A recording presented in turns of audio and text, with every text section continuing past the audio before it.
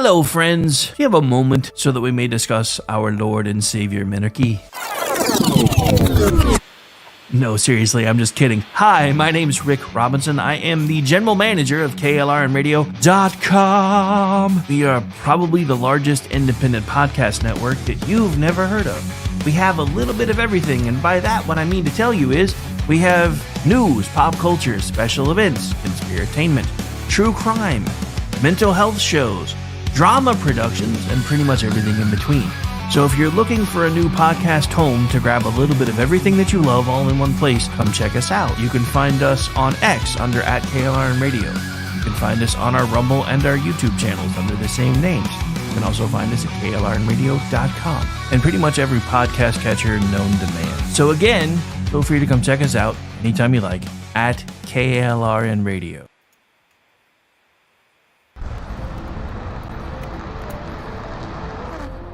Are you ready to reach for the stars? Tune in to The Lost Wanderer, the #1 monthly podcast on good pods in astronomy. Join our host, Jeff, as he takes you on an interstellar adventure to explore the mysteries of space and the wonders of science.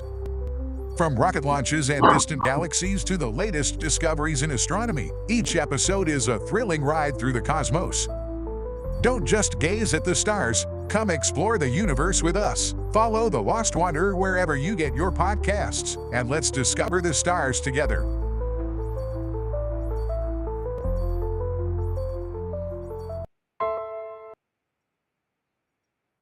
Hi, everyone. This is JJ, the co-founder of Good Pods. If you haven't heard of it yet, Good Pods is like Goodreads or Instagram, but for podcasts. It's new, it's social, it's different, and it's growing really fast. There are more than 2 million podcasts, and we know that it is impossible to figure out what to listen to. On Good Pods, you follow your friends and podcasters to see what they like. That is the #1 way to discover new shows and episodes. You can find Good Pods on the web or download the app. Happy listening. KLRN Radio has advertising rates available. We have rates to fit almost any budget. Contact us at advertising@klrnradio.com.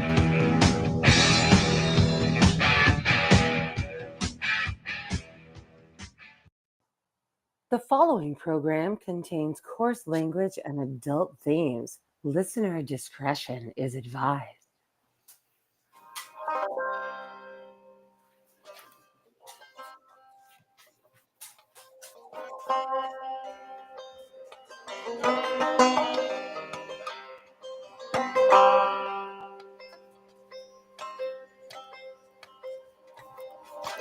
And welcome in, ladies and gentlemen, to episode 2 of Inquiry, the newest show here on KLRN Radio.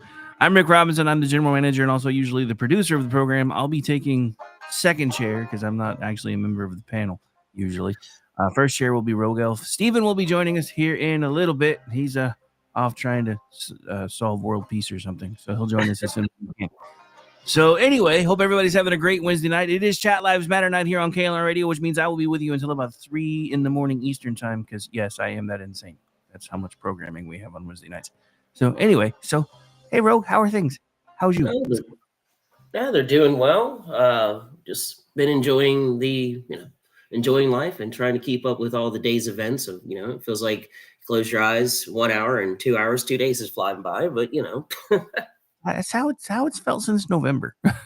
I'll tell you what, somebody put their foot on the gas, and it feels like you can't trust anything that comes out over the weekend. Like I've just learned, any headlines that blow up on a Friday afternoon, switch off, ignore them, wait till Monday, because the truth is going to come out on Monday.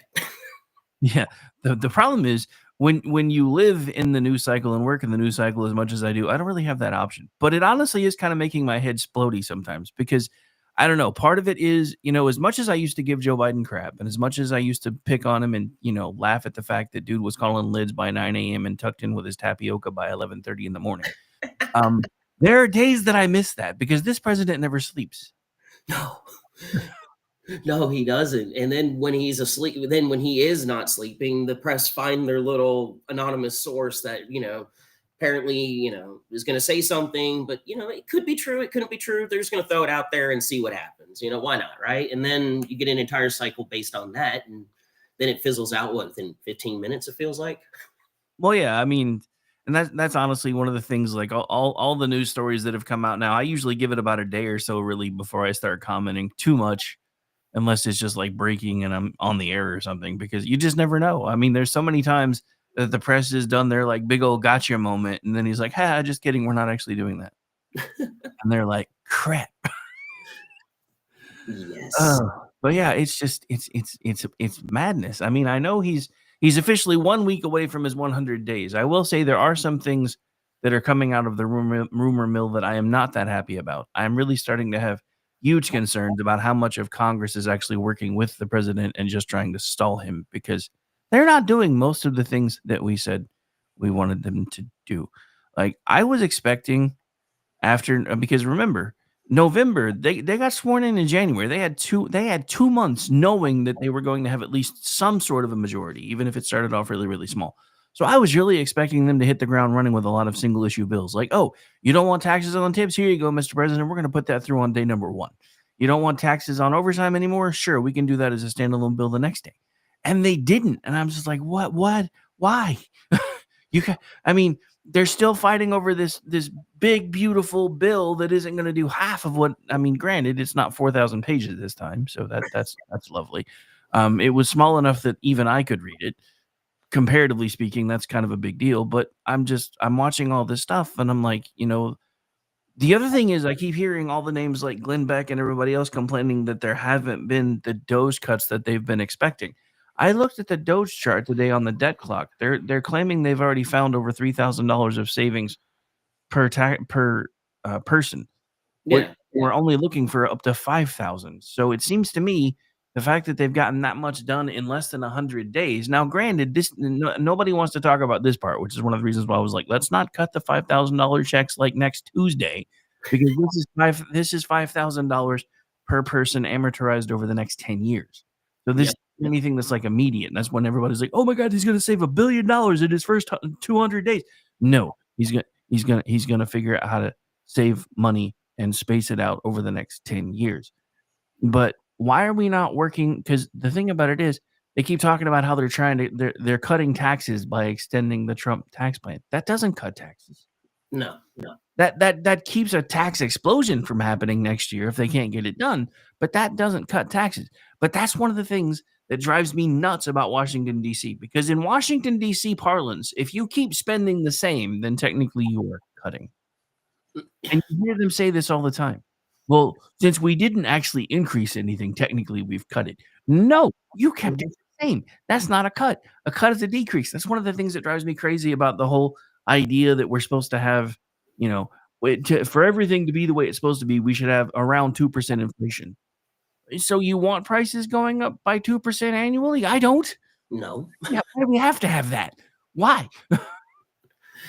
See, my big issue is President Trump came into office clearly with a mandate. I mean, look at his first day. I mean, he's sitting there sworn in 1201. I mean, I swear to God, he's sitting at the front Oval desk and he's just signing EOs left, right, and center. Why didn't Congress have these EOs already written as single issue bills? Just run them.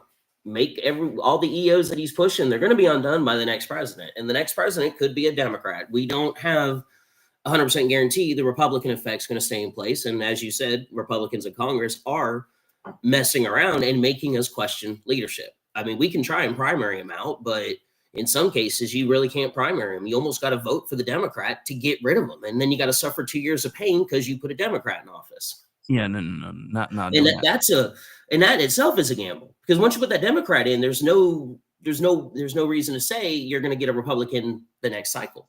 For all you could elect in an AOC or a lifetimer like Clyburn or somebody. Yeah, speaking of which, Tricky Dicky Little Dicky Durbin is retiring. I was kind of happy to see that today. So I was like, woohoo! What's he want to run away before all the real chickens come home to roost? Well, yeah. So what's happening, if you'll notice, almost all these lifers, except for folks like Nancy Pelosi, because she still hasn't decided yet, are starting to slowly leave, and that's because USAID and USIP and all their little slush funds are slowly going away. Which I think is another reason why Elon Musk is pushing harder to say after May, once we get into May, I'm going to have to start focusing on my businesses again. Because everybody seems to forget that as a special government employee, He was only allowed to work for so long. Now, Trump extended the thing and said, hey, if you want to stay, I can find a way to keep you, but I will completely understand if you want to go back and start running your businesses. Well, after Tesla's dismal earning reports, I can kind of understand why he's like, okay, I've had enough of this shit. I'm going to go fix my stuff before you all burn it to the ground. Yeah. But I don't know, just all of it. Like, we're watching Democrats in real time simp for an illegal immigrant, wife abusing, fucking human trafficker who was in the country illegally, and you can't make them understand that. Well, everyone's entitled to due process. You don't understand because how many times do you need due process? I don't understand. How many times do you need due process? It's not our fault the Biden administration decided to buy his story where another family was going to hurt him if he get bullshit. He was going to get killed by another gang if he went back to El Salvador. Okay, fine. Well, that gang no longer exists, so the threat's no longer there. Hey, it's no longer belayed. You can go now. Bye. Yeah, I mean, we'll just so look. I kind of get the thing because there was a hold order where they said he couldn't go back to there, so they really should have sent him somewhere else, and I understand that part of it. But now it's out of our hands. So J.B. Pritzker suddenly deciding that he's going to march down to El Salvador and jump up and down until he tries to see if he can tip it over is kind of fucking retarded because that's about the only way he's ever going to be able to hurt them. Jeez, I'm reminded of Family Guy where you got Reagan, doing Reagan smash against the walls of McDonald's. It's about as useless as that, But yeah, it's just all of this is just dumb. And I mean, they're coming out over and over again on 80-20, 90-10 issues on the short side of those issues, and they're sticking to it. I mean, okay, yes, right there. That is the insanity that I don't understand, that 80-20 split. It's common sense that women have women-only leagues for a reason. They were women and men when they compete together in a sport, especially physical sports, women get hurt, and they get hurt bad, as that volleyball player unfortunately learned. Nobody, and then it's like, okay, so obviously we women, men, no trans, nothing. In fact, only men. So that's common sense. Feminists fought for it. In fact, heck, the original feminism, I think, actually had some great ideas, and I know we could probably debate that for back and forth a little, but at the same time, they did good in some ways, and that is one of them. They got their own sports leagues, and they should have their own sports leagues. They should have their own female places, and then you got Democrats on the other side going, no, they shouldn't. No, they shouldn't. Yeah. Hey, look at this woman that came from Delaware that was born a man, but now it's a woman.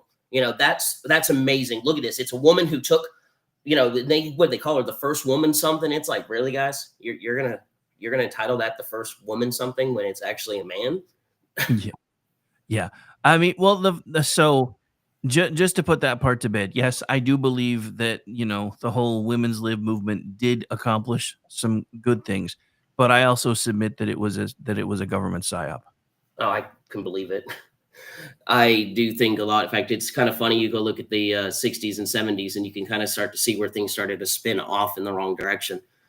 And I think this whole transgender thing is because of the sex freaks during the love everybody, have sex with everybody, free sex, whatever. This is the end result of that. This is their movement reaching its natural maturation, if that makes sense, where you are nothing but a slave to your sexual desires. You're not a free thinking being. Everything you do is determined, and it is all based on sex.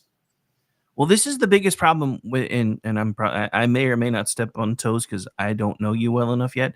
That's but fine. in my opinion, this is one of the biggest problems with the humanist movement because it takes everything out of us being critical thinkers, everything else, and reduces us to our base urges, and that's the only thing that they focus on.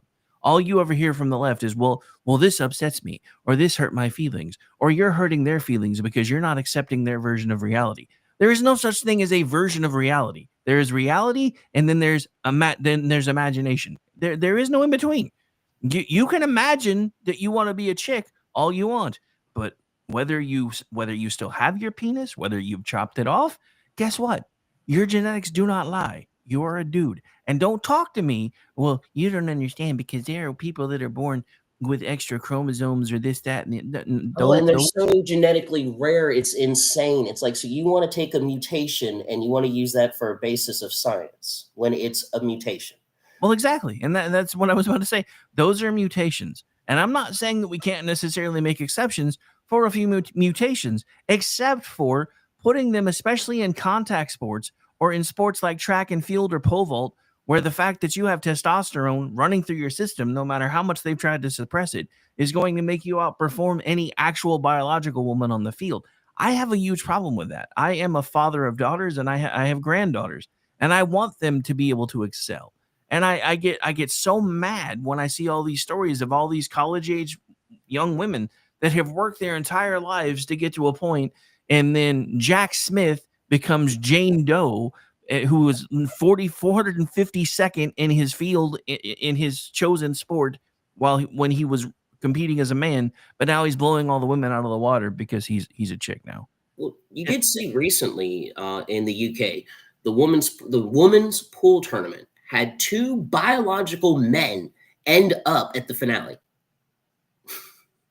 Yeah, now see, that doesn't necessarily bother me as much because that's kind of more of a brain and math thing. So I wouldn't necessarily care so much about that. It's still weird, and I think the UK Supreme Court has finally come down on the right side of something, which is probably the first time I've said that in my lifetime. Yeah, you ain't kidding. Oh my life. I mean, I don't know if you caught it last session, but I'm half English, and for me to see that like common sense come out of England, I was like, I had to reread it 6 times. I mean, it's like this. Did this just happen? This did just happen.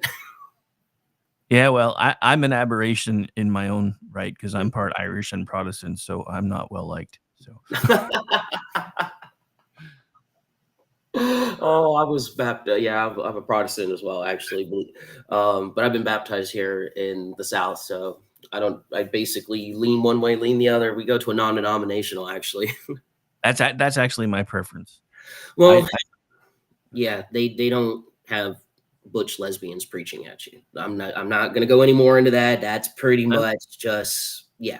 Well, I mean, it's not just that. In my opinion, there are stages to Protestant Christianity, because honestly, if you don't know what you're doing yet, the best place to wind up is as a Baptist, because then you get everything you need to know about who Jesus was, why he Yep. died for you, and all that.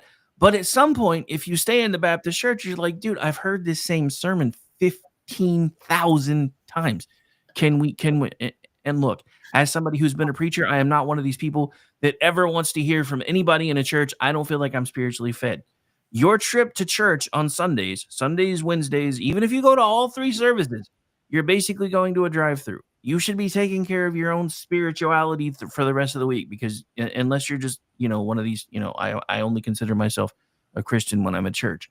But at the same time, if the guy who's supposed to be your shepherd, which is the whole point of a pastor, is only giving you the same messages over and over and over again, eventually you're going to have to start looking at something else. And if you are a very young Christian, that is dangerous. Now, if Yes. you've been a Christian for a while, then yes, you can start learning how to feed yourself the things that you need to not only to survive, but to thrive. But if you're a young Christian and after, a year or so, all you hear every Sunday is either hellfire and brimstone or Jesus saved you and this is why, then eventually, I mean, I know lots of people that just completely left the Baptist church. Now, I'm also not one of those people that goes into the full like Pentecostal stuff either, because to me that's a little too far to the other extreme. The one church that we were going to, the only reason we stopped is because it was just too far away for us. It was almost a 2-hour drive each time. But what it was is they did one music.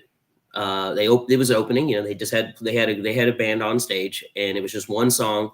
And then the preacher would come up, the pastor, and he would say a couple things, and then we would do songs again. But the band wasn't really like the show. Like the band, we were singing actual hymns from the book, but they were just playing music to go with it. So it just kind of all went along. It wasn't one of those places where the music is the whole sermon. It was 3 songs, and we got about a 45-minute chat that actually lasted an hour because, preachers, you guys just can't stick to a clock. Hey, I resemble that remark, sir. Although since I've started doing this, I've gotten a little bit better. Well, actually, I did enjoy because he wasn't just talking about, he wasn't really preaching about at the time. It was really important because I was going through some things, and what he was preaching about just kind of put me on track and helped me figure out, because I was a new Christian at that point. Even though I was baptized and everything else, you distance, how your journey is. At some point, you distance yourself without realizing. And it was maybe about 5-6 years ago that I finally started turning back. And it was the best choice I ever made, actually. In fact, he's helped me stop drinking. So Very nice. Yeah, no, I mean, a lot of people don't really think about it this way, but even if, let's say you grew up in the church and you were baptized at an early age, this, that, and the other, and for some reason you went prodigal and eventually you're like, okay, I'm going to come back. Everybody just thinks that if you spend a lot of time in the church and you come back in, you should just be able to pick up right where you left off. Your spiritual muscles atrophy as much as your physical muscles do. So if you haven't practiced in a while, or if you haven't done all the things that you should be doing, like making sure that you're spending time in the Word, talking to God, etc., then you're going to have to start over. So you kind of really do. I don't want to necessarily say that you become a baby Christian again, but it's kind of like a guy that's coming out of a coma. If you've been in a coma for a long time, you can't, despite what they make it look like on TV, you can't just hop out of the bed and just go, woohoo, let's go. Yeah, no, that doesn't work. No, 3 weeks later, maybe, but same with spirituality. That's one of the things that drives me crazy on even on the medical procedural shows. Half the time they'll have somebody that's supposed to be in a coma and they'll have them with the little nose oxygen thing. I'm like, that's not how that works, because they can't breathe on their own if they're in a full coma. That's not how that works. Yeah, anyway. They're not just asleep, guys. I mean, granted, that happens more on, as Aggie puts it, telenovelas, and then actual, procedural dramas and medical shows and stuff. But I have seen a few that have done that, and I'm like, that's just not even right. Just stop. But there are so many things that drive me crazy, because I've had some medical training, first aid training, all that stuff. So I'm watching on these shows when they're doing when they're doing the chest compressions, and I'm like, she's still got her bra on. You've just killed her. Okay, Burn Notice. Did you ever watch that one? Oh yes, I love that show. Do you remember? And I remember this. I cannot remember exactly what episode it is, but it gets me. He wanted to steal data from a person. So you know what they did? They popped open a laptop, pulled out the DRAM, used a DRAM reader to download the information off of the memory so they could steal the information. Yeah. As in, what did you just do? Because that's not. It's that's not how this works. It's like memory modules don't do anything. They're more like active memory, short term for humans, where it just it's part of the processor. It works all together. But oh Lord, bro! Anytime I'm watching TV, start talking computers, yeah. Yeah, you're like, that's not how any of this works. No, I really do scream at them. My wife will catch me. She'll just look at me and go, they can't hear you, right? And I'll be like, but it makes me feel better. It doesn't matter if they can hear me, because I know what I have said. Yes, I've had that conversation with my now ex-wife too. Hey, Mr. Hall. Right. So Mr. Hall has joined the chat. So did you get world peace sorted out while we were covering for you? Is that what that was? Just kidding. Okay. World peace, no, but I do have a new battery in my car. Woo! Awesome. Hey, that's almost as good as world peace. At least now when you turn the key, it doesn't go, just kidding. Oh, Lord. Yeah. It turns out it should have been replaced about 2.5 years ago. Hey, that was in the height of COVID, sir. So don't hold that too far. Yeah, that means you got 2.5 years more extra out of it than they wanted you to have. Not really. I bought it used. I've only had it for half a year, so I didn't get that. Somebody did. Uh-oh. So yeah. Oof. That's even worse. I was like, well, at least it lasted longer for you than it was supposed to. You're like, no, actually, I've only had it for 6 months. So somebody sold me a bad battery. Oh, Lord.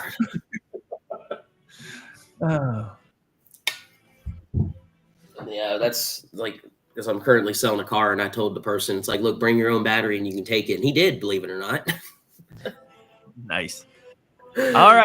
Well, since you guys are back, I'm going to take myself out of second chair here and disappear. So you guys Thank you very much. It was very nice. I really appreciate it. Hope you got to learn a little bit more about me too. It's been fun. All right. All right. So last episode, we were doing the rights, as in the definition of the Constitution. Mr. Hall, would you like to remind us what that definition was? Oh, the definition of a right was a prohibition against the government from interfering with an individual's actions. Okay. Yes, that is the agreed upon definition.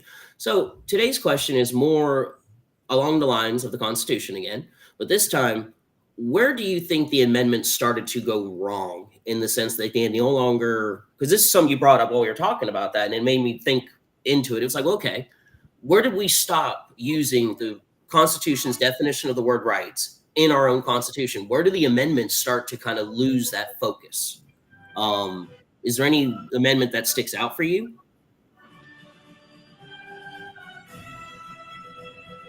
Yeah, I'm trying to think here. That's the point of this. There were several of them that it really started after the Civil War.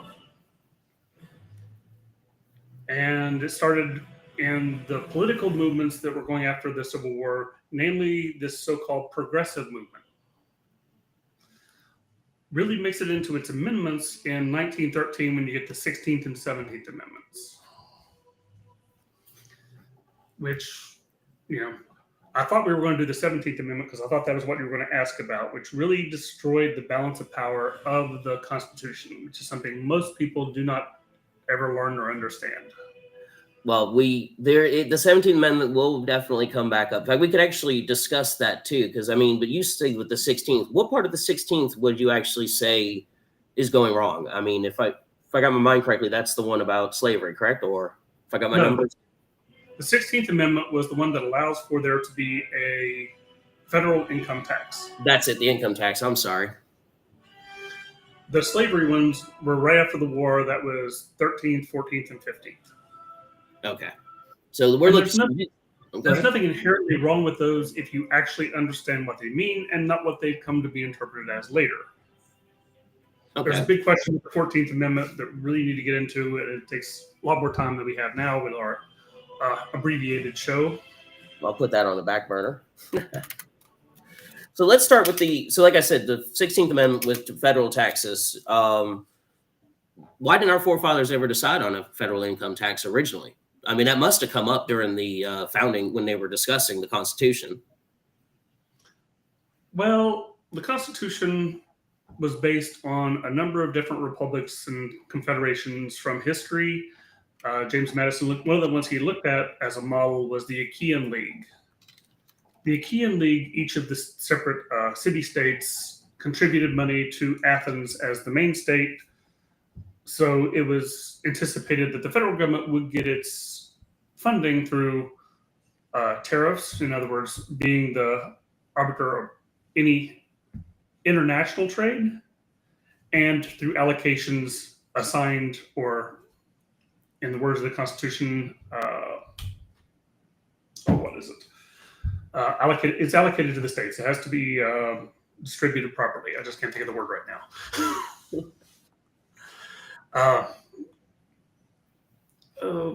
Let me see if I can think of that word. But basically, each of the states would pay a predetermined proportion of the federal budget, other than what was collected in with tariffs. Most of the federal budget at the time was paid through tariffs. It was agreed by the Supreme Court that the federal government in its creation kind of had all of the traditional taxing authority that you would expect from a government. Income tax was not a traditional tax. Apportioned, that was the word. So when the federal government tried to impose an income tax, the Supreme Court struck it down, saying it had not been apportioned among the states. Okay. So the income tax was unconstitutional because it violated the apportionment clause. So they passed the constitutional amendment saying, okay, we can go ahead and do the income tax without regard to apportionment, which is what the 16th Amendment is. And there's a lot of people who now go, well, we should change this to a sales tax instead of an income tax. Okay, there's valid reasons for that. It tends to encourage investment. The problem is it doesn't overcome that constitutional prohibition against apportionment on the state because it's not specifically mentioned in the 16th Amendment. Okay. So a federal sales tax would still be unconstitutional because it was not apportioned among the states. And yet it's kind of like an income tax. So a lot of people attribute the growth of the federal government to the 16th Amendment of the direct taxation of people through income tax. I do not. Oh, you do not? Okay.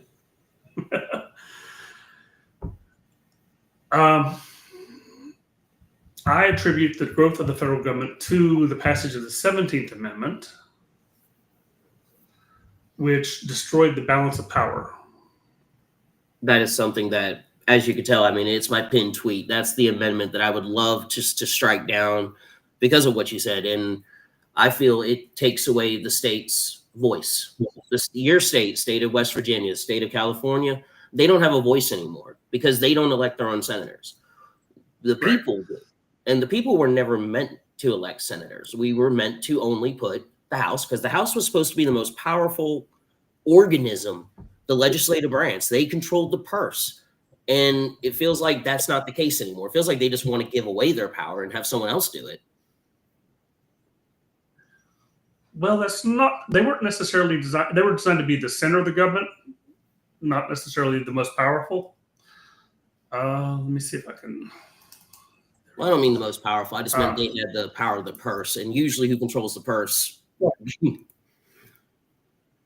The structure that most people don't understand, they understand the separation of powers until you get some of the on the street interviews with college students, and they don't know any of it. But the division between legislative, executive, and judicial, most people understand. That's the separation of powers.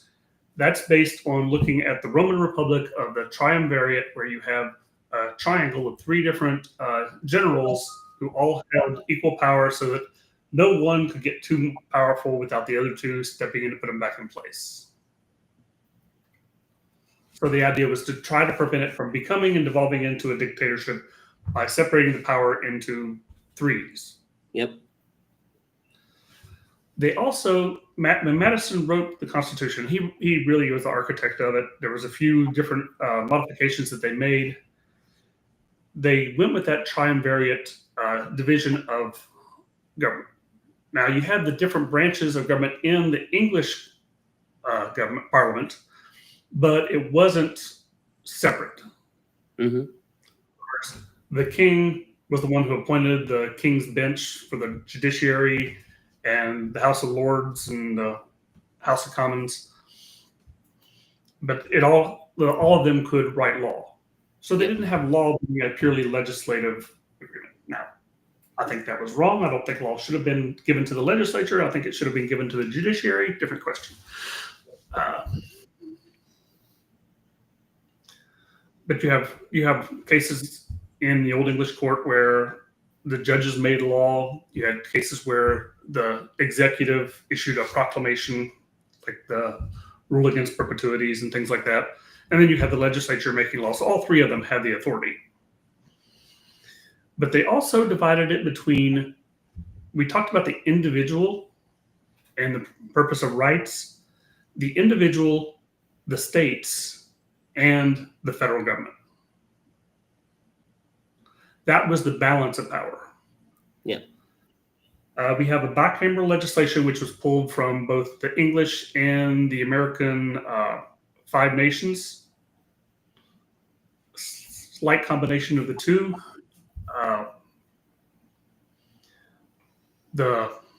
In the English system, it was very class-based.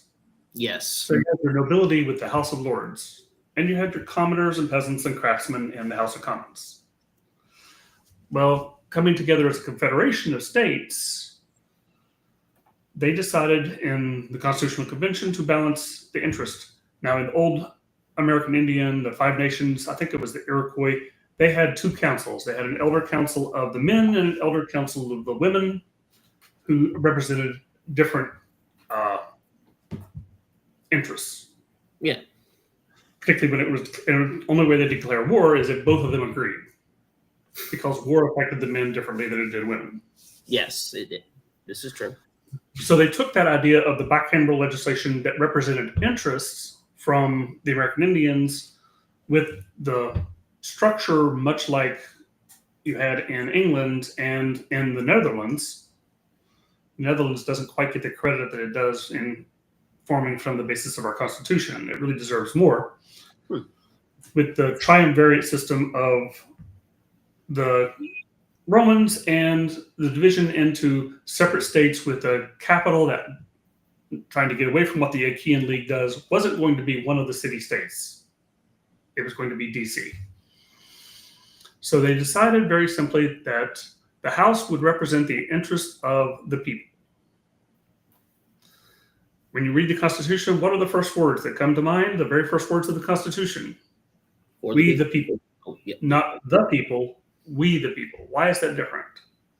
That's different because the people was not seen as a collective, but rather a consensus of individuals. Okay. Big difference there because remember the individual have rights. The individual is represented through the House of Representatives. Okay, they're a little redundant in their language.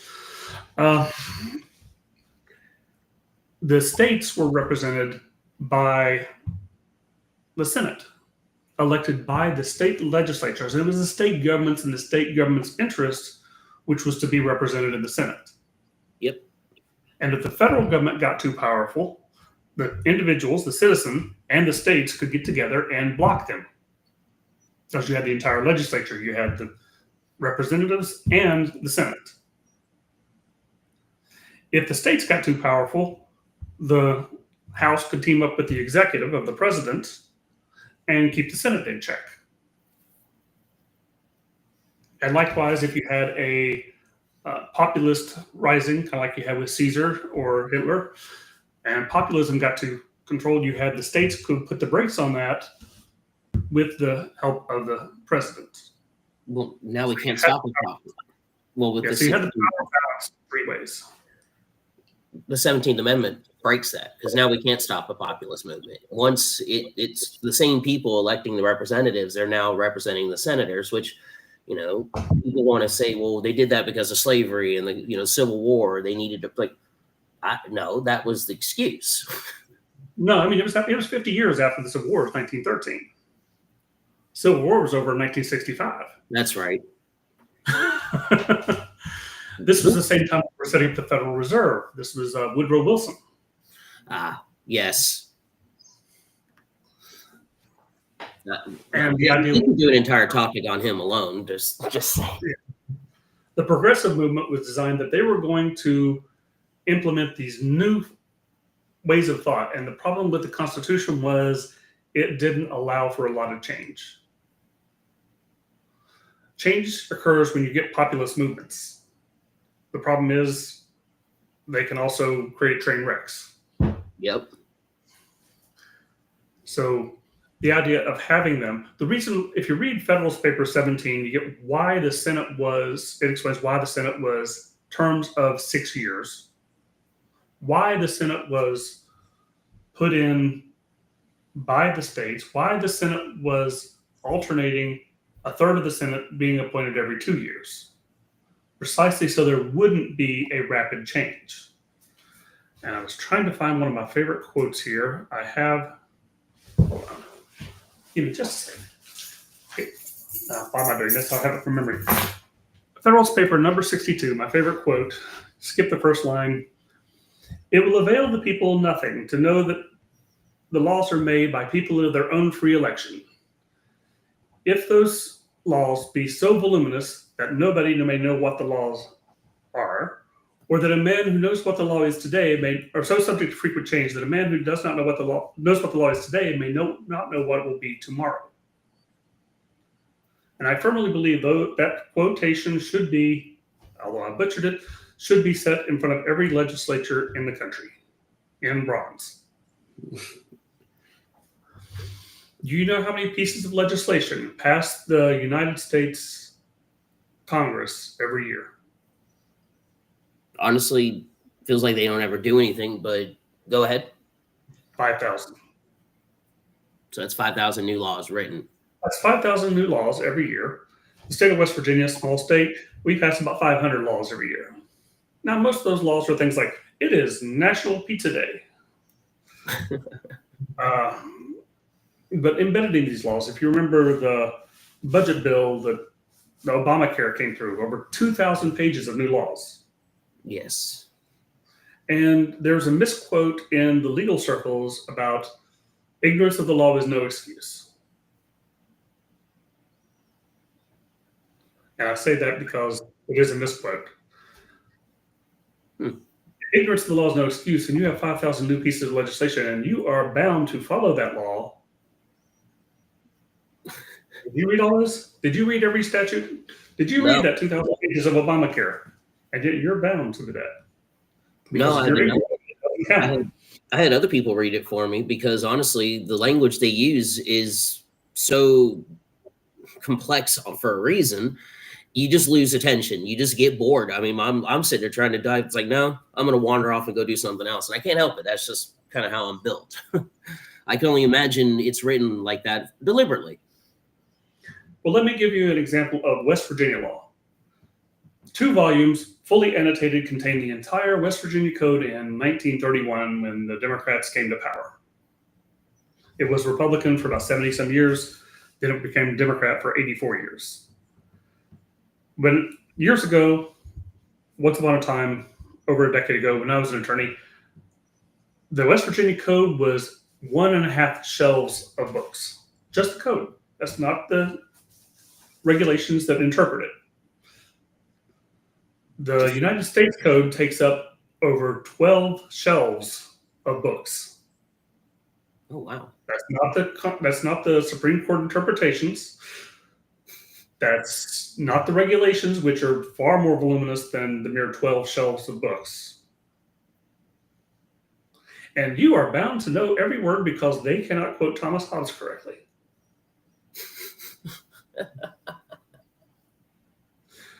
If you're wondering, the quote saying that ignorance of the law is no excuse is not what Thomas Hobbes said in Leviathan. Oh.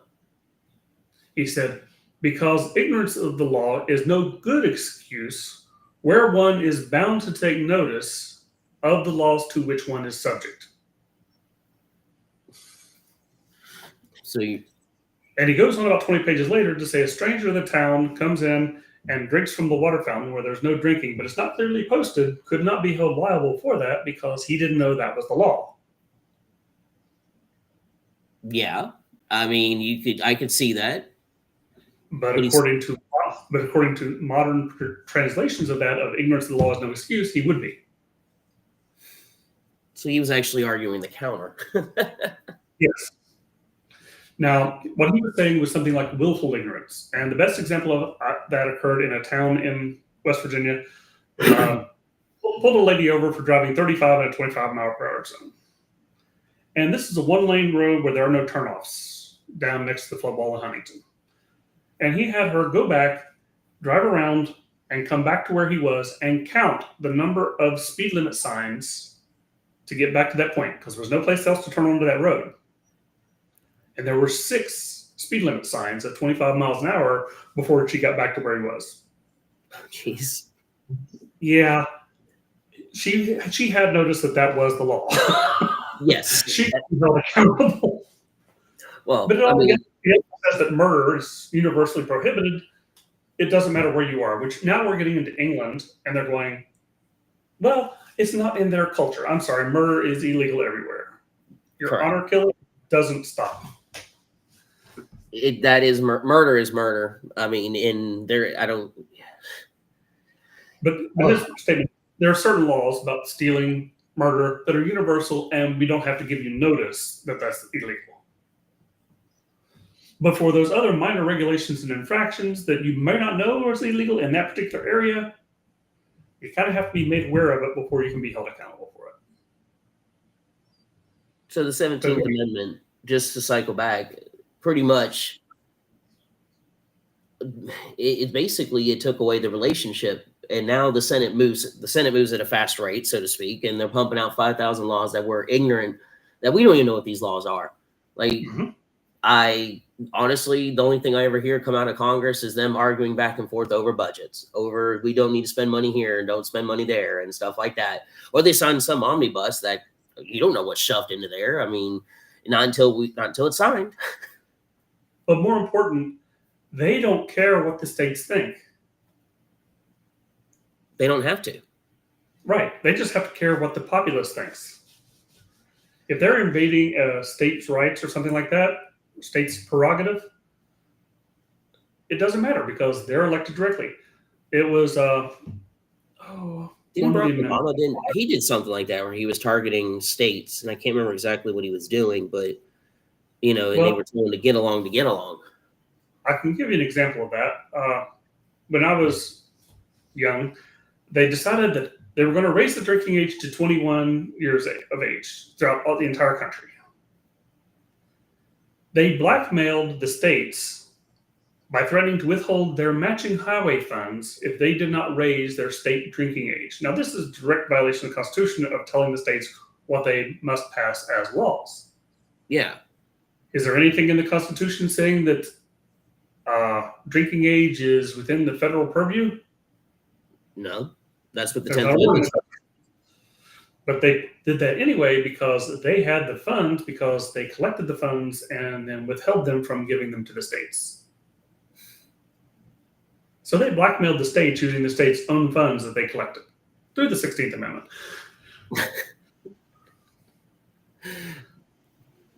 But the state was powerless to stop them. They couldn't stop them in the Senate, which is what they would have traditionally done.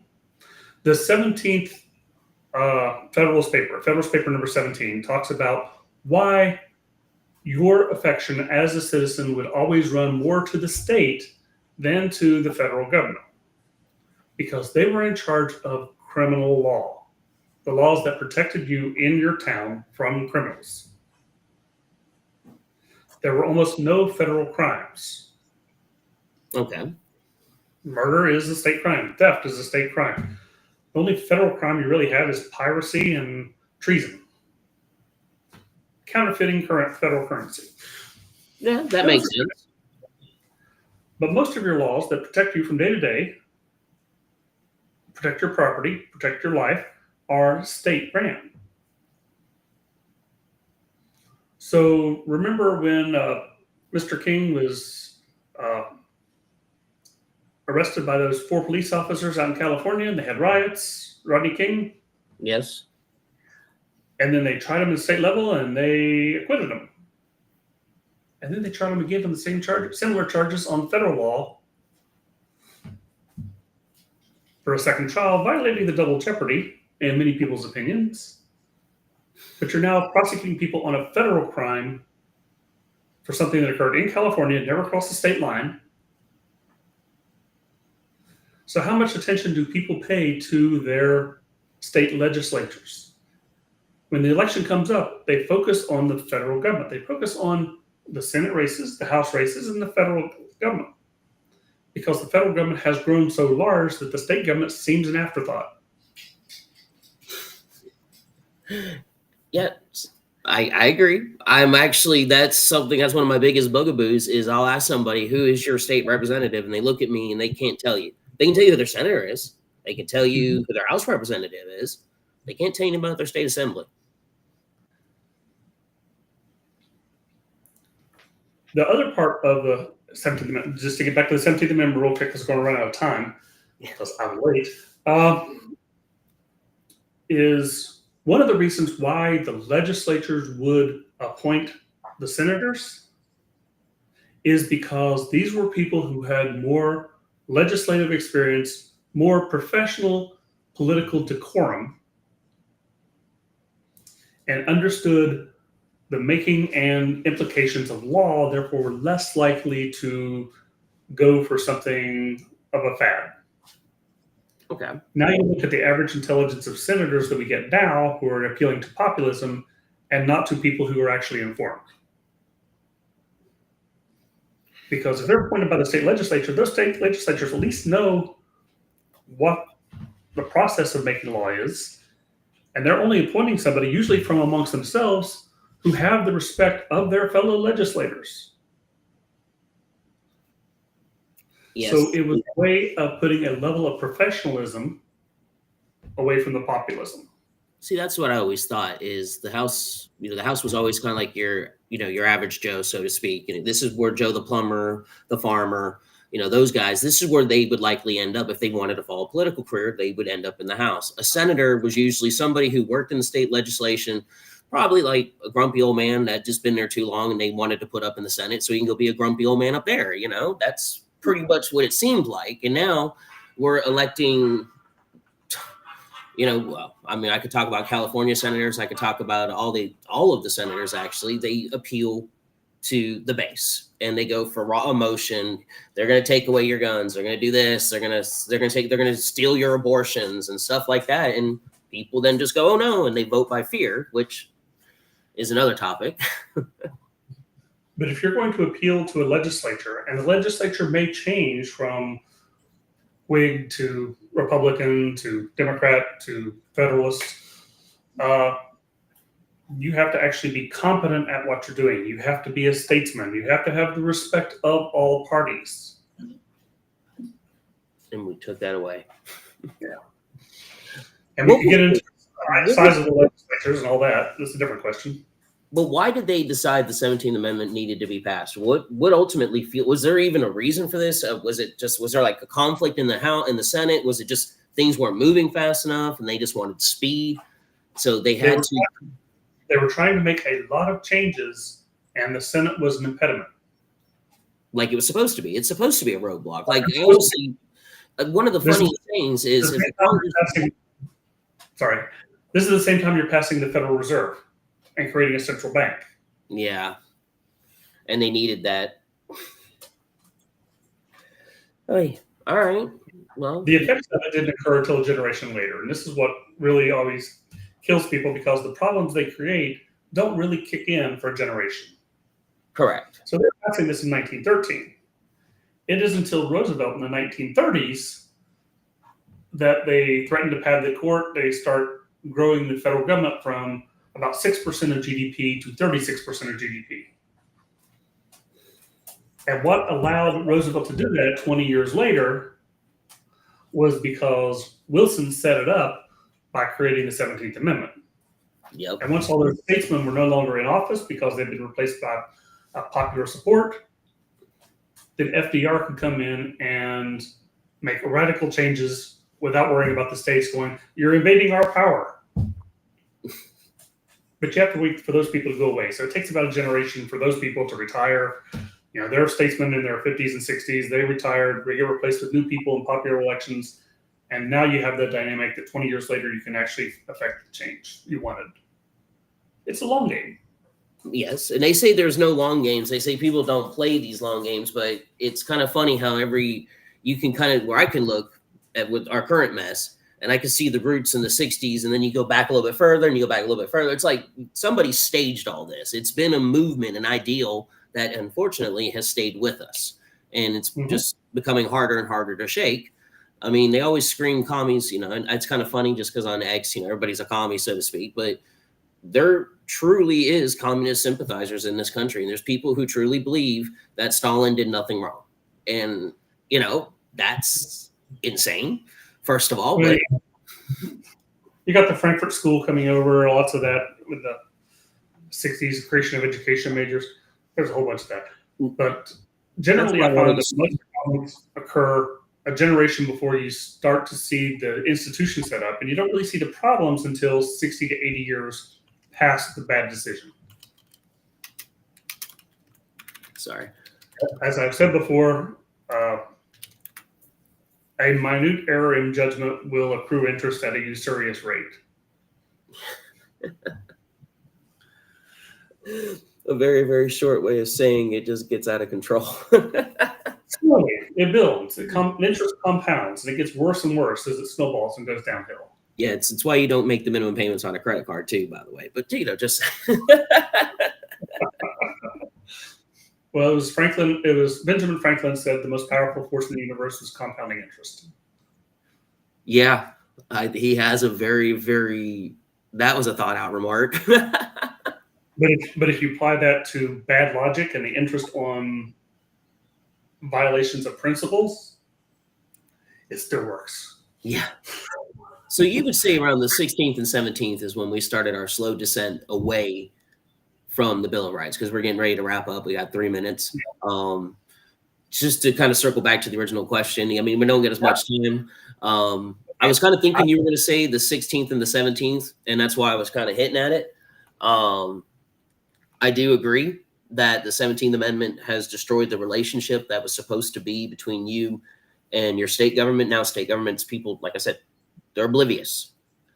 Yeah. The start of the problem was actually about 20 years before that, in around the 1880s, when you had the progressive movements kicking off.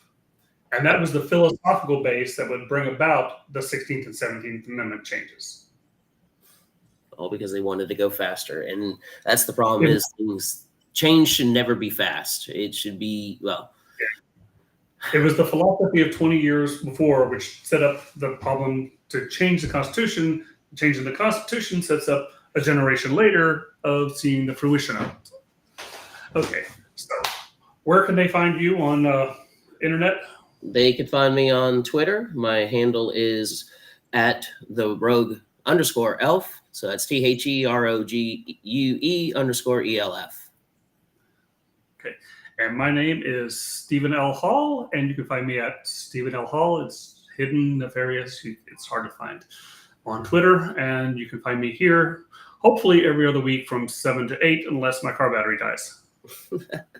Or I take a sick day, but we'll hopefully give you guys hopefully we'll give you guys a little bit of a warning about that. So See, I tried to make it all cool and sound like you were all trying to fix world peace, and then you're like, no, I just had a battery problem. See, I tried to cover for you. But they were both the same. I was doing manual labor. That's why I went to college. And it was fun helping to work.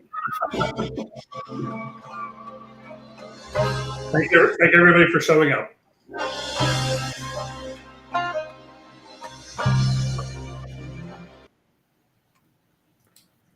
Hello, friends. Do you have a moment so that we may discuss our Lord and Savior Minarchy?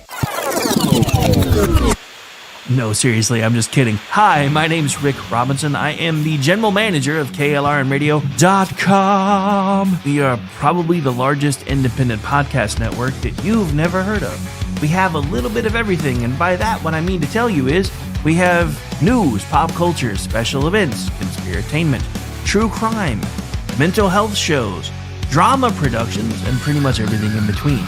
So if you're looking for a new podcast home to grab a little bit of everything that you love all in one place, come check us out. You can find us on X under @KLRNradio. You can find us on our Rumble and our YouTube channels under the same names. You can also find us at KLRNradio.com and pretty much every podcast catcher known to man. So again, feel free to come check us out anytime you like at KLRNradio.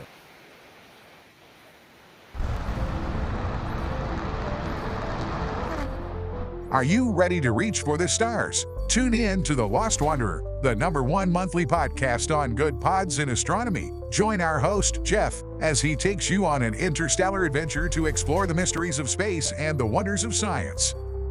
From rocket launches and distant galaxies to the latest discoveries in astronomy, each episode is a thrilling ride through the cosmos.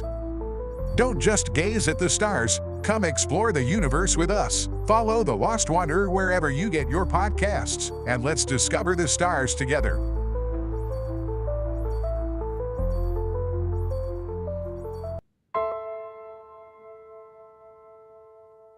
My dad was really, really special, and I loved my dad a lot. I'm proud of him, and that even though he isn't here with us, but he died as a true hero. I miss everything about him.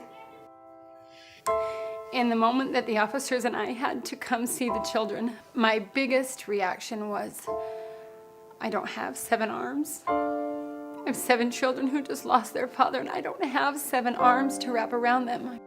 I'm Frank Silla, chairman of the Stephen Silla Tunnel to Towers Foundation. Our foundation is committed to delivering mortgage-free homes for Gold Star families and fallen first responder families. To not have to worry financially is a huge peace of mind. The thought of, what in the world will I possibly do to pay the bills? How will I possibly let the children have a life that feels normal? I don't want them to have to quit their piano lessons or their basketball. I don't want them to feel that we have to move into a little apartment and struggle financially in addition to the emotional weight. There are over 1,000 families that need our help. Tunnel to Towers is honoring those heroes that risked their lives by providing them with mortgage-free homes. Those who serve us and then lay down their lives protecting our freedoms and our safety, the least we can do is $11 a month to give them that peace of always knowing there's a home, there's that sanctuary when life feels like it's been tipped upside down, because it has, when you lose a parent in the line of duty, to know you can go home, you can be safe, there's no risk of losing your home. That's a peace of mind that I can't believe you can get for $11 a month. I'd like to ask you to contribute $11 a month to support their efforts. Please donate $11 a month by calling 1-844-BRAVEST or visit tunneltotowers.org.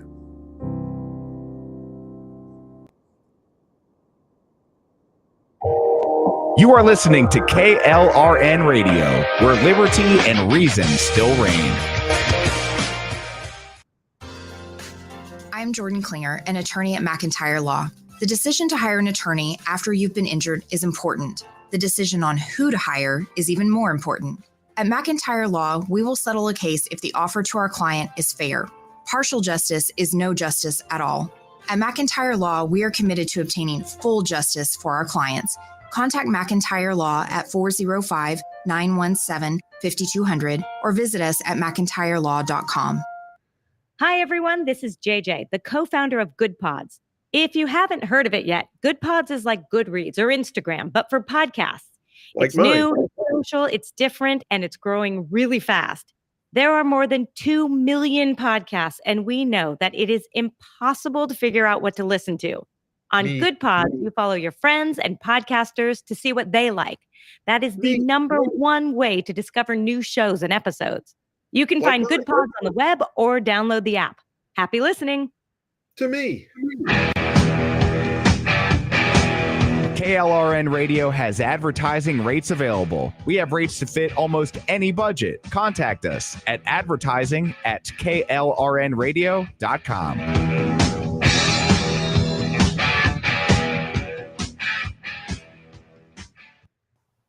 The following program contains coarse language and adult themes. Yeah. Listener discretion is advised. It's time now for the Conservative Curmudgeon Radio Show. Now, here's Grouchy.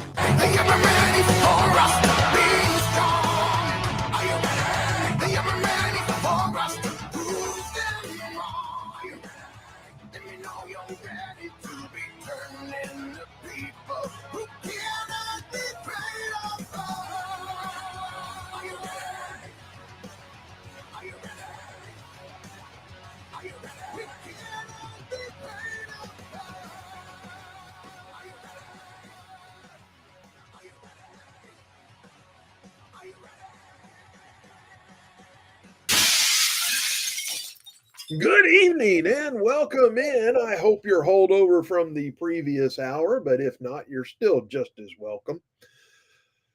It's time. Are you ready? Sorry I was out last week. Couldn't have been helped. I'm back this week. I'm dying with sinus allergy issues. But I owed this and I'm paying my due. My voice is going to come and go. I apologize for that, but we're going to get through this hour and we're going to do what we got to do. So, wow, the hell did I miss last week? I don't know. I don't even know. I'm so busy. It's not about what you missed last week anymore. It's about what you missed 5 minutes ago, because that's about how quick. And honestly, I'd forget that too. I mean, well, that has more to do with the whole double nickel thing than anything else. am in a little bit. But yeah, cha-ching. And wow.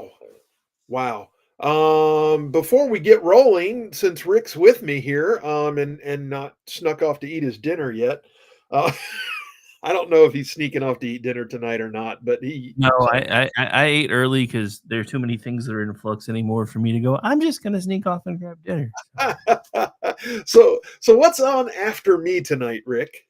Well, unlike what it says on the X feed, it will not be whatever. Stacy's taking the night off. She's like, I don't think anybody wants to hear me tonight. I'm super cranky over everything that's going on. So just run Gene. I'm like, okay, cool. I was ranty earlier today too, so I get it.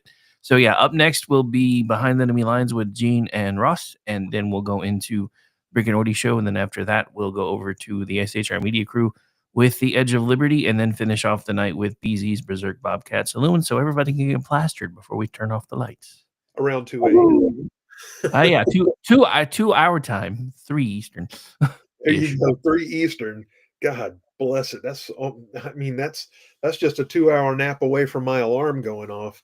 That's about what I'll get, because I'll probably be asleep by about 2:30ish, and then my alarm goes off at 5:45. So Mine's a 5 o'clock, so I get it. I get it.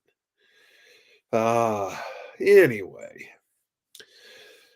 So let's see. Hey, look, I got notes. I got notes and I got notes. So I guess we're gonna check the well, notes.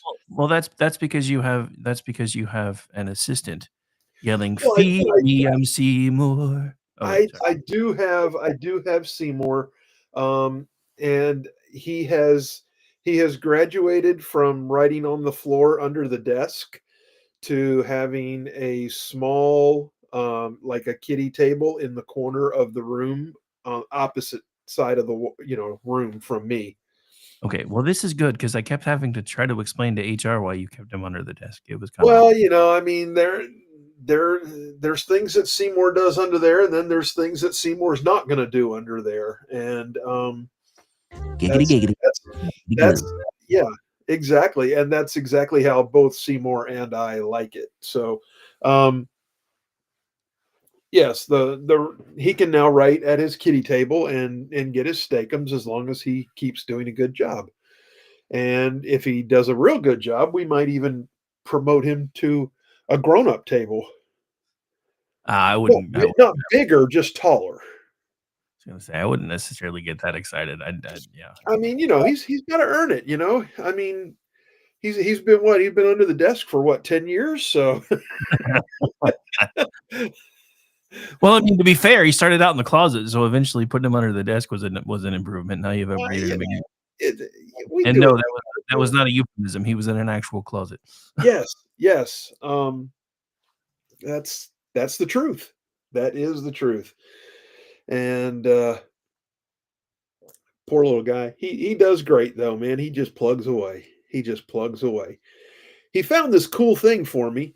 It says, with one quasi win at the Supreme Court and one still evolving at a lower immigration court, it's safe to call it a soft 2-0 for President Trump on immigration matters.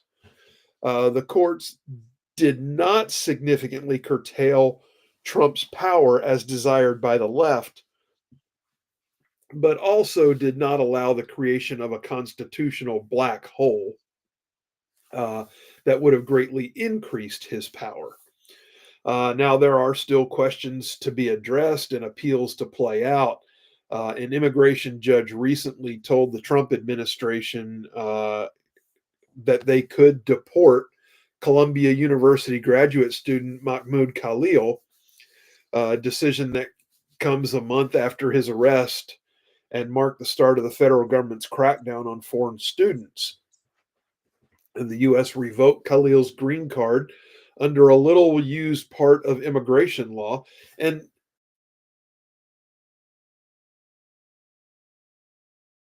Oh dang, this started early. And G comes back in 5. Yeah, the hamster wheels. yeah, well, it's still my internet connection, so up and down we'll go, I guess. I didn't see it flash, so I missed it. I mean, all the ladies in the audience are fine with you going up and down. Stop. Oh my God, stop. That's making my chest hurt.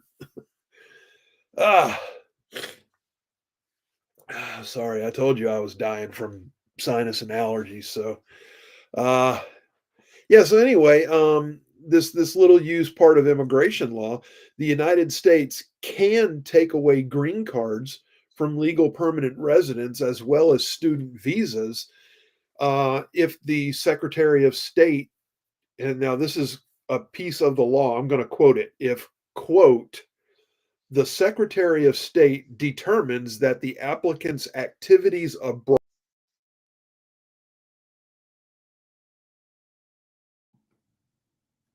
I think your internet's trying to tell you you should have just taken the night off because of your allergies. Oh crap! Are we serious again? Yeah, you're back now. But you Okay. were gone for like 20 seconds. Wow. So, quote, the Secretary of State determines that the applicant's activities are causing or are likely to cause serious damage to the national security or the foreign policy of the United States. They can revoke their green card. End of story. It doesn't say that he has to go to court and defend his decision. Now, is there legal remedy? I am sure, because Khalil had his day in court. And the Twice. comments. We lose it again? No, Oh. you said he had his day in court, and I said twice. Oh, yeah. Well, no. That was Garcia. Oh wait, yeah, I'm confusing Yeah, people. Garcia had 2 immigration hearings that were both denied. I'll And shut up before your internet yeah, quits again. that's okay. No, because he is the hot button right now. So, everybody was in El Salvador earlier this week, and now of course it's time to preen and fundraise. So Maxwell Frost is back in the US doing his little clown roadshow with Chris Murphy. So, whatever. Frost is a clown too. Murphy's a clown. It's just never ends with the left. It really doesn't. And I'm not saying the right's better, but it never ends with the left. So, yeah, I mean, no due process is directly provided by the law per se in Khalil's case. Though in the instant case, Khalil's lawyers filed a habeas corpus motion uh, to stay his deportation, and hence the recent trial before an immigration judge in Louisiana. Rubio accused Khalil of participating in protests he described as anti Semitic and supportive of Hamas. And that is accurate, which means that you are showing support to a terrorist organization, and that will get you out of the U.S. in a heartbeat. In a heartbeat. So the judge said, yeah, that's valid. Get him out of here. So, and it's not about free speech, Rubio said. This is about people that don't have a right to be in the United States to begin with. Nobody has a right to a student visa. Nobody has a right to a green card. And Rubio has some 300 foreign students teed up to have their visas revoked. And though Khalil has at least 2 appeals pending, one in front of the Board of Immigration Appeals and one in New Jersey, where he was first detained, the lower immigration court just sent a powerful message to the Trump administration. If you consider Khalil's case a kind of proof of concept for the use of the Secretary of State's unilateral power to revoke green cards and visas. The court did not challenge this power at all, and in fact affirmed that power and stated that Khalil's beliefs threaten national security and justify his deportation, which is in line with the precedent of the law. The court also ignored any larger First Amendment issues in its decision. The win, though, could be weakened overall by helping establish a right to habeas corpus for future cases. That's the Garcia case, obviously. You can expect the government to move now to deport the remaining students whose visas have already been revoked. And you'll see it. You will see it. So the Supreme Court ruled on a companion case, creating another maybe more arguable win for Trump. The court ordered the Trump administration to facilitate the return to the United States of Kilmar Armando Abrego Garcia, an illegal alien who was deported to his home country of El Salvador, where he is still a citizen. And he remains there in the custody of the El Salvador government. The court wrote the order properly requires the government to facilitate his release from custody in El Salvador and to ensure that his case is handled as it would have been had he not been improperly sent to El Salvador. Court's words, not mine. Abrego Garcia, a Salvadoran citizen, entered the United States illegally 15 years ago and claimed asylum. A federal judge in 2019 gave him protection from being deported because of concerns for his safety if he were to return to El Salvador. Garcia had been accused of being an MS-13 gang member, a charge that was later dropped, allegedly. He was granted a withholding of removal by the court and married an American citizen. Then just recently, Garcia was deported on a flight. Yeah, see, they don't like to mention the fact that he had 2 immigration hearings requesting asylum, and they were both denied. See, Seymour, do better job with the notes. Get it more balanced. Nodding his head in the corner in agreement. Yeah. Steakums, boy.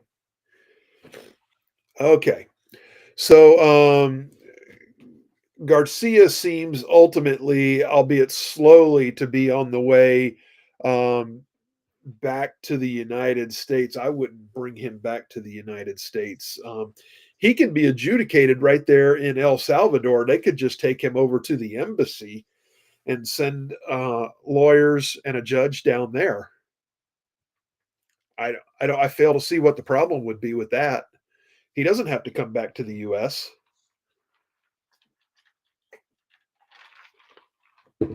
Wife beaten, gang tatted asshole shouldn't even be here anyway.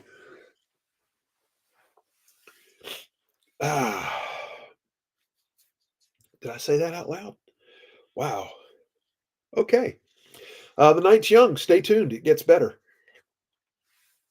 So that opens the door to future users of the act to speedily deport illegal aliens.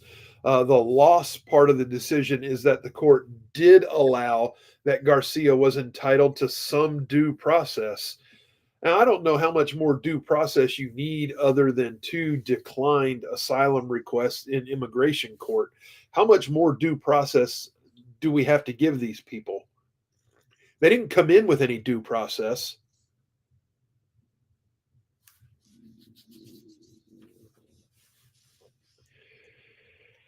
I don't know how much do the American people have to bear to satisfy the commies that want to overrun our country with illegal aliens.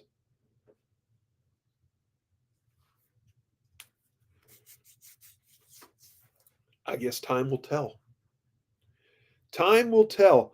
If nothing else, I'm going to give Trump some credit for being forceful on this issue and pushing it, and you know, we're gonna get some legislation done one way or the other. I think. I mean, I don't know. Congress has been do nothing for 60 years easily, and abdicating their authorities to the executive over and over and over and over. You heard a little bit about that on the previous hour with Jeff and Steven. Did I say Jeff? I didn't mean Jeff. I meant Elf. Elf, Alien. I can't keep them straight, man. Too much foreigner stuff. The hell are we chiming? Are they coming for me? No, that was on my end. I did an update on my computer, and now I have to go in and figure out how to turn all the noisemaker shit off again. Oh, okay. I was getting worried. I was thinking, oh shit, I'm being signaled for something, and I don't know because I'm down to one screen. So, it was the bat signal, man. Pay attention. The bat signal. That's where they shine the light in my left ear, and the bat signal comes out the right. I mean, everybody knows you're Batman. G. Quit playing. Yeah, Batman. I'm like, if you remember how Batman was in the Justice League, where he could barely take his suit off, Yeah, I'm like 20 years beyond that.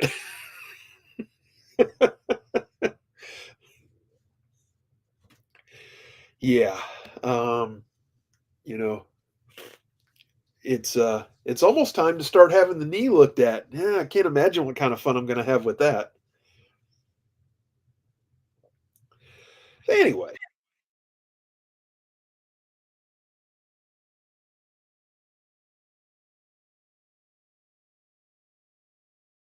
that goes entitled some due process. The act on its face, that's what makes it so attractive to the Trump administration with its plans for large scale deportations.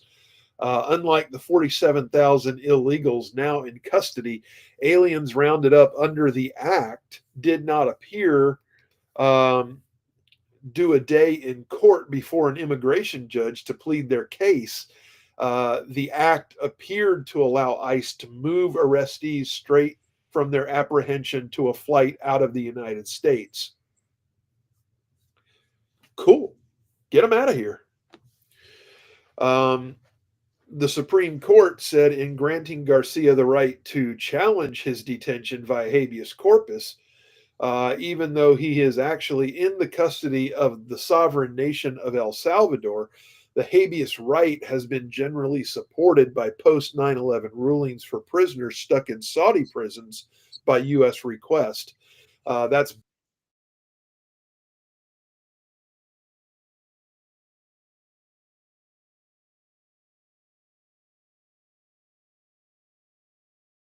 up in America, primarily Trump friendly, which seems to preclude broad injunctions from more liberal East Coast and West Coast judges.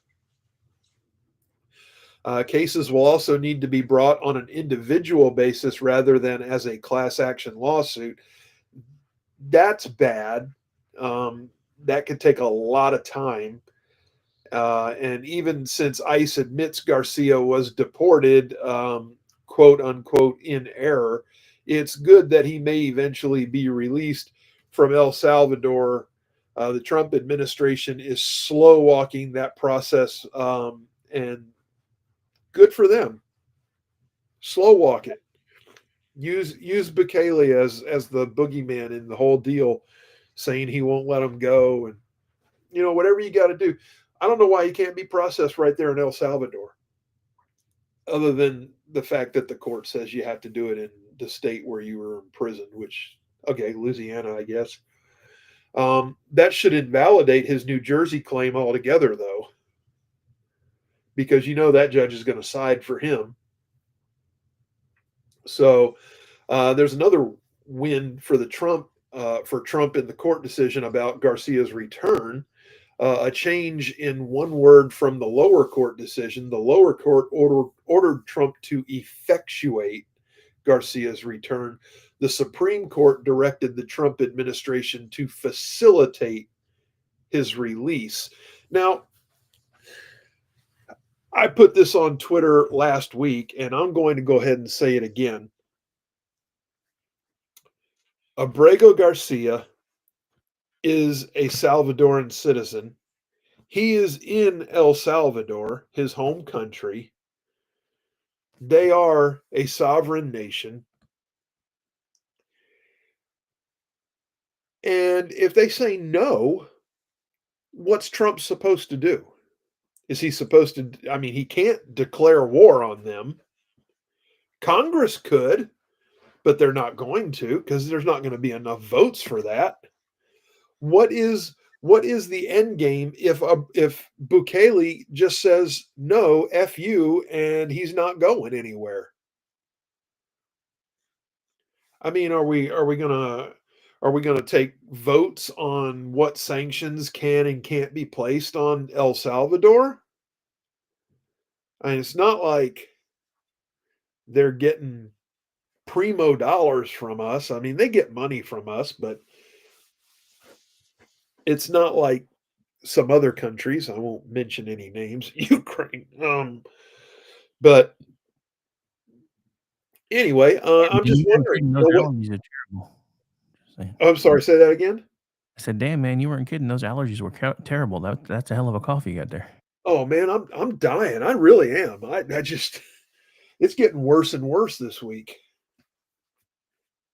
And they say that the oak pollen is dying down, but God, seems like it's got a. They lie. Yeah, I mean, I think so. I mean, the pine is what everybody sees here because it's yellow. That's what, puts the yellow icky coat on your car and all that crap like that. Oak pollen is whitish, translucent. You really don't see it. It's the creepy shit that you inhale and it just like destroys the inside of your head. And like mine feels like somebody's trying to blow up a hot water bottle in there right now, like one of those strongmen contests. They just pushing and pushing and pushing outward on my head. It's ridiculous. But yeah, the Department of Homeland Security emphasized the latter portion of the order in its response. SCOTUS agreed with us that the district court improperly interfered with the president's foreign affairs power. The district court was overbearing, and the SCOTUS said should clarify its directive with due regard to the deference owed to the executive branch in the conduct of foreign affairs. The justices made clear that a district court cannot exercise Article 2 foreign affairs powers, the White House advisor Stephen Miller wrote. Yeah, Miller's been schooling the press lately too. He's a little weasel, but he's not a dumb weasel. The struggle between the Trump administration and the courts, with each side claiming authority over the immigration laws, is far from over. And let me tell you right now, the Constitution lays immigration at the feet of the president. It is plain and clear. There is no doubt about it.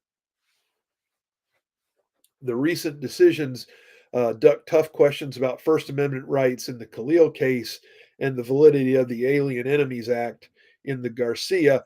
Again, Alien Enemies Act, if you read it, it stipulates that the president does not need to wait for Congress to invoke the Alien Enemies Act. It gives the president broad authority and discretion to execute the powers inside the Alien Enemies Act, which includes instant deportation.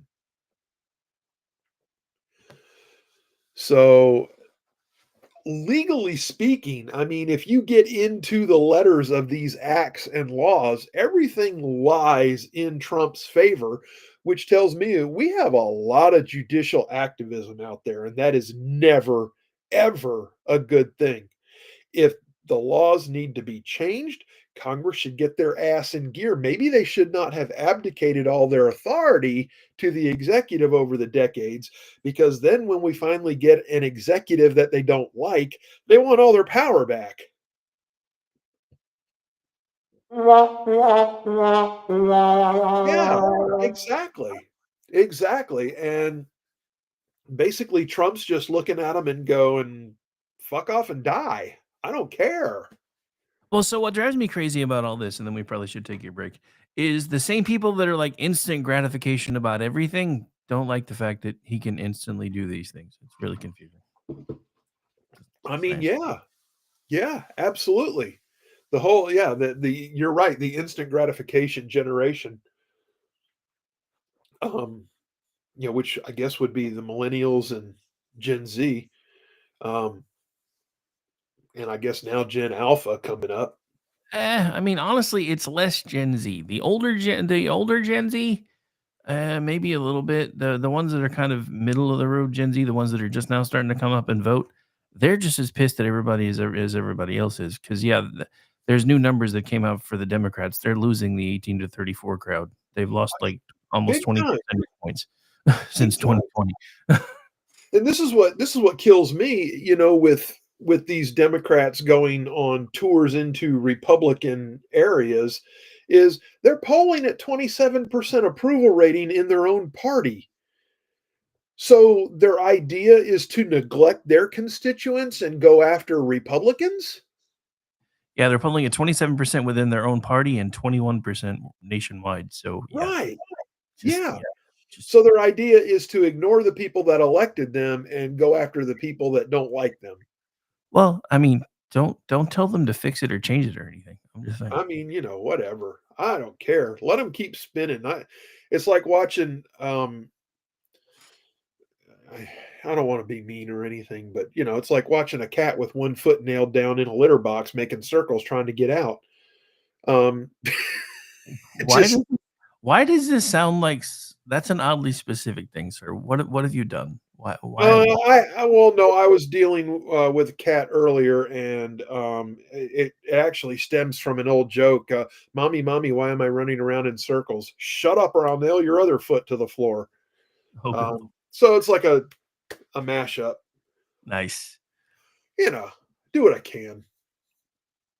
Speaking of doing what we can, we should probably take a break. Yeah, let's take a break so I can get a drink and wash some of this out and hopefully get through the second half here. All right, so for the rest of you, you got about 4 minutes. Get up, stretch your legs, grab a drink, maybe smoke a little bit of what helps you think. Unless you're at work, but then again, even if you are, G and I are not your bosses, and we try not to judge. He'll be right back. If you got some good stuff, share it. I know, right? You're not sharing. What's wrong with you? Puff, puff, pass.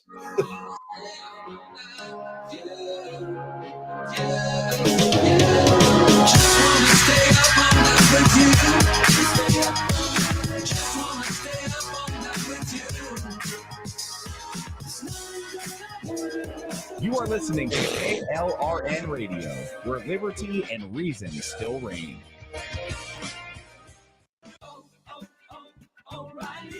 This is Derek's O'Reilly Auto Parts story. After the third time jump-starting my car, I finally realized my battery was dying. So I stopped by O'Reilly to have it checked. They tested it right there in the parking lot. It was bad, real bad. But they helped me find the right battery for my car and even installed it for free. Now my car starts like new. O'Reilly Auto Parts. Hi, I'm Mike, founder of DollarShaveClub.com. What is DollarShaveClub.com? Well, for $1 a month, we send high-quality razors right to your door. Yeah, $1. Are the blades any good? No. Our blades are f***ing great. Each razor has stainless steel blades, an aloe vera lubricating strip, and a pivot head. It's so gentle a toddler could use it. And do you like spending $20 a month on brand name razors? 19 go to Roger Federer. I'm good at tennis. And do you think your razor needs a vibrating handle, a flashlight, a back scratcher, and 10 blades? Your handsome-ass grandfather had 1 blade and polio. Looking good, pop-up! Stop paying for shave tech you don't need. And stop forgetting to buy your blades every month. Alejandro and I are going to ship them right to you. We're not just selling razors. We're also making new jobs. Alejandro, what were you doing last month? Not working. What are you doing now? Working. I'm no Vanderbilt, but this train makes hay. So stop forgetting to buy your blades every month and start deciding where you're going to stack all those dollar bills I'm saving you. We are DollarShaveClub.com, and the party is on.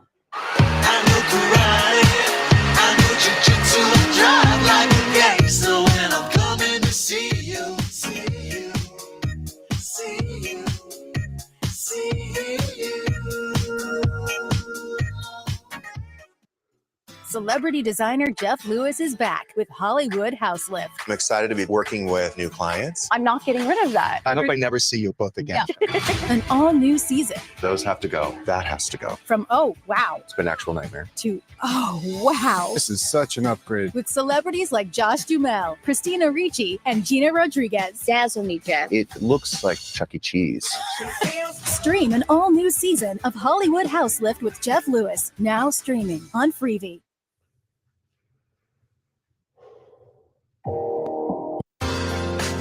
I'm Jordan Klinger, an attorney at McIntyre Law. The decision to hire an attorney after you've been injured is important. The decision on who to hire is even more important. At McIntyre Law, we will settle a case if the offer to our client is fair. Partial justice is no justice at all. At McIntyre Law, we are committed to obtaining full justice for our clients. Contact McIntyre Law at 405-917-5200 or visit us at mcintyrelaw.com. Hi, everyone. This is JJ, the co-founder of Good Pods. If you haven't heard of it yet, Good Pods is like Goodreads or Instagram, but for podcasts. Like mine. It's social, it's different, and it's growing really fast. Like There mine. are more than 2 million podcasts, and we know that it is impossible to figure out what to listen to. Me. On Good Pods, you follow your friends and podcasters to see what they like. That is the number one way to discover new shows and episodes. Like you can mine. find Good Pods on the web or download the app. Happy listening. To me. KLRN Radio has advertising rates available. We have rates to fit almost any budget. Contact us at advertising@klrnradio.com.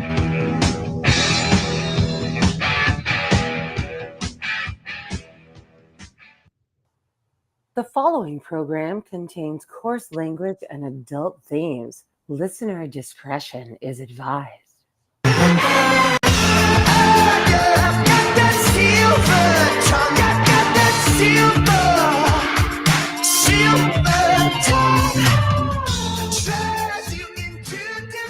All right, welcome back. I hope you got your drinks refilled.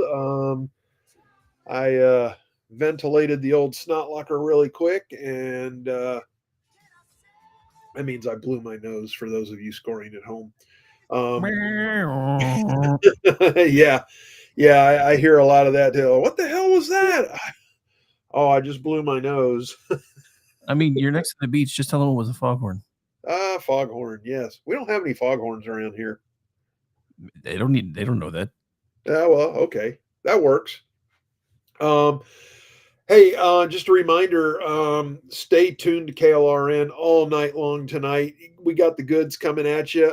It's not the regular schedule, but it's all still good stuff, and you're going to want to be here for it. It's Wednesday night. TV sucks, so just do yourself the favor and be here with us.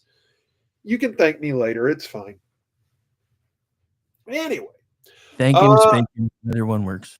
Yeah. I mean, key lime pies. I accept. I can be bribed, and I accept gifts. So, I'm not an elected official. So f that. I don't have to be.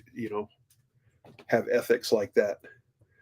Anyway, let's see. Monday. A Manhattan jury convicted Nadine Arslanian Menendez, the wife of former New Jersey Senator Bob Menendez, who accepted bribes from 3 businessmen and the Egyptian government for years.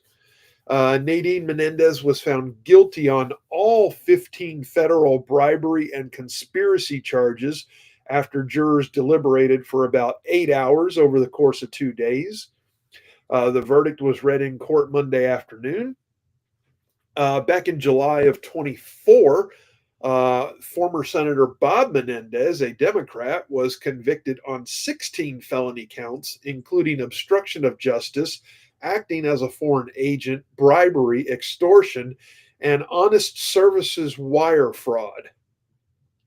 The charges stemmed from him accepting hundreds of thousands of dollars, gold bars, a Mercedes-Benz convertible, all in exchange for helping 3 New Jersey businessmen with legal issues and acting as a foreign agent on behalf of Egypt and Qatar. At the time, Menendez was serving as chairman of the Senate Foreign Relations Committee. I'll say he succeeded with creating some relations. He stepped down from the committee shortly after he and his wife were indicted in September of 23, and he resigned from Congress a month after his conviction last year. Notice they said a month after his conviction. Ridiculous. He should have been stripped of it on the day of his conviction. Nadine Menendez and Senator Menendez were partners in crime. Over a span of 5 years, Nadine Menendez agreed to accept and did accept all sorts of bribes, including gold bars, cash, a Mercedes convertible, and a no-show job, all in exchange for the senator's corrupt official acts. Together, Nadine Menendez and the senator placed their own interests and greed ahead of the interests of the citizens the senator was elected to serve, said U.S. Attorney Matthew Podolsky in his statement. Today's verdict sends a clear message that the power of government officials may not be put up for sale, and that those who facilitate corruption will be held accountable for their actions. The fact that Bob Menendez was A, charged, B, tried, and C, convicted, all, where did they say this happened? In Manhattan, right across the river from Jersey, where he's from. Powerful. This is a guy that was he very well could have been Hello, the friends. Chuck Schumer of the Democrat Party. Hello, friends. Wrong button. Sorry, I was getting ready for the next hour. Rick's pushing his own buttons. Giggity giggity, giggity goo. Yeah. But yeah, I mean, this is a big deal. This is a guy that was on par with Schumer as far as power goes back at that time, and for him to be convicted, it you know, what is it? Is it going to be worth it in the long run? This is a guy who the duo received more than $400,000 in cash, 150,000 worth of gold bars. So I'm assuming we're talking about 1 ounce bullion bars. The Mercedes, and we're probably talking somewhere in the neighborhood of 800,000 after the no-show job and paychecks that came with that. So $800,000, and we don't know what the sentencing is going to be. Let's see. Two other businessmen were sentenced alongside Menendez in January for similar offenses. One faces 8 years in prison, and the other 7. Nadine Menendez, her trial was delayed for months because she was being treated for breast cancer. I hate that for her, but obviously she has made a recovery and was able to facilitate, aid in her own defense, and be okay with that. Menendez is set to turn himself over to authorities on June 6th to begin serving his 11-year prison sentence. He has vowed to appeal his conviction. His wife faces sentencing on June 12th. This is one thing I don't understand about the legal system. I mean, here we are. It's April, okay? I mean, I know June's not that far away, really, but you're talking about 8 weeks. Why does it take 2 months to sentence somebody that has been convicted of crimes? I don't understand that part of it. If somebody out there is a lawyer, please reach out to me on Twitter. It's at TCC_Grouchy. I would love to hear the reasoning behind this, why it takes so long. I understand that they may need to look at the laws and the sentence, the punishment that goes with the laws, but 2 months? 2 months? I still am of the mind that Menendez is going to go to country club prison. I don't think he survives it, though. Even at the country club, I don't think he survives it. And if he does, he will definitely be a broken man when he comes out, for sure. He's not going to do well with this. He may Epstein himself, but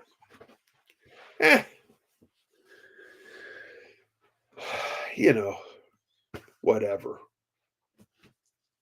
The other side of the immigration story, Kilmar Abrego Garcia.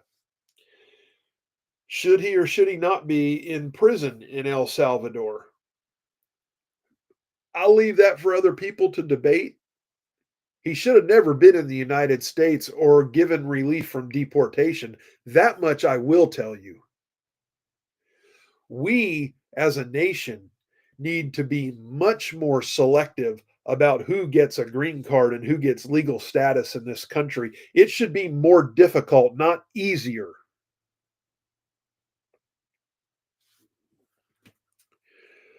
The White House is trying to make the alleged MS-13 gang member a symbol of illegal immigrant crime, while Trump's opposition is seeking to make, quote unquote, the Maryland man via El Salvador a symbol of the administration's disregard for due process. What has gotten less attention in this case is an example of the self defeating absurdities of our immigration system, and in particular, how it hands out humanitarian protection. When Abrego Garcia avoided deportation back in 2019, he didn't take advantage of asylum, which has been a key driver of the immigration crisis, but something called withholding of removal. Whereas a grant of asylum greases the path to U.S. citizenship, a withholding of removal just prevents a deportable alien from being removed to a particular country. In Abrego Garcia's case, El Salvador. So really, we could have sent this dude to Saudi Arabia to go to prison and he would have been fine, or Gitmo, and it would have been all good. We just weren't supposed to send him back to El Salvador. Abrego Garcia was born in 95 in El Salvador, came to the United States in 2012 when he was 16, illegally. He lived here illegally until he was picked up by the police in 2019 and put into deportation proceedings. To avoid being removed, he made an asylum claim, sought relief under the UN Convention Against Torture, and applied for a withholding of removal. An immigration judge refused to grant him asylum. He hadn't applied as required within his first year of coming here, and ruled that he hadn't established that he'd be tortured upon return to El Salvador. And they have shown that he has indeed not been tortured. The judge did, however, grant the withholding of removal on unconvincing grounds. Abrego Garcia claimed that his mother had run a pupusa business, a national dish in El Salvador, out of the family's home, and that a gang, Barrio 18, had begun extorting and threatening the family. This included a warning that it would take Kilmar, then around 12 years old, if the payments didn't continue. Assuming that this is true, it's awful, but it also wasn't a good reason to prohibit him from being removed to El Salvador years later. Especially as an adult. At the time of the court proceeding, things had not changed. The pupusa business did close, so the occasion for extortion by Barrio 18 no longer existed. And Abrego Garcia wasn't a child anymore. He was 23 years old, capable of living independently of his family. To succeed in, hang on a second. Where did I? I skipped a paragraph. Sorry. At the time of the court proceeding, oh no, I did read that paragraph. My God. Okay, I'm going crazy. To succeed in getting withholding of removal, an alien is supposed to establish a risk of persecution based on his race, religion, nationality, membership in a particular social group, or political opinion. None of that did he do in court, yet he was still granted the withholding. How did this apply to him? Right? I mean, I know you're asking it too. I'm asking it too. Supposedly his family was the particular social group. Quite a stretch. Since the gang presumably would have treated anyone with a pupusa business the same way, the family wasn't the victim of persecution as commonly understood, but of a cowardly act by despicable gangsters. Someone petitioning for a withholding also needs to show that they can't relocate somewhere else in their country of origin and avoid the potential harm. And it's really hard to believe that Barrio 18 would have hunted Abrego Garcia down wherever he lived in El Salvador just to harass him over a former pupusa business. Then there's the fact that El Salvador's president, Nayib Bukele, has utterly demolished Barrio 18, and they are mostly in Sicat. Hello.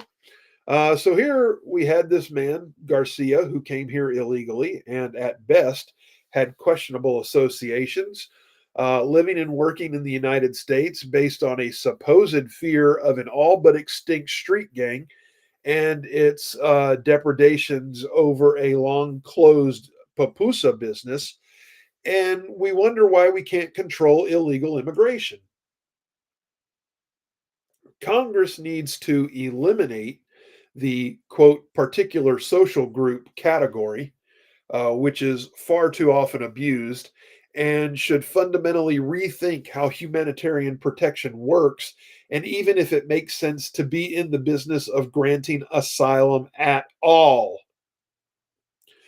The Trump administration shouldn't have blown by the immigration judge's 2019 ruling, but this is no way to run an immigration system, and all parties involved should just be ashamed of themselves and kiss my ass. How about that? Yeah. Let's see. As time grows nigh, it's time for G's happy ending. We don't have a button for that yet. We got to work on that, Rick. We really do. Giggity giggity. Giggity goo. Oh, I don't know. I want something special, not something generic. So we'll have to figure that out. Okay, board snob. I see how it is. Yes, I'm going to be a board snob. I can, because I mean, other than you, who's been here longer? Point seated. Okay, so here's the good news. A new high-tech implant that safely triggers potent immune responses against hard-to-treat cancers has shown promise in fighting some of the deadliest forms of the disease, including metastatic melanoma, pancreatic, and colorectal tumors. The implant cancer-fighting device, dubbed the Cytokine Factory, was developed by a team of researchers at Rice University's Biotech Launchpad in Houston. Placed near the tumor microenvironment, the device can distribute cells engineered to release the protein interleukin 12, which successfully induces the recruitment of specialized immune cells called precursor exhausted T cells, or TPEX cells. And the TPEX cell recruitment results in large, durable population of tumor-targeting T cells, according to a study published in the Journal of Immunotherapy of Cancer. So basically, they designed the IL-12 cytokine factory to enhance immunotherapy and approaching while minimizing toxicity, a critical need in the treatment of a particularly aggressive cancer, said the study's senior author, Professor Omid Vise, faculty director of the Rice Biotech Launchpad.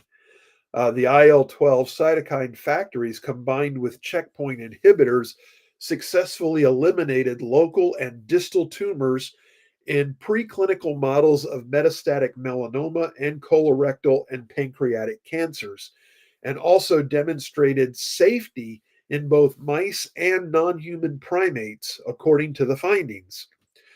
The team said the study will serve as a foundation for an investigational new drug application with the US FDA early next year. They plan to launch an emerging biotech company based on the groundbreaking IL-12 cytokine factory technology.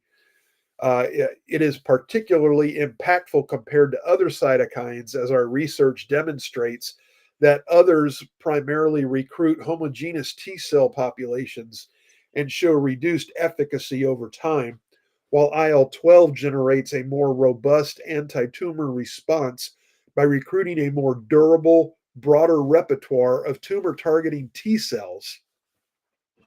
Look, folks, this means that as they progress with this, basically, what it boils down to in a nutshell is, we're looking at being able to not just treat, but eliminate cancer without the use of putting poison in the bodies of the patients. No chemo. I know I, for one, would have gladly paid whatever to have this for my daughter when she went through her cancer.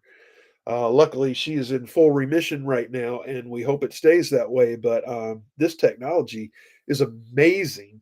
And if you can't be excited about this and think that this is good news, I don't know what the hell to do with you. But anyway, that is the show. If you like it, tell your friends. If your friends like it, you need new ones. But they and you are welcome here with me on Wednesday nights on KLRN Radio, America's podcast network, home of the Conservative Curmudgeon Show. I'm your host, The Grouch. Peace. All right, folks, hang out. Don't forget, we're going over to Behind Enemy Lines territory here in just a minute, but I'd also like to let you guys know Friday night there is a special presentation of Alice in Wonderland from the KLR Radio Players crew. And don't forget, not this coming Sunday, but next Sunday, Corin Nimick joins KLR Radio. Okay. Woohoo! Corin!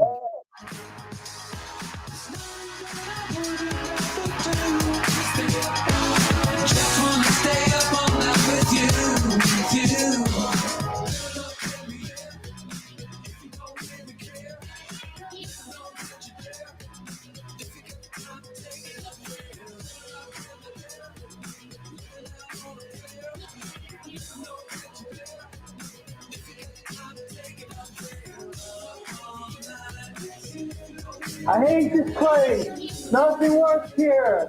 The medications don't work. I've been here for 7 years. Here's to us, here's to love, all the times that we messed up.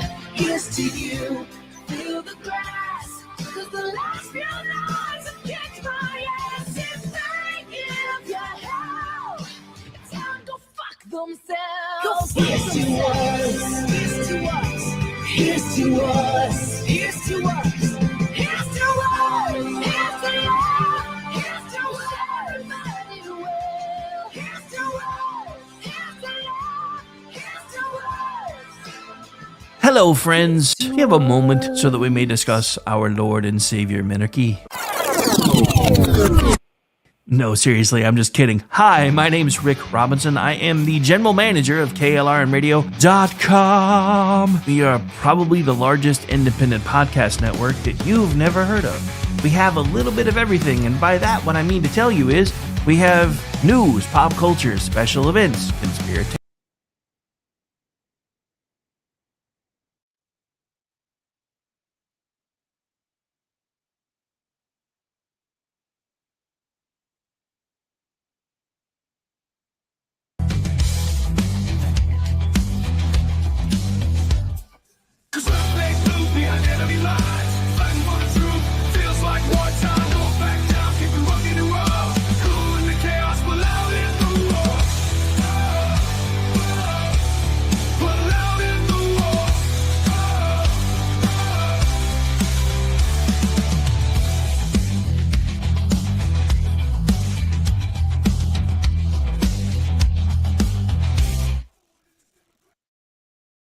And you are now behind enemy lines. Hey there, how you doing, everybody? Gene Barratelli, Ross Galloway here. Ross, how you doing, bro? What's going on, man? I like your little headline thing there. Oh, yeah, we're going to be talking about that in a little bit. Waiting to make sure that we're doing a guest tonight. I mean, wow, what's going on? We're actually being like adults again. I thought you told me we weren't allowed to have guests. Well, I mean, that's what my mom told me. but apparently this time around we're going to be okay with it. Maybe it's just a guest that I would invite. We're not allowed to have. All right. Yeah. Oh, when the house is a rocking, do not come a knocking. That's what that used to be the rule back in the day. But yeah, how was your Easter? Pretty good. Yeah. I mean, Man, if you were good to hear. No details or nothing. That's fine. Whatever. I don't like to give too many details. I am a fan of hard-boiled eggs, so Easter's pretty good. so for most people, it's the candy. For you, it's the hard-boiled egg. So I do love hard-boiled eggs and Cadbury eggs. I have a weakness for those things. Okay, so let me ask you this: what type of Cadbury egg person are you? The cream egg or the solid chocolate with the candy shell on it? Those little solid chocolate ones, man. You can't stop them. You eat the whole Those bag. are dangerous. Those are dangerous, aren't they? Ugh. You know, they started making them. They started making that same type for Christmas as well. They're just like Christmas little balls. They really should sell them all year. I mean, I don't know why it's a once-a-year thing. You come to the fat guy for all the cool food tips because you know I'm going to find it all. I don't want to stroke your ego, Gene, but you look like you're slimming down. Thank you for that. I appreciate. Definitely don't stroke my ego. Worry and anxiety is a great way to lose weight, and since that's all I live by nowadays, it seems to be working well. Now, I've said this before, Gene. Even when you had a few more pounds on, you were quite nimble. Nimble, so, yes. You son of a gun. Oh boy. Yeah, so listen, we got a great show ahead for everybody. We're vamping a little bit because I gave our guest a good 10 minutes after I think she was looking for the link to get onto the show. Technological issues and things like that happen. That's why I'm talking about New York, so she's probably circling the block looking for a parking spot. Probably, right? So here's what I did for my Easter. You want to talk about merging politics and life? So my nephew is 13 going on 14. And he was feeling kind of nostalgic about, I'm too old to have like Easter egg hunts and things like that. It's hard for kids sometimes with that stuff. So we put together a last minute, not an Easter egg hunt, but like I call it an Easter experience. Every year we would do a different themed Easter egg hunt when he was little, whether it be Dungeons and Dragons or, a scavenger hunt with a map and audio clues and video clues. He's too old for that. So what we did a bureaucracy-themed Easter egg hunt. So he woke up. Because it was all last minute, he had to sign a contract that was just made up, thanks ChatGPT, that I had to read all the paragraphs to him. It was all nonsense. He signed it. And then the Easter egg hunt was basically, we just took a whole bunch of eggs, put them in a container, all our eggs in one basket, and left it on the counter in the kitchen. But to go from the living room to the kitchen, he had to give a password because people would block him from the kitchen every single time you have to go through. And he could only get one egg at a time. And within that egg was a riddle that he had to answer before he got to the next egg. 2 hours later, he wasn't so worried about having Easter egg hunts anymore. Yeah. But he had a blast. He truly did have a blast. That sounds like a whole lot of fun. For those of you guys listening, if you couldn't tell, Gene's a lawyer. Those are the kind of games I guess lawyers like to play. It was fun for me. It was fun for me. I'm just going to sounds like a blast. I'm coming over next year, Gene. You should. Listen, if you saw the wording of these contracts, you would laugh too. But listen, I'm a sick sicko. What do you want me to do? I'm just texting our guest, making sure that she got the invite. Otherwise, I'll send it again. And until I hear from that, thank you guys for tuning into the show. We're going to be talking about two different topics tonight. The first one is going to be the news from the House Oversight Committee that they have once again referred ex-governor Andrew Cuomo to the DOJ for charges concerning perjury before Congress. We'll get into that with our guest, Vivian Zayas. She says that she's trying to get in, and that's a good thing. So she is, I believe, the executive director of Voices for Seniors, an organization that represents 15,000 plus families who lost a loved one during the COVID pandemic in a New York State nursing home. Then we're going to get into the whole, what I like to call the virtue signal that probably set the world record for most miles traveled to virtue signal. This whole situation about Democrats going to El Salvador to go visit and commiserate with a reputed, let's say, member of MS-13 that was deported from the country. Everyone's claiming that the Trump administration has broken the law, has countermanded an order of the Supreme Court, and we'll get through all that. But while we're waiting for Vivian to come in, I'm going to ask you guys to please subscribe to the channel, hit that notification bell so you don't miss any other shows. And if you like what you're seeing here in this or any other video that we do here on this little channel, smash that thumbs up button, like, comment, share the show with your friends, all that good stuff. In fact, if you're here right now watching live, hit that thumbs up button right now. It's going to help the show get out to more people on whatever platform you're on, whether it be YouTube, Rumble, X. Let's get that going. I see some people in the chat right now. Who are you beefing with, Galloway? Oh, it's Rick. It's our friend Rick. Shout out to our KLRN people. And by the way, don't follow me. I'm paranoid enough. I say this every week. All right. Well, listen, pal. Our guest is here, so I'm going to take down the banners. Let's get started talking about our first topic of the day here, which is this criminal referral that House Oversight Committee Chair James Comer gave to DOJ and Pam Bondi. And here is our guest right now. This is my good friend, Vivian Zayas from Voices for Seniors. Vivian. Hi, everyone. Good evening. Always a pleasure to see you. How are you tonight? I'm doing well. Thank you for the invite. Oh, listen, it was certainly my pleasure to do so. Before we get started, though, I have to give a disclaimer to the whole audience here, just to kind of cover my ass a little bit. I am not going to be fair and balanced in this discussion. I have a definite point of view here. And my definite point of view is, Vivian, earmuffs, fuck Andrew Cuomo. Okay, that is my point of view here. I am not going to be shy about it. I am not going to be bashful about it as we talk about this latest news about this disgraced governor who now wants to be mayor of the People's Republic of New York City, and who, in my opinion, is responsible for the deaths of many people, including friends of mine like Vivian. Vivian, give everybody a brief background on how you came to be in this position that clearly I don't think anybody ever wants to ever be in. Very true. I'm an accidental activist. My mother was receiving care actually at home. She received a knee surgery and she was with me for a couple of months getting therapy at home. And she developed a cyst in her thigh that I thought was a little larger than would be normal. So we took her to the hospital and they did what they had to do. They drained it, gave her some antibiotics, and they suggested that because my mom was still wobbly after her knee surgery, that she would benefit from some inpatient nursing home care or rehab care. And we reluctantly agreed after we did supposedly our due diligence. And she ended up in the nursing home, which what we thought was going to be for 30 days. In fact, once she was transferred, they had already started talking about discharge, but a week into her stay. So we never imagined that she would be there, months or, years. It was only a very short time.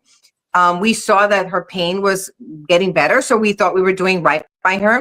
These facilities tend to have like a mirage. They actually have huge banners sometimes in the lobby that says they're the best on Long Island and best by, US reports. And so you get a false sense of security thinking that these facilities are safe. It sounds a lot like the realtors with the Triple Diamond Award on their wall and things like that, right? Perhaps. We never thought she'd be there for more than a couple of weeks anyway, so we were not concerned. I think it was only when COVID started to become more prevalent did we start to get a little worried, but we were there every day. My sister and I took turns. We were there. I was there earlier in the evening and she got there later in the evening. So there was no way of my mother being one of a statistic in any way. So it was only until March 11th that we get that says that the nursing home is going to shut down. Once we got that call, we were only told you can come and see your mother today. The facility is going to be closed for about a week or two. And we went, immediately, I headed out there. I got her newspapers and puzzles, snacks, and I just told her, please watch the news. I gave her a kiss thinking that I was obviously going to see her in a week or two, but I gave her a kiss and she was sad. She looked down at the floor as I left. And, that's my last memory of my mother. That killed me. So, and what ended up happening, for those of you out there, is that Vivian's mom was one of the more than 15,000 seniors who passed due to COVID while trapped in these nursing homes, thanks to the March 25th, 2020 order from the Department of Health that was authored by, in part at least, by Andrew Cuomo. That So is now correct. this led you to become an advocate for not only your family, but for every family affected by this in New York, and to bring awareness to what Andrew Cuomo did. The news starts breaking all throughout 2020, going into 2021, and eventually Cuomo resigns because, in addition to all this, there was an impending, let's just call it an abuse scandal in his office of sort of an interpersonal nature. And honestly, I thought that Cuomo would be done at that point. Were you thinking the same thing?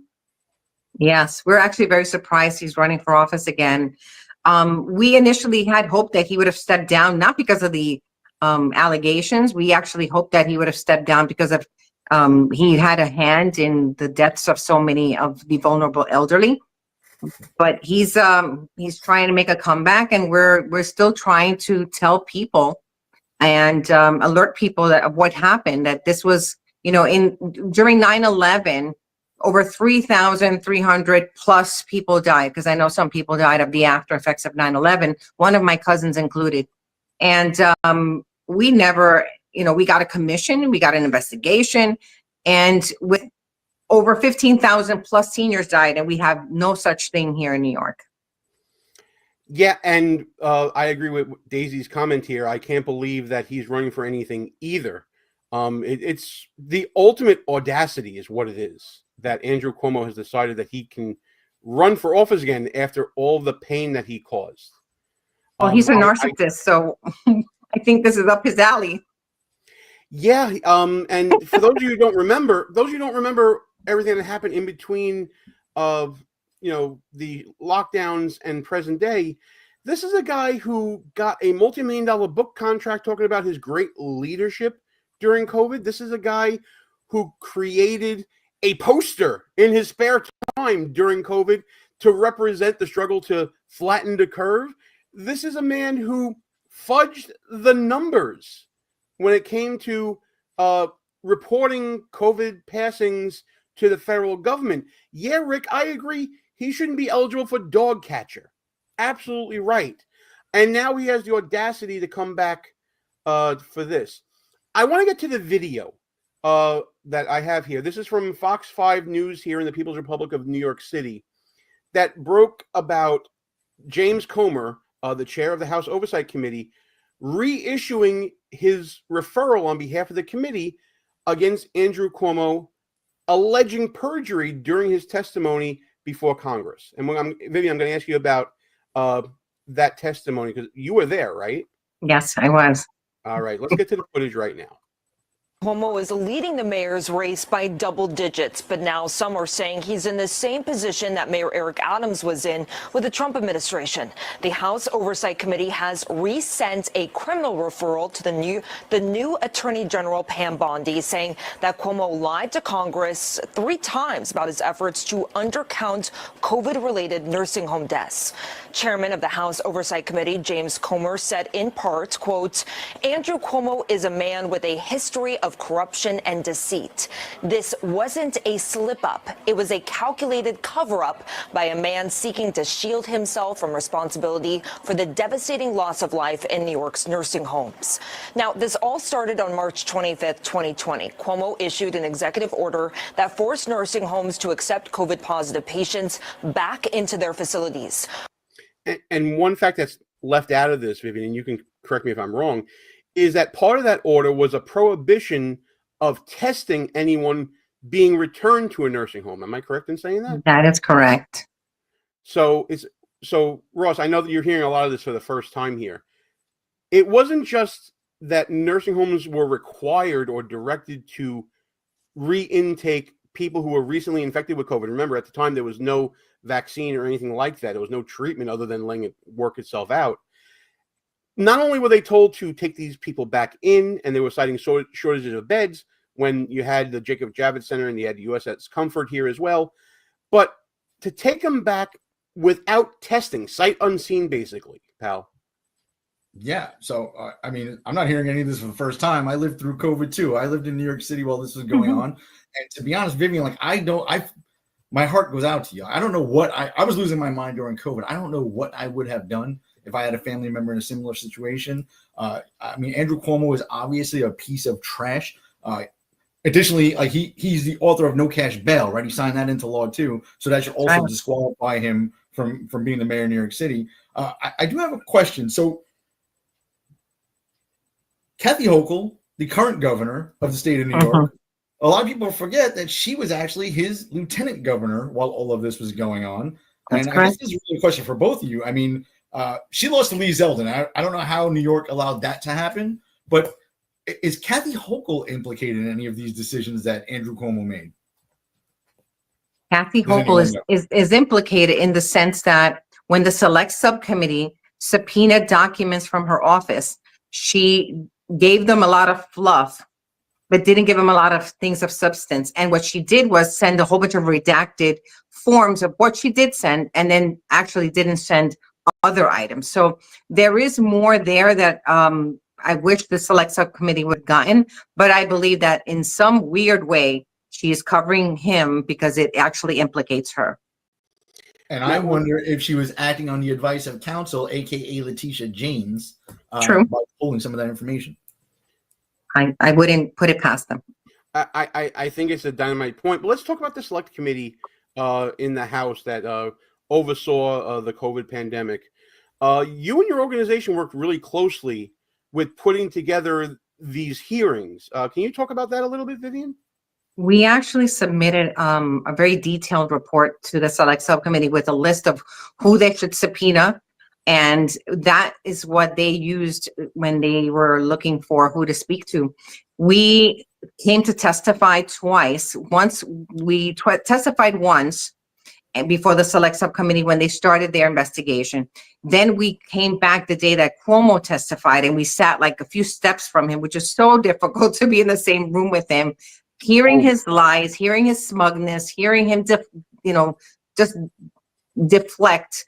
And we didn't expect anything other than who Andrew Cuomo is, to be quite honest. But it's, going back to what we were saying, Andrew Cuomo is the same one that said in a press conference of the many he did that his mother was not expendable and my mother was not expendable. But then he turned around and signed the death wish of so many seniors. In addition to all the other things he did, I'm certain that he received some kind of money or donation towards his campaign from the lobbyists in exchange for the clauses that they put into the budget, which is basically giving nursing homes immunity. In addition to everything else he did, he gave them immunity. So when my mother passed away, and I'm trying to figure out, what's my recourse in this situation, when I got a letter from the nursing home saying that she would be safe, so I couldn't sue the nursing home. So not only did he put COVID positive patients into the nursing homes that were not tested, he also tied the families up from not being able to sue. Absolutely. And that's one of the things that actually brought us together. And we talked about that a little bit True. as well. That Very was actually true. our first time talking. Mhm. So yeah, they covered all their own asses. And I think you're right in saying the healthcare lobby is huge in New York. Oh yeah. And And Gene, you kind of glazed over something that you said earlier, but I just want to put a little finer point on it. The USS Comfort was parked off of Manhattan Island for quite a while, and the Javits Center was cleared out and set up as a massive quarantine center by the National Guard. And those two things went largely unused. And instead of using those, where in a typical pandemic you want to quarantine sick people, they instead did not use those facilities and put sick people back into nursing homes. And Andrew Cuomo directly, he let people die. He didn't let them, he made people die alone without seeing their families. And it's unforgivable. Vivian, you're doing God's work, and this guy can never be entrusted to be empowered at any level of government again. Absolutely right. I do want to get back to the clip really quick here because we do have a reaction from Andrew Cuomo. Keep in mind, folks, This is the same man that on his quote-unquote rehabilitation tour last year, what I like to call it, when he went on the radio with Anthony Scaramucci, another winner, called people like Vivian vile for asking and demanding accountability for his actions here. And his reaction to this repeated referral now to the DOJ, first time it was to, Merrick Garland's DOJ, now it's to Pam Bondi's DOJ. His reaction, though, was very nonplussed, as you would expect from an irredeemable buffoon like Andrew Cuomo. Later revoked this order on May 10th, but by then he was already facing fierce backlash. So in July of 2020, the state health department issued a report clearing Cuomo of blame. This report not only continued to undercount the number of COVID-related nursing home deaths by more than 50%, it also blamed nursing home staff for bringing in the virus. Fast forward to last summer, Cuomo in front of the House committee said that he did not have any role in writing this July 2020 report. However, the committee alleges that not only was Cuomo involved, he helped write the report as shown in notes that have been verified as his handwriting. By the way, that really undersells it. Not only was there physical evidence, and Vivian, you can attest to this more than I can, there's sworn testimony from his former commissioner of health that directly contradicts Andrew Cuomo, with specific recollections that Cuomo was involved intimately with this March 2020 order. You can tell me if I'm off base in saying that or not, Vivian, but that's my recollection. He was, and when you want to look at who's responsible, we hold Cuomo responsible, obviously as the governor, but where it was malpractice for even Howard Zucker, the commissioner, to even have come up with such a report. So I'm not sure, when we want to throw the net, yes, we want to catch Cuomo, we want to hold him accountable, but there's so many other people that are accountable. Like, Howard Zucker is the second person that we would put our target on, because I'm thinking, how could he, as a doctor, as a physician, do such a thing to the elderly? And then if we want to broaden the net, like nursing homes, they did a terrible job. They're terrible places on a normal day. Yet there's so many facilities, including my mother's, that these were rehab facilities, wings, and they were not even quarantining the patients. So I have no idea how deep this goes, because all the Democrats in New York are very complicit. They have not wanted to give us an investigation. They have not wanted to open anything with subpoena power. We have reached out, and back then we reached out to the chair of the health of the seniors, the aging committee chair, sorry. And basically when we met her in Albany, she was surprised when we approached her.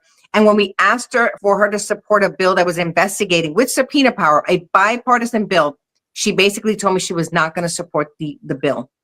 So we took a photo with her, and I told her, let's take a photo. And she says, I'll take a picture, but I will not sign that bill. And I said, well, at least I have proof that I spoke to you about it.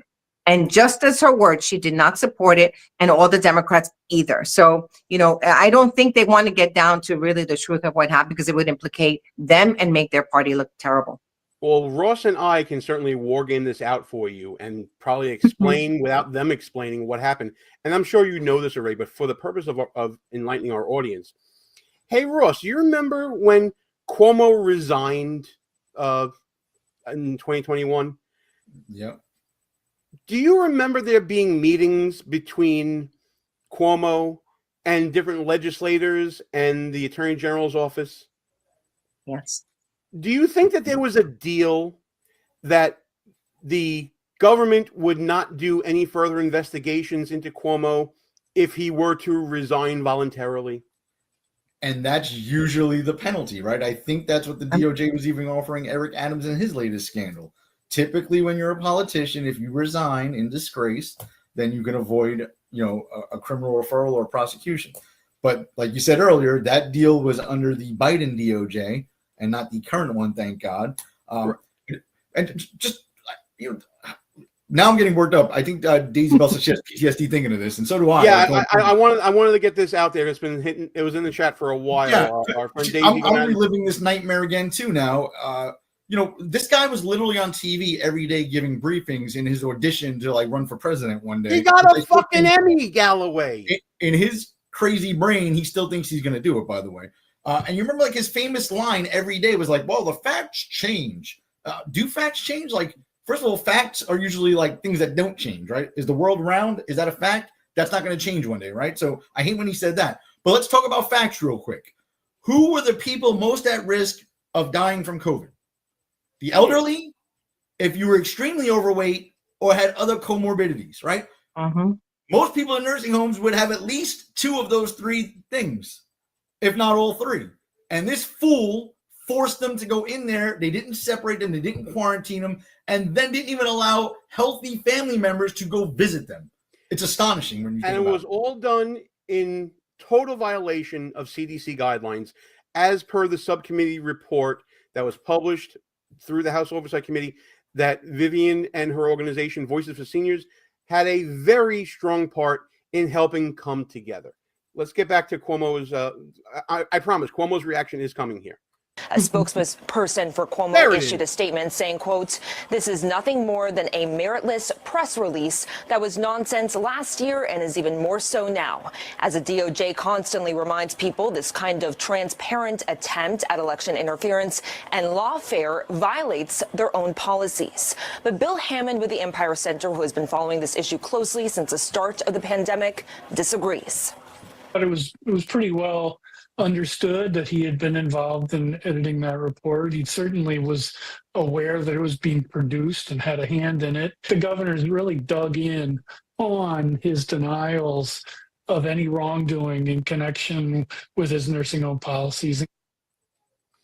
And there's the report. Vivian, if you were able to get a hold of Pam Bondi right now, what would you want her to know about this entire situation with Cuomo? Well, first of all, the civil rights of the seniors were violated. They were locked in nursing homes, which in that setting is their home.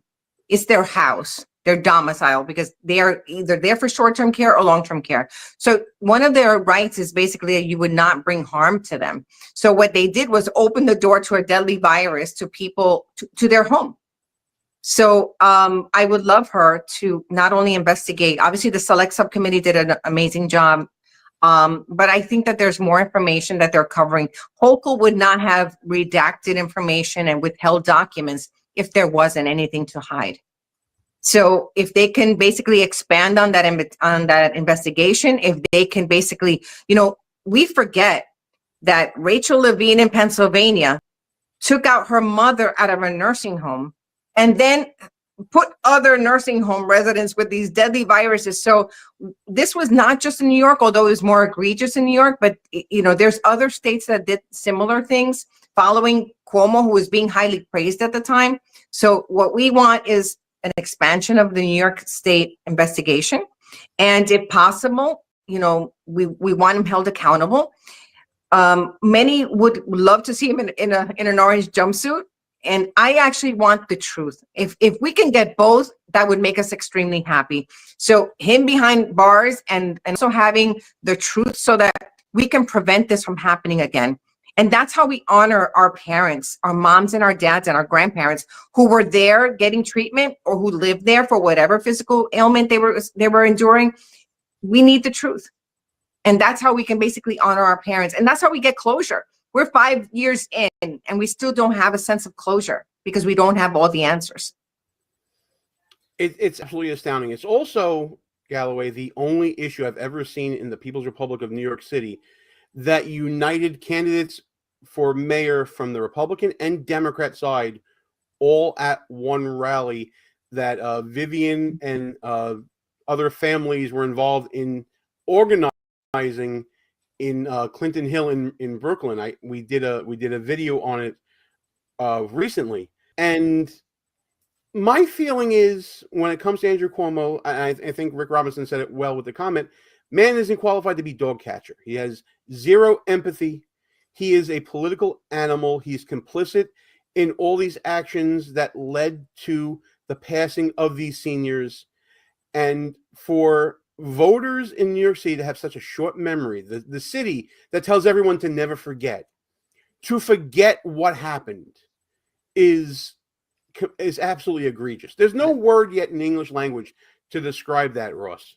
And Gene, I'm glad you mentioned like the rallies and stuff, because the next question I really have for Vivian is, first of all, I didn't suffer nearly as much as you have throughout this thing, but I still want vengeance. So my question to you is what's next? What can people do? Because obviously we don't want Cuomo in power. I don't even live there anymore, but I don't think he should be controlling anything, right? But what can we do? What can the people listening do to actually help your cause? Well, lucky you for not being in New York.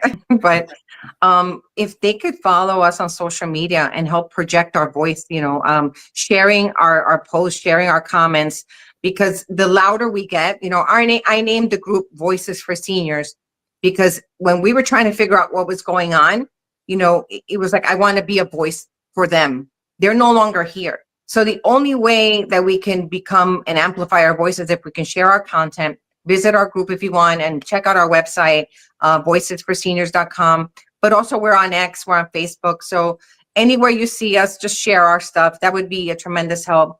The louder we get, we cannot be ignored. And I think all along they banked on, these are elderly people.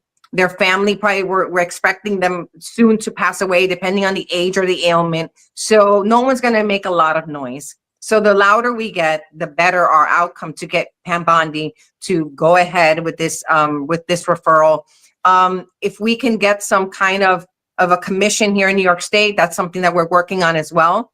But if we can get, if we can address the civil rights of the seniors in some type of way, that would also be ideal. So, we forget, as young as we are here right now, that one day we may not be as young. And that's inevitable. We don't control that. My mother was the strong as an ox. Her memory was better than mine. And all it took was an aggressive arthritis to set her down this path. So we often are blessed by our health, but we don't know what tomorrow brings. So how do we prevent this from happening to you or me in the future if we end up getting short-term therapy? A knee surgery ended up not causing my mom's death because of the knee surgery. It ended up because she was getting short-term therapy at a facility. So, and once you're in there, it's kind of hard to get you out. I was clamoring for weeks to get her out of the facility. When I finally got a call, they were very elusive and they said, "Oh, your mother's leaving on Friday." And by that time she had already contracted COVID. And I had heard it in her voice that she wasn't well. However, I was not told it was COVID. I didn't know COVID was in the facility. I was not told. So this is like a very broad web that if we want to dissect it, we have to figure out Cuomo's at the head, but there's other things and issues we really have to address. And unfortunately, like Gene was saying, the lobbyists here are very powerful. And I was told in the beginning, after losing my mom, when I was fighting in the beginning, they were saying, "You're pissing in the wind." And I'm thinking, like, what kind of support or encouragement is that to a grieving daughter? And we've been fighting ever since. We haven't given up. And I think that as we see, James Comer come out and not forget us and try to have this thing move forward. We've written to everyone under the sun. So we're just glad to not be forgotten. We just hope that Pam Bondi does the right thing. Amen to that. And speaking for Galloway, we're sort of the patron saints of lost causes here. We fight for all of these smaller causes. We've done it for over a decade in politics that we've been in, whether it be institutional politics or campaign politics or otherwise. When you're ready for the letter writing campaign to send a whole bunch of mail to Pam Bondi, let us know. Folks, on X at Voices, the number 4 Seniors. On the web, voicesforseniors.com. There's an area where they can donate, right? Yeah, you can donate on the webpage.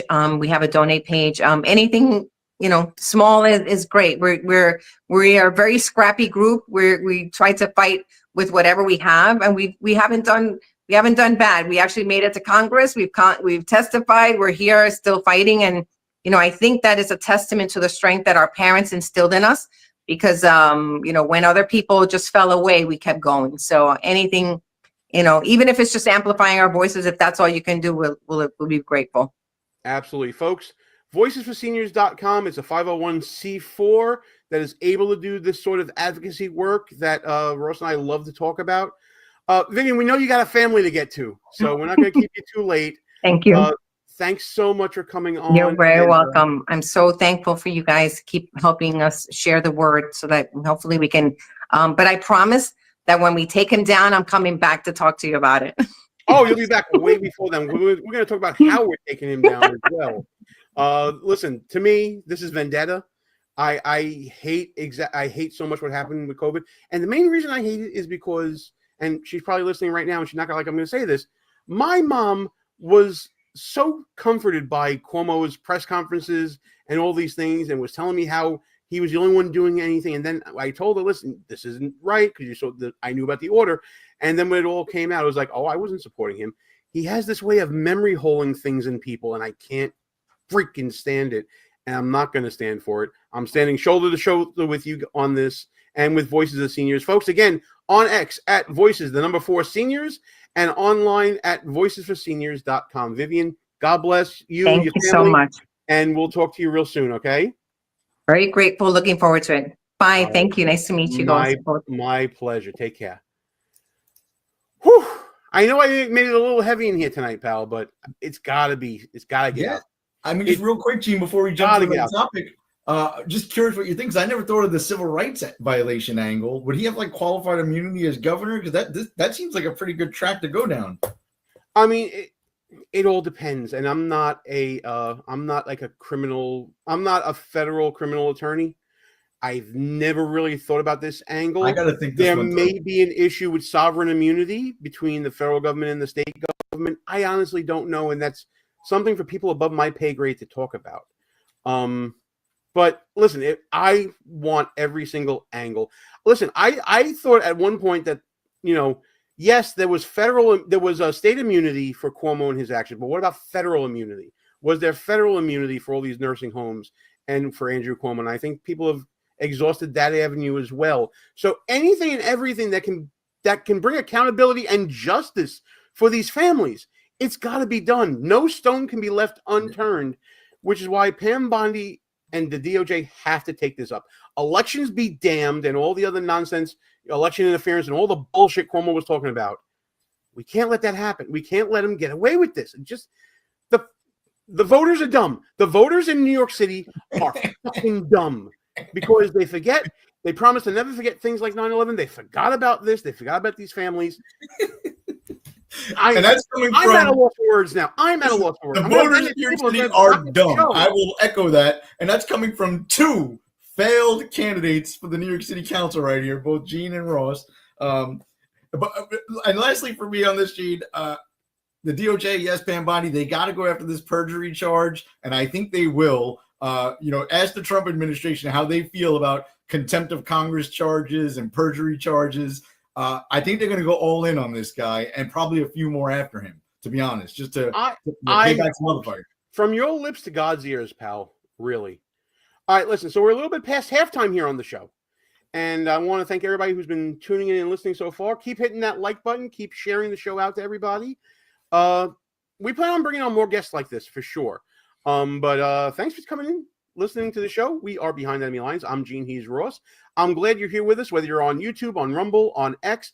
Thanks for tuning in. Share the show with your friends. Subscribe to the channel. All the stuff that's going to help us grow. And if you really, really like us, we got some stuff for you to buy at shop.buffoonoftheweek.com. We got shirts, t-shirts, hoodies, glassware, posters. Check it out. There's something for everybody there. Shop.buffoonoftheweek.com. And of course, buffoonoftheweek.com, where we supplement all of our coverage here on our social media channels with articles and blog posts. I think we do like 3 to 5 a week sometimes. We really are churning out the content. Buffoonoftheweek.com. Check us out there as well. Why are you snickering, Galloway? You mentioned all the products you're trying to hawk. You didn't mention the calendar that you're making. I thought it was going to be half off because we didn't have the whole year done.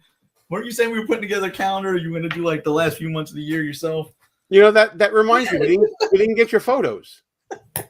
I thought you were going to be like a poolside in a lounge chair with, one of those Speedos on that you love. Don't you love? You love the Speedos, right? Oh gosh, that's why it's going to be half off though. It's only going to be June through December. I thought. All right, we'll workshop this again. Yeah, we'll workshop that for sure. And now I'm trying to think of a segue to the next topic on the show after I just had everyone visualize Galloway in a Speedo. Don't think you didn't. You know you did. I guess the best segue I can do is, Speedos and posing by the pool are for warmer climes. And it seems like Democrats have been going to warmer climates recently. Wow. All to support a reputed MS-13 thug who was deported from the country. It all started with Senator Chris Van Hollen of Maryland, who left the United States to go to El Salvador because a person he says is a member that he represents in Congress, an illegal immigrant and reputed MS-13 member, I believe his name is Kilmar Abrigo Garcia, was deported back to El Salvador, and the Supreme Court has ordered the United States to facilitate his return. Now, as you're going to see in a lot of clips here, Democrats are stupid. They don't really know what the Supreme Court said. They think that you don't know what the Supreme Court said. And there's going to be different interpretations here from the following 4 members of Congress who are following along in Senator Van Hollen's virtue signal. It's a lot of air travel to just a virtue signal for everyone. This week, Representatives Maxine Dexter of Oregon, Representative Maxwell Frost of Florida, California Congressman Robert Garcia, and Arizona Congresswoman Yasemin Ansari traveled down together to El Salvador in the Democrats' continuing effort to stand with violent illegal immigrants. Before I set all the clips up here, Galloway, I want to get your initial thoughts on this whole thing. I mean, you kind of laid it out pretty damn well, right? This guy, I know it's going to be some of these clips, had a protective order taken out against him by his girlfriend, who later became his wife, and then withdrew her complaint, I guess. And in the affidavit she wrote, she said that she was afraid for her life with this guy because he was beating her and choking her. He was stopped by the police with a human trafficker in his car driving from Texas to Maryland with like 6 other dudes in the car and no luggage. And he has MS-13 tattoos on his hands. This is who the Democrats are going to bat for. More of this, please. Look what you did to Rick. Look what you did to Rick. Why'd you do that? Just saying. Wow. Yeah. Listen, I want to meet Rick's dad. Fantastic. So I have a whole bunch of clips. I think I have them in a good order here so that it makes sense to people. I'm going to start out with play clip roulette, Gene. Just go for it. All right. This is Congresswoman Maxine Dexter, another Mad Maxine in Congress. Can't believe it. Talking about the reasoning why she went down to El Salvador. Listen to this, and then we're going to pick this shit apart. Congresswoman Maxine Dexter here, coming to you from El Salvador. I flew here last night with 3 of my colleagues to demand that Kilmar Abrego Garcia be released. He is being held in violation of a Supreme Court order expressly telling the Trump administration to effectuate and facilitate his coming home. All right, we got to stop right there. Point number 1 that proves that Maxine Dexter is a fucking moron. You go to another country to demand the release of a prisoner imprisoned under that other country's law.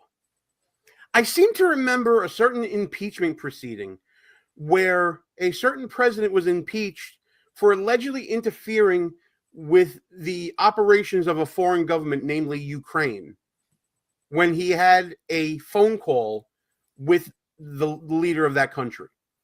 What do you call this if not interference with the operations of a foreign government? Yeah, Gene, rewind for 1 second. First of all, why do they always look like you think they would look like, right? Like this woman looks exactly like what I think she would probably look like. Put that aside for a second. Okay, she has a Supreme Court decision that she's misinterpreting, a United States Supreme Court decision or order or whatever it was, right?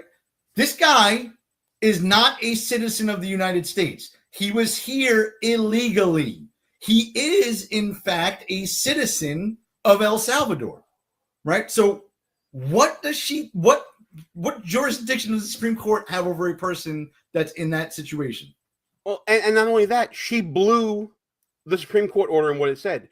That the judge in the D.C. Circuit, Judge Boasberg, his order said to effectuate and facilitate the basically the undeportation of Abrego Garcia.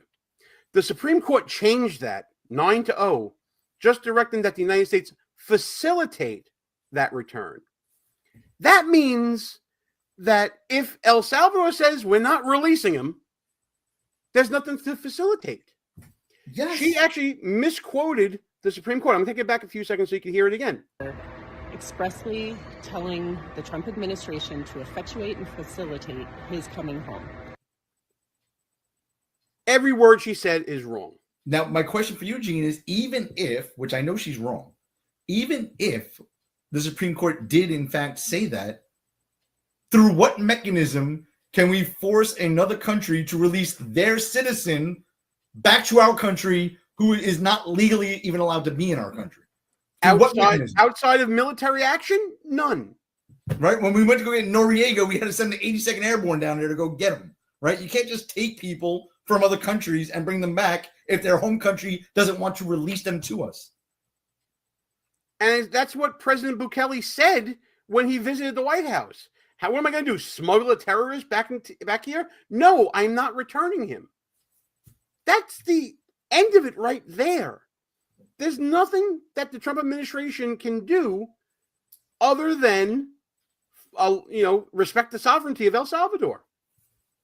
Right? I mean, what else can he do? And Gene, another question I have about this topic, which I find astonishing, where are the polls on this? Right? Like, why doesn't CNN have a poll that says the majority of Americans want this person returned?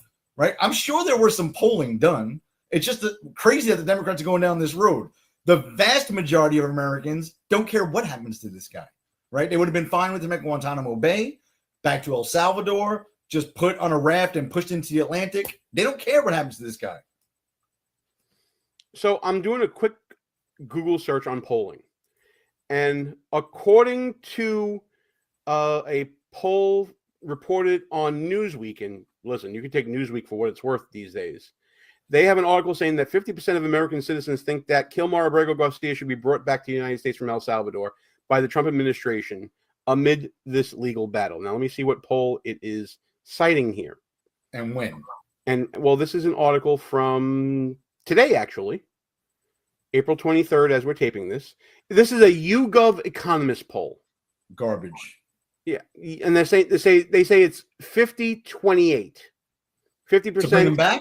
That they should bring him back. 20%. I'm curious, when was the poll conducted? Not when the article was written, right? Well, because most people that just watch mainstream media don't know he was illegal. They think he was like a Maryland father who was at work caring for his children, who got swept up in a raid and deported, wrongly.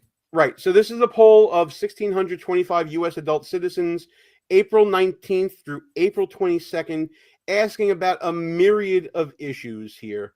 And I'm going to try to do a quick search here for...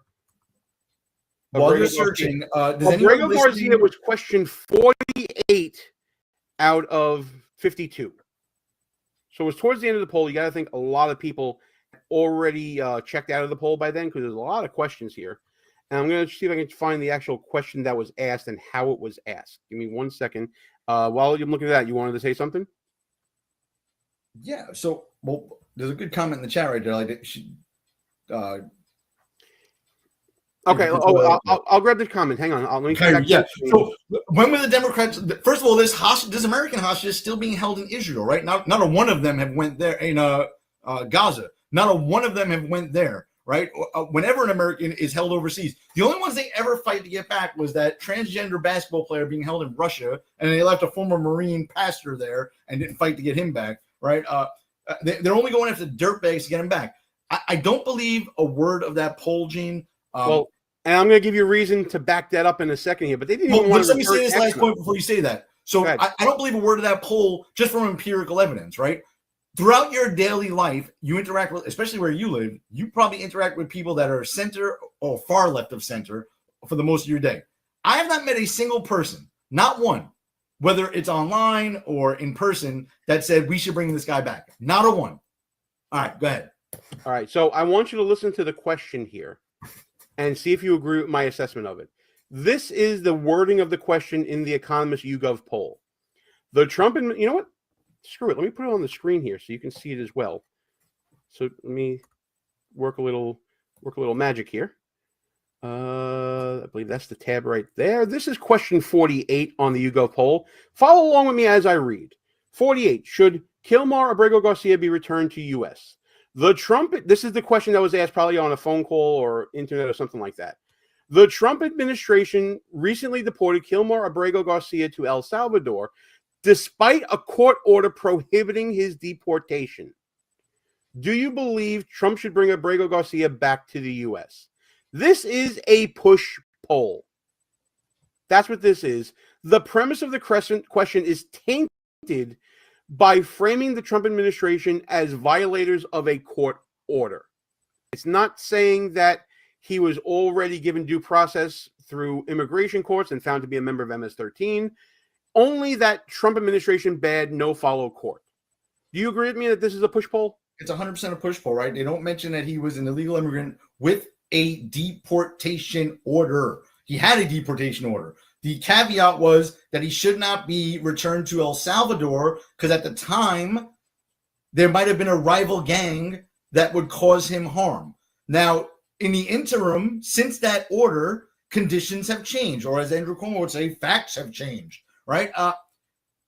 MS-13 has been declared a terrorist organization, a foreign terrorist organization by the Trump administration, which grants the executive branch broad powers under the Alien Enemies Act to deport that enemy of this country, right? The conditions on the ground changed. The gang situation no longer exists. And I will argue that if that question was worded properly and they said he was a member of MS-13 and he may or may not get attacked by a rival gang member if we sent him back home, that the majority of Americans would say, who cares? Send him back.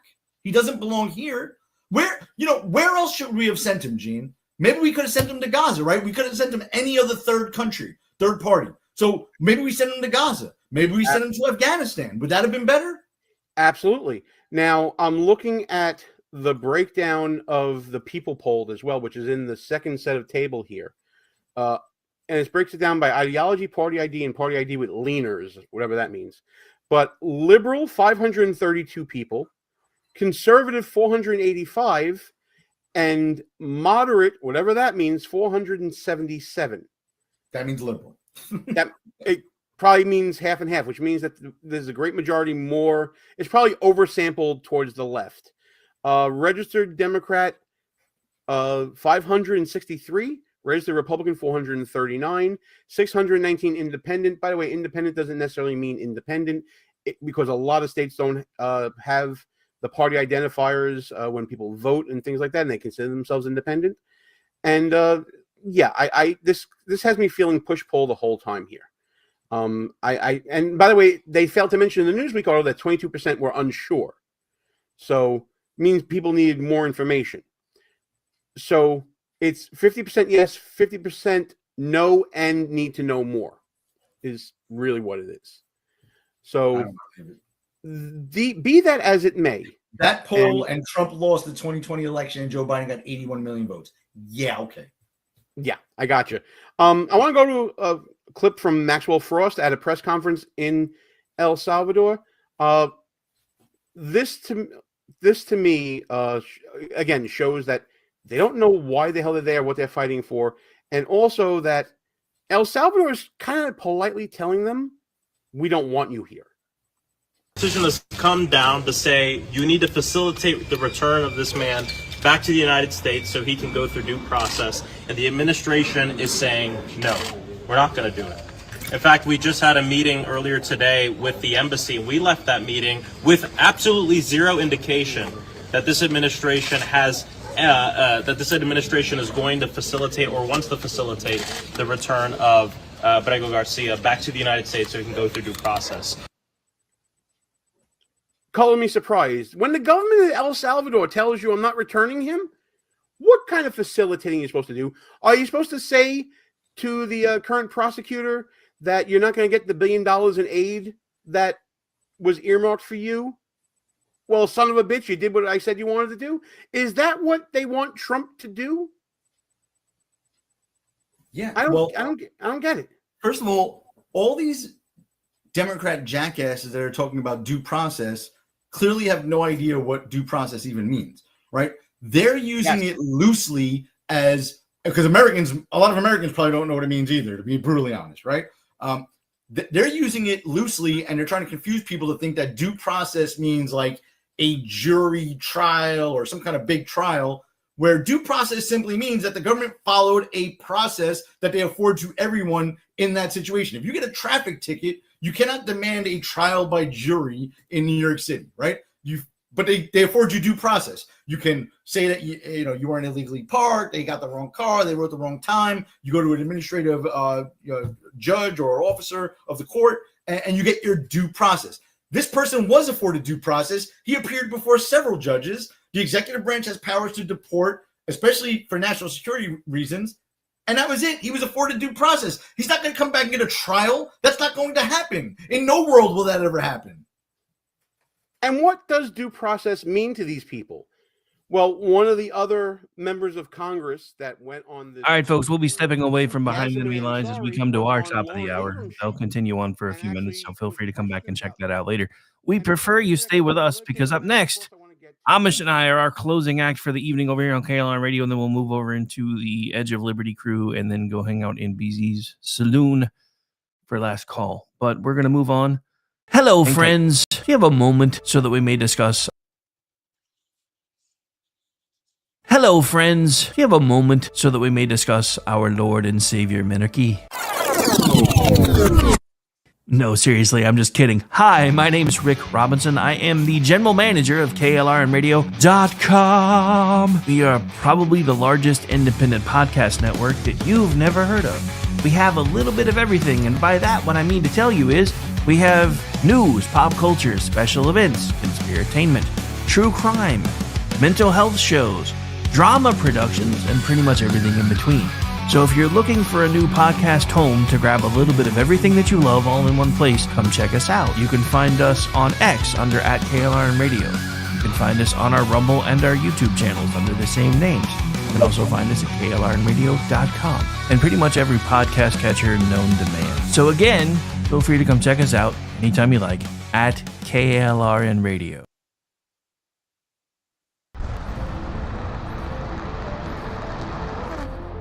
Are you ready to reach for the stars? Tune in to The Lost Wanderer, the #1 monthly podcast on good pods in astronomy. Join our host, Jeff, as he takes you on an interstellar adventure to explore the mysteries of space and the wonders of science. From rocket launches and distant galaxies to the latest discoveries in astronomy, each episode is a thrilling ride through the cosmos. Don't just gaze at the stars, come explore the universe with us. Follow The Lost Wanderer wherever you get your podcasts, and let's discover the stars together.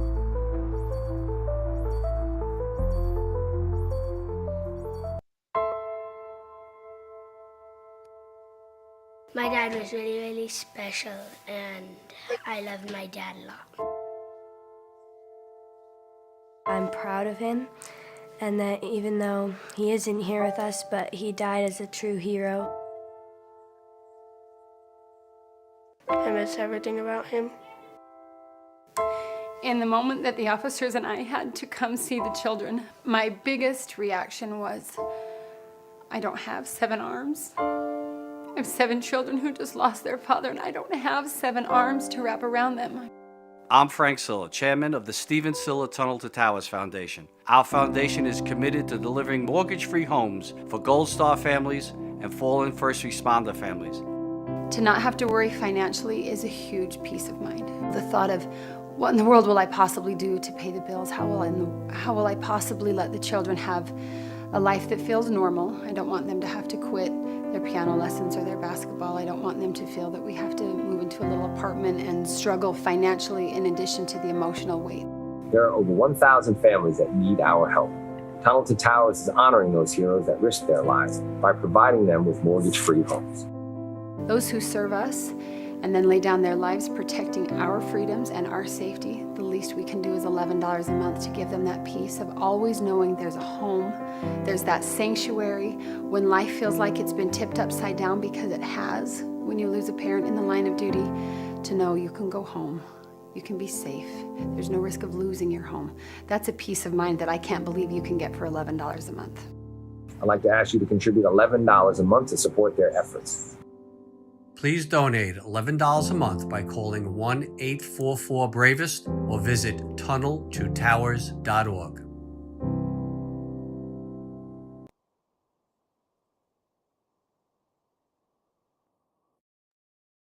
Hi, everyone. This is JJ, the co-founder of Good Pods. If you haven't heard of it yet, Good Pods is like Goodreads or Instagram, but for podcasts. It's new, it's social, it's different, and it's growing really fast. There are more than 2 million podcasts, and we know that it is impossible to figure out what to listen to. On Good Pods, you follow your friends and podcasters to see what they like. That is the #1 way to discover new shows and episodes. You can find Good Pods on the web or download the app. Happy listening. KLRN Radio has advertising rates available. We have rates to fit almost any budget. Contact us at advertising@klrnradio.com.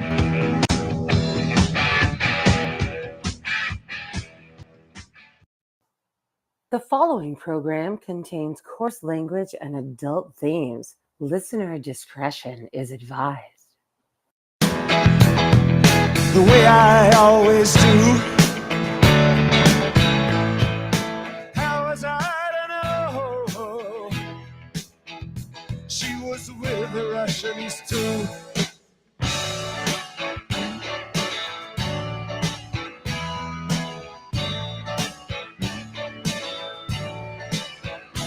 I was gambling in Havana. I took a little risk. Send lawyers, guns, and money. Dad, get me out of this. Guess what day it is? Guess what day it is? Huh? Anybody? It is Wednesday, my dudes. Otherwise known as ChatLivesMatter Night, right here live on KLRNradio.com. I'm one half of the crew of what used to be the closing act around here, but now we're kind of mid. Not because we suck or anything, because we're kind of in the middle. But I'm Rick. He's Orty. You're not. And Amish is here. Good evening, sir. How are you? I'm not a fucking mid, dude. I didn't say we were mid, nerd. I said we're kind of mid. We were mid. Because we're kind of in the middle, not because we suck.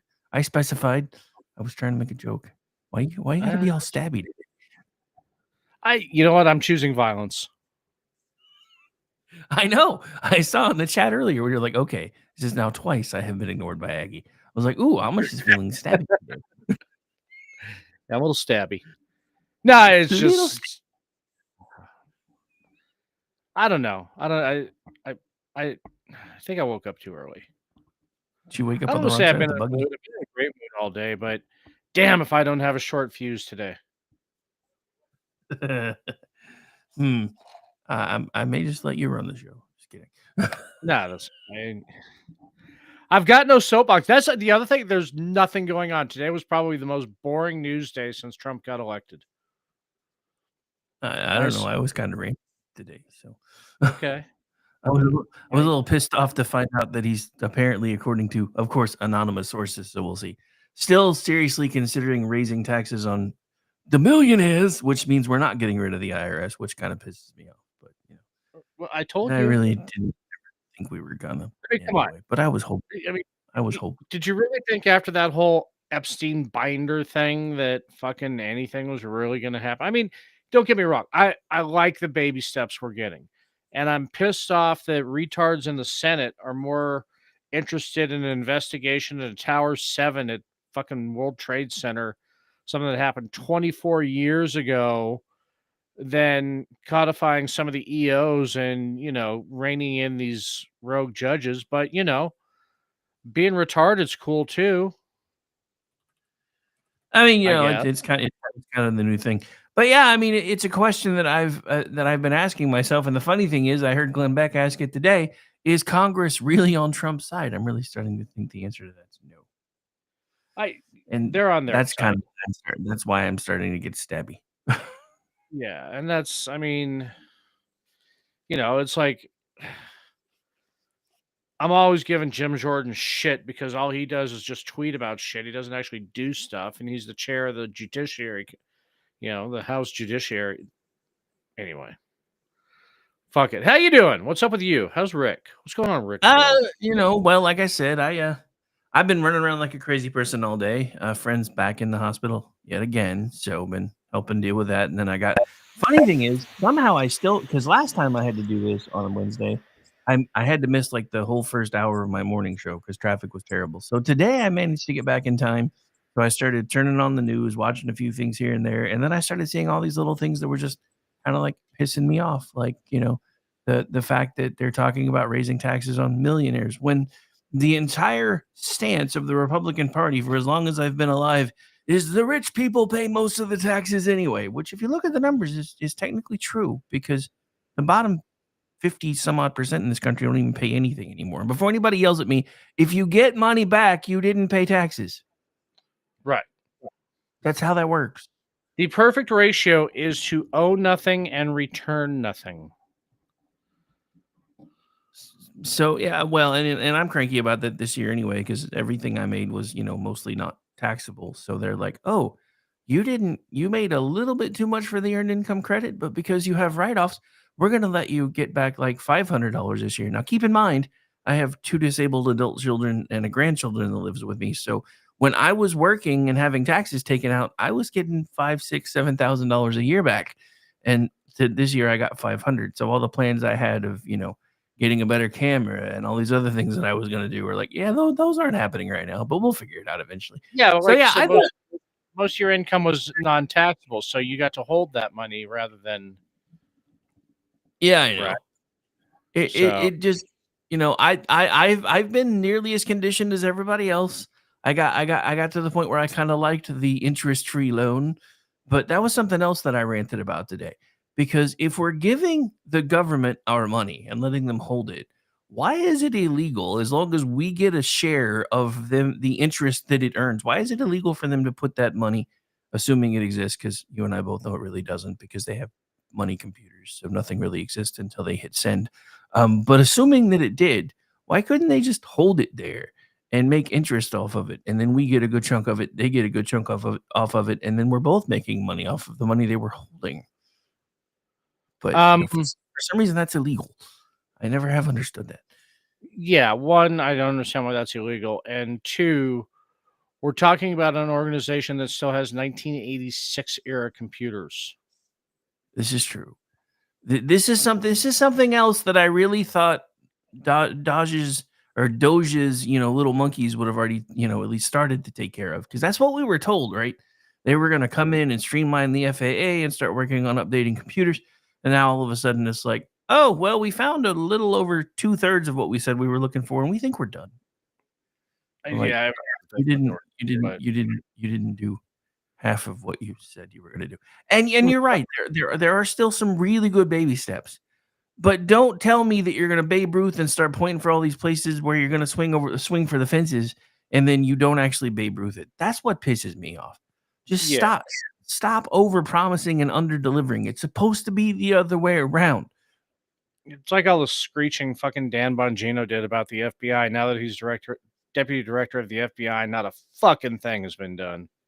Well, of course not. I mean, Kash Patel, what did he say? I'm going to turn the Hoover building into a museum. Right. What have we heard about that? Nothing but it. Yeah, he sent a bunch of guys to Redstone to go play around with them. It just, yeah. Pam Bondi, I got the Epstein client list on my desk. That was 3 months ago, kitten. Going on a little over because we're exactly 7 days from the 100-day mark. So the honeymoon phase is over, folks. Yeah, because for you new folks, everybody gives the new administration, in the first 100 days I'll do this, in the first 100 days I'll do that. That used to be the thing. Then, Of course, everybody had the up the rhetoric to day one, I'm going to do this. But yeah, within the first 100 days. So that's always been the benchmark of how's it going? Where are you coming with that? You made a lot of crazy promises out there on the campaign trail. It's you doing okay over there? Getting enough water? Getting moisturized? Kind of like, yeah, it's time. It's time to start delivering on some of those crazy promises, guys. I mean, and the other thing, right? And this is more to do with Congress than with Trump. I am still pissed because they knew. I mean, they knew they were going to have some sort of majority by like 3 a.m. on November 6th. They should have already been getting together and working up single page bills for all the things that Donald Trump said he wanted to do by executive order and be like, oh, no, don't worry about that. We're going to do it this way. And I know why they didn't before anybody says anything. But Rick, they wouldn't meet the 60 vote threshold to make it to the floor in the Senate. You know what? That's fine. I don't care about any of that. What I care about is the Republicans proving to the American people that we're not the fucking obstructionists. Because it's never been us. But we don't have the balls to prove to the American people who have to be shown, because every American in America learns shit the hard way. And this is something that we refuse to face because we all do it.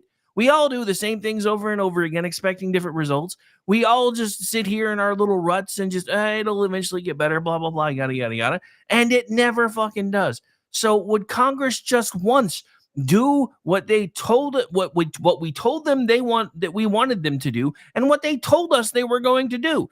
We have been hearing from Johnson ever since he became Speaker of the House that we're going to start doing single item bills. Okay, cool. When's that going to happen? Yeah. Again, honeymoon's almost over, guys. And the shade I'm throwing ain't just Trump, because Trump is still trying to do a lot of the things that he said he was going to do. But there are some things that I don't think they took into account for, because another reason why this tariff shit is hitting as hard as it is because, and I can't remember the phrase they use for it.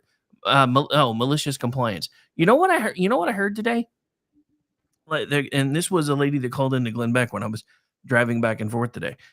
And she's like, I run a small martial arts business, and I get my supplies, my gloves and my gis and my belts and all those fun things from places, from Southeast Asia and a few other places. Right. And what used to cost me $600 to get it through customs for tariffs is now costing me $5,600. And when I reached out to find out why, FedEx and UPS and whoever else I usually use is like, well, since it was sporting goods, we just went ahead and tacked the steel tariff on it just to be safe. Are you fucking kidding me? Are you kidding me? No, and that tracks. That's insane to me, because that's just money that I mean, think about it this way. If they key it that way where they're charging it to you, but you don't have to actually pay that, where do you think that money's going to go? Because it's not going to go to the federal government. They're going to key it into the federal government to whatever the actual tariff rate was, and they're going to pocket the rest of that shit. Which again, UPS, USPS, USPS was one of the ones on the list. So that is going back into the government coffers. But everybody else is the private delivery service. Everybody says they do such a much better job than the postal service, which they do most of the time. Yeah. But when you've got all this malicious compliance shit happening everywhere all at once, because the only choice we had was to tackle 14 million problems all at the same time, and everybody wonders why the stock market's been freaking out. I'm like, well, though. I mean, if you're tacking steel tariffs onto shit that ain't got steel in it, I'm kind of starting to figure out why people are panicking. Yeah. But that's just nuts to me. And that's just one example. I'm sure, I mean, this is like when you find a bug in your house. If you see one, there are more. You can close your eyes. You can pray you're wrong. But So if there's one example of this, there's probably been a lot more examples of this, which I think is one of the reasons why Donald Trump has started to pull back a little bit on the China tariffs. Because he's realized that most everybody, even the people working behind the scenes, are still quietly trying to fuck him over. That pisses me off too. Just let the man do his job, shit. And then if he falls on his face, at least we can't look at you and go, well, the only reason this really didn't work was because you guys didn't try. I mean, I get it. Right now I sound like this. Real communism's never been tried, Rick. So I know I sound a little bit like one of those guys right now, But I'm just saying, with all the malicious compliance bullshit that's been going on, they need to just get out of the way and at least let them try, because we've done the same things over and over and over again since I was a kid, and I'm about to be 50 fucking 2. Let's try something new and just see if it works. Just let it work long enough to see if it works. And then if it doesn't, then we'll help you tar and feather the motherfuckers. But at least we tried something new. Sorry. Yeah.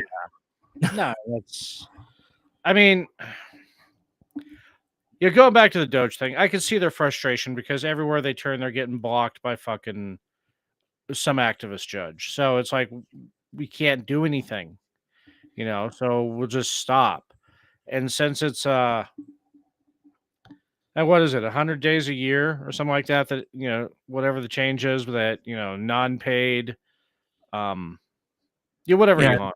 Non-paid special government employees are allowed to work for a maximum amount of 110 days.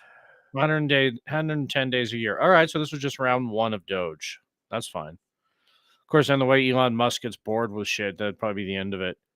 I ain't coming back. Well, I mean, to be fair, would you? I mean, with everything, I mean, honestly, I would, because I'm one of those people that I don't get mad, I get even. So Right. I would keep coming back for as long as it was allowed to be extended. Burn all my companies to the ground out of fucking spite. I am one of those people. I will One not- goddamn dollar in US aid, it was worth it. I am one of those people. I will not even try to lie about it. I would legit do that just because I'm like, you know what? I am quite gracious and magnanimous when most of the time, but when you trigger the spite gene in me, cutting off the nose doesn't describe it. I'll No, cut I off get my it. arm to spite my torso.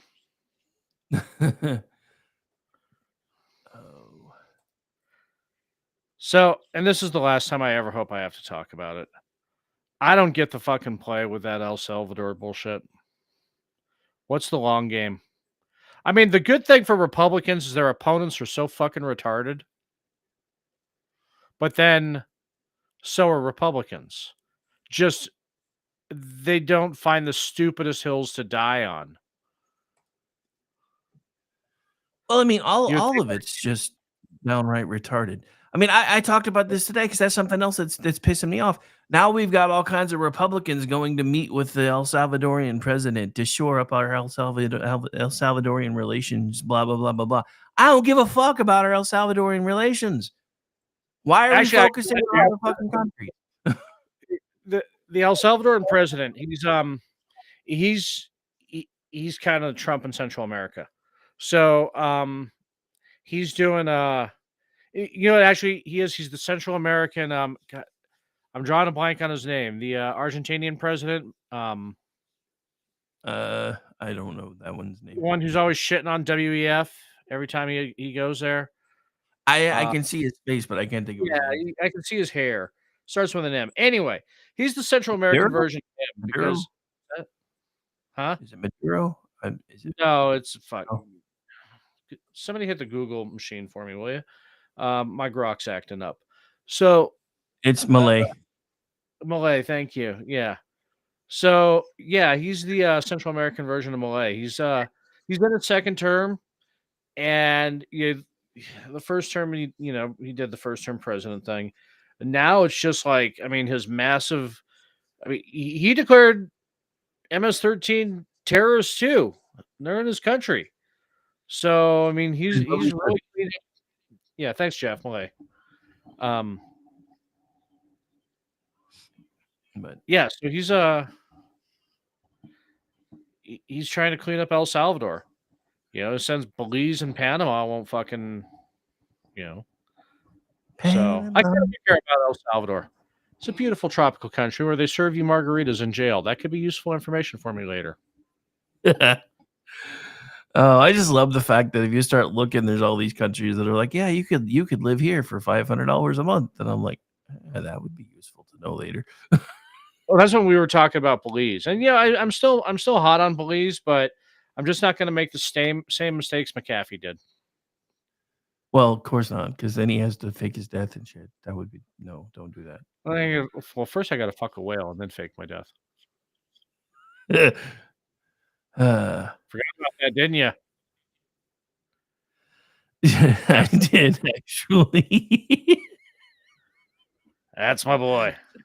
That is terrifying. But yes, as rare as it is for me to forget about things, I did find that. So you didn't really forget, you just mentally repressed it? Pretty much. That's how my forgetting things works. That's why it took me a second to find Malay's name, because I was like, I know it's in here somewhere, so I had to actually stop and think. And I'm like, there it is. Because yeah, Spin the roll. yeah, it's one of those things. You know, the hard drive's been collecting information now for quite some fucking time. It's in need of a defrag, but there's not really any way to do that that doesn't involve like shock paddles to the head, and I'm not doing that. So. Up the voltage. And then Stacy made me laugh right as you were talking about that, because, you know, of course, the Illinois Governor J.B. Pritzker has announced that the state will take punitive actions against the country of El Salvador. So, of course, me being a smartass, this just it. J.B. Pritzker is planning to travel to El Salvador, hoping he can tip it over. Stacy's response was, "What is he going to do? Eat it? Don't put it past." Yeah, I mean, no, seriously though. Okay, as a state, you really have no power. I mean, okay, let me rephrase that. You have the power of, you can invite foreign businesses into your state. You really can't kick them out.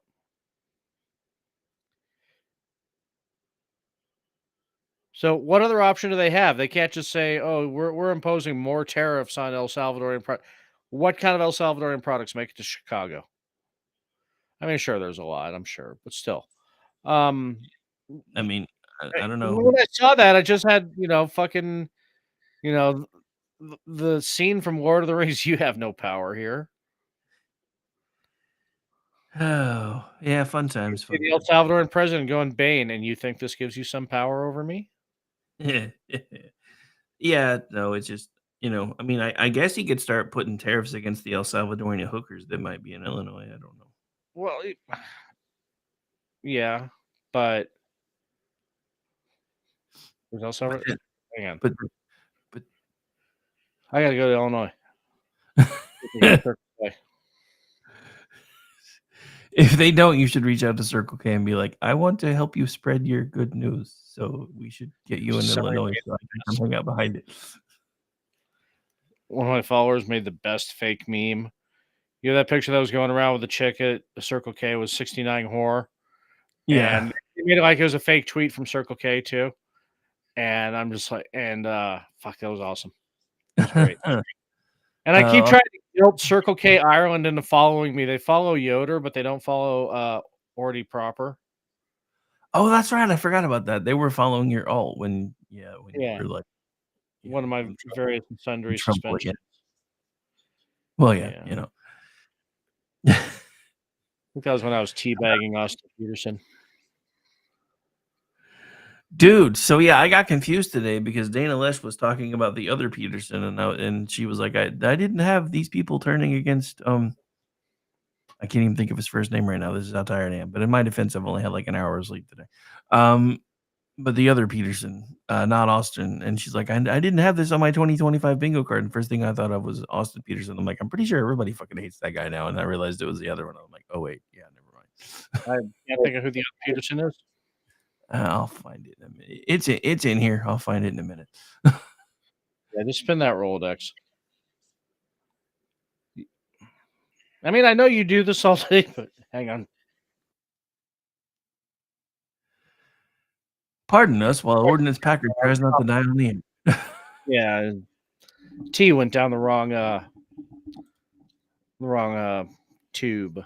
So yeah, I know you do this all day, but really, I could not find anything really worth talking about tonight news-wise. It was just all so boring. Aside from Jordan UK, Peterson. Thanks, Jeff. Jeff actually beat me this time. It's Jordan Peterson. Oh, Jordan Peterson. Somebody said he said a bunch of weird shit on Rogan the other day. I didn't get to see it though. I haven't either, so maybe that's what everybody's going off about. I'll find it. But I don't know. The one thing that kind of lit me up today too was England going all fucking Mr. Burns, and they're going to try and block out a little bit of the sun. Wait, yeah. So I missed that. What happened? okay, so the UK has approved a plan to start experimenting with, and this is a Bill Gates thing, of course, um, to start putting a doing small controlled outdoor experiments with stratospheric aerosol injections, basically chemtrails, but to kind of help block out the sun, because global warming. So they're gonna start spraying. What are they spraying? Damn it, I had it here and I lost it. Anyway, 50 million pound project for, you know, yeah, projects for like stratospheric aerosol injection and marine cloud brightening to kind of darken the sun a little bit, make it so it's not so bright. Because if there was ever a country that needed fucking sunlight, it's the pasty motherfuckers in the UK. Well, I mean, that's just it. There's almost never any sun in England, so what do they need to darken it for? Well, my favorite thing is that this is the same country that's spending billions of fucking pounds on confiscating land and putting up solar farms. If that ain't government for you, I don't know what is. So hang on. Let's break this down for a second. So they're confiscating land. So they're confiscating land to put in solar farms, and yet they're also actively trying to dim the sun just a little. Yes, you are correct, sir. Make that make sense, because I can't make that make sense. I mean, I will freely admit, as someone who is primarily nocturnal, when angry Skyball is angry, I prefer to not be out there in it. So I kind of get where they're going with it, but at the same time, I'm like, we kind of need that. That's where most of our vitamin D and shit comes from, and I don't mean the kinky. That's why I sun my taint. Forgot about that fad too, didn't you? No, I didn't. But thanks for thanks for making me making me visualize it though. I'm visualizing an Amish guy on a beach with his taint in the air. I'm in the desert, man. I got sand all around me. I don't need to go to the beach. I can just do it anywhere. Fucker. So I have a theory about the UK thing. They are so embarrassed about how far their empire has fallen in the last 200 years that they know they're going down and they want to take every motherfucker with them. I mean, it's just about as good a theory as any. What I find confusing is the government in England is still fucking retarded, and the Supreme Court's like, yeah, no, there are only two genders, and women are women. I'm like, say what now? Because I did not expect that ruling from the UK Supreme Court this week.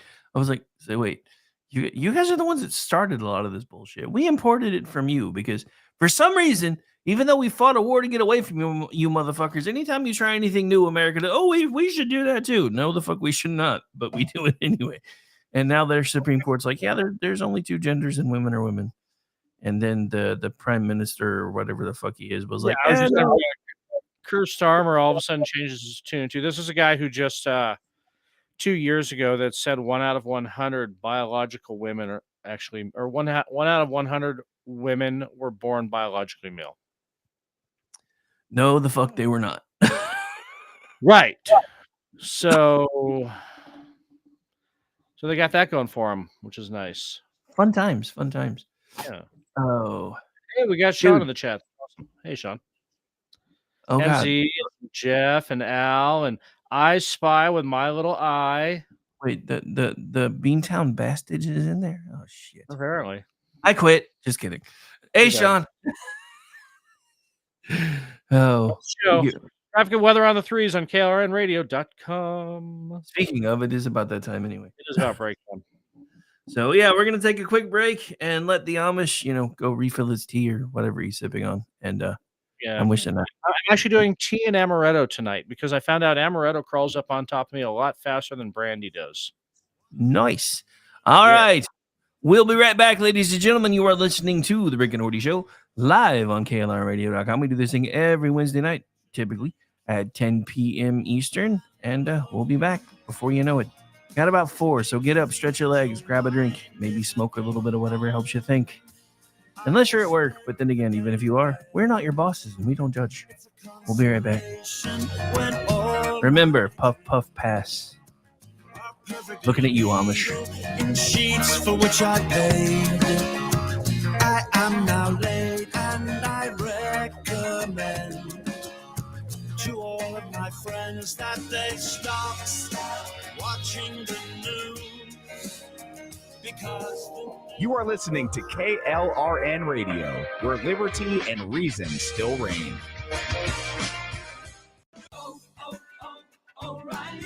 This is Derek's O'Reilly Auto Parts story. After the third time jump-starting my car, I finally realized my battery was dying. So I stopped by O'Reilly to have it checked. They tested it right there in the parking lot. It was bad, real bad. But they helped me find the right battery for my car and even installed it for free. Now my car starts like new. O'Reilly Auto Parts. Hi, I'm Mike, founder of DollarShaveClub.com. What is DollarShaveClub.com? Well, for $1 a month, we send high-quality razors right to your door. Yeah, $1. Are the blades any good? No. Our blades are f***ing great. Each razor has stainless steel blades, an aloe vera lubricating strip, and a pivot head. It's so gentle a toddler could use it. And do you like spending $20 a month on brand name razors? 19 go to Roger Federer. I'm good at tennis. And do you think your razor needs a vibrating handle, a flashlight, a back scratcher, and 10 blades? Your handsome-ass grandfather had 1 blade and polio. Looking good, pop up! Stop paying for shave tech you don't need. And stop forgetting to buy your blades every month. Alejandro and I are going to ship them right to you. We're not just selling razors, we're also making new jobs. Alejandro, what were you doing last month? Not working. What are you doing now? Working. I'm no Vanderbilt, but this train makes hay. So stop forgetting to buy your blades every month and start deciding where you're going to stack all those dollar bills I'm saving you. We are DollarShaveClub.com, and the party is on. I know karate, I know jiu-jitsu, I drive like a gangster when I'm coming to see you, see you, see you, see you. Celebrity designer Jeff Lewis is back with Hollywood House Lift. I'm excited to be working with new clients. I'm not getting rid of that. I hope I never see you both again. An all-new season. Those have to go. That has to go. From oh, wow, It's been an actual nightmare. to oh, wow. This is such an upgrade. With celebrities like Josh Duhamel, Christina Ricci, and Gina Rodriguez. Dazzle me, Jeff. It looks like Chuck E. Cheese. Stream an all-new season of Hollywood House Lift with Jeff Lewis, now streaming on Freevee.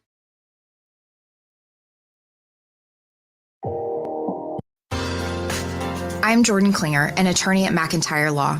The decision to hire an attorney after you've been injured is important. The decision on who to hire is even more important. At McIntyre Law, we will settle a case if the offer to our client is fair. Partial justice is no justice at all. At McIntyre Law, we are committed to obtaining full justice for our clients. Contact McIntyre Law at 405-917-5200 or visit us at mcintyrelaw.com. Hi, everyone. This is JJ, the co-founder of Good Pods. If you haven't heard of it yet, Good Pods is like Goodreads or Instagram, but for podcasts. It's new, it's social, it's different, and it's growing really fast.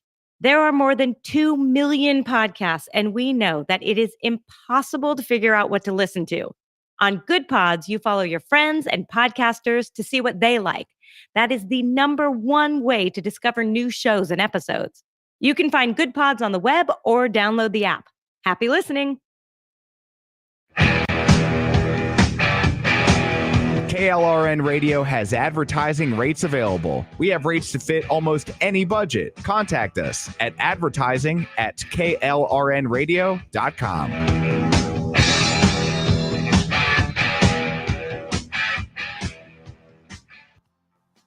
The following program contains coarse language and adult themes. Listener discretion is advised.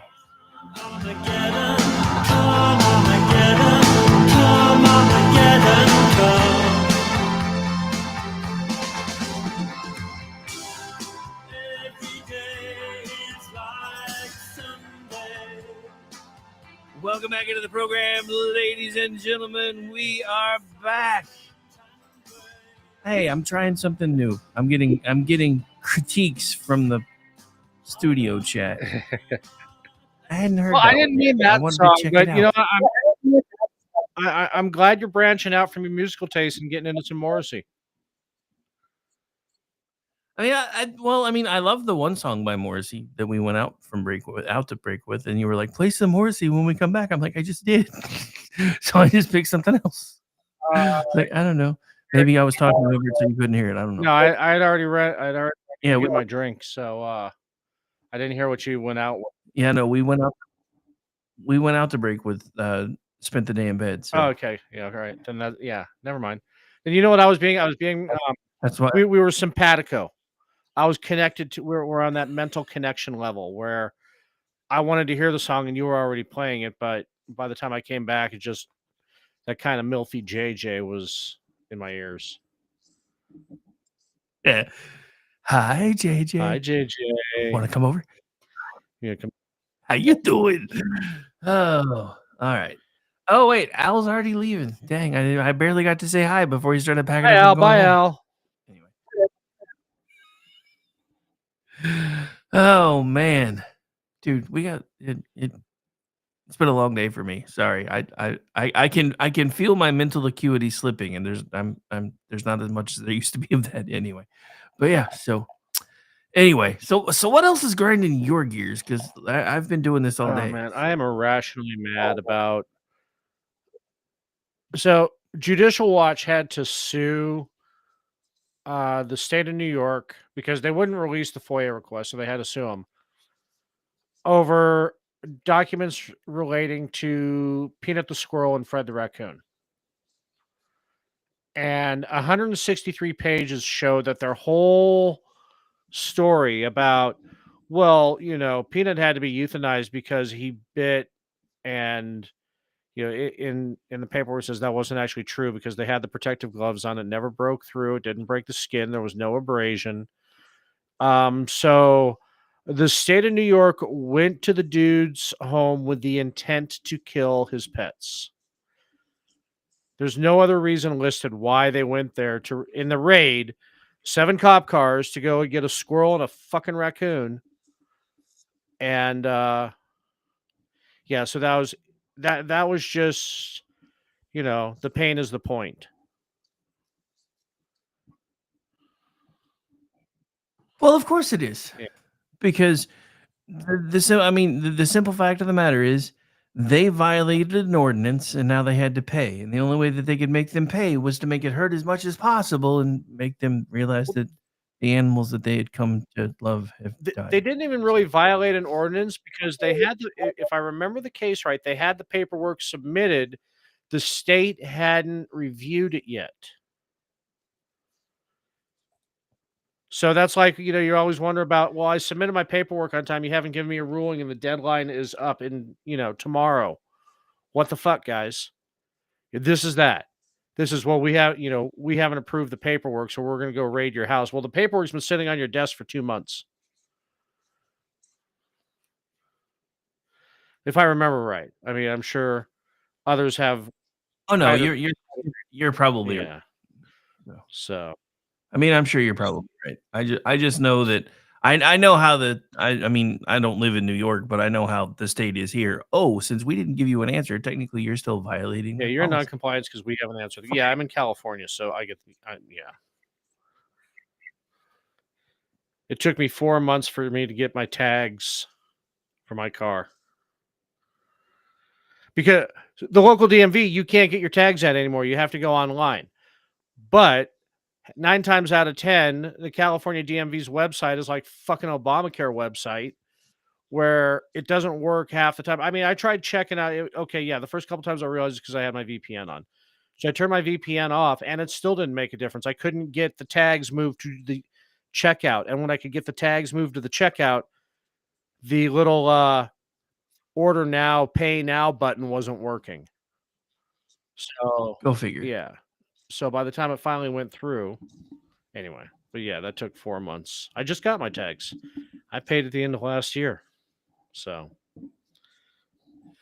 So, well, similar thing happened here because since I don't really go anywhere that often, and you can do those things online, so I paid online and got my receipt, but I still got pulled over anyway because even though I got the receipt, they took forever to send me the actual damn tag, and I'm like, well, I have the receipt.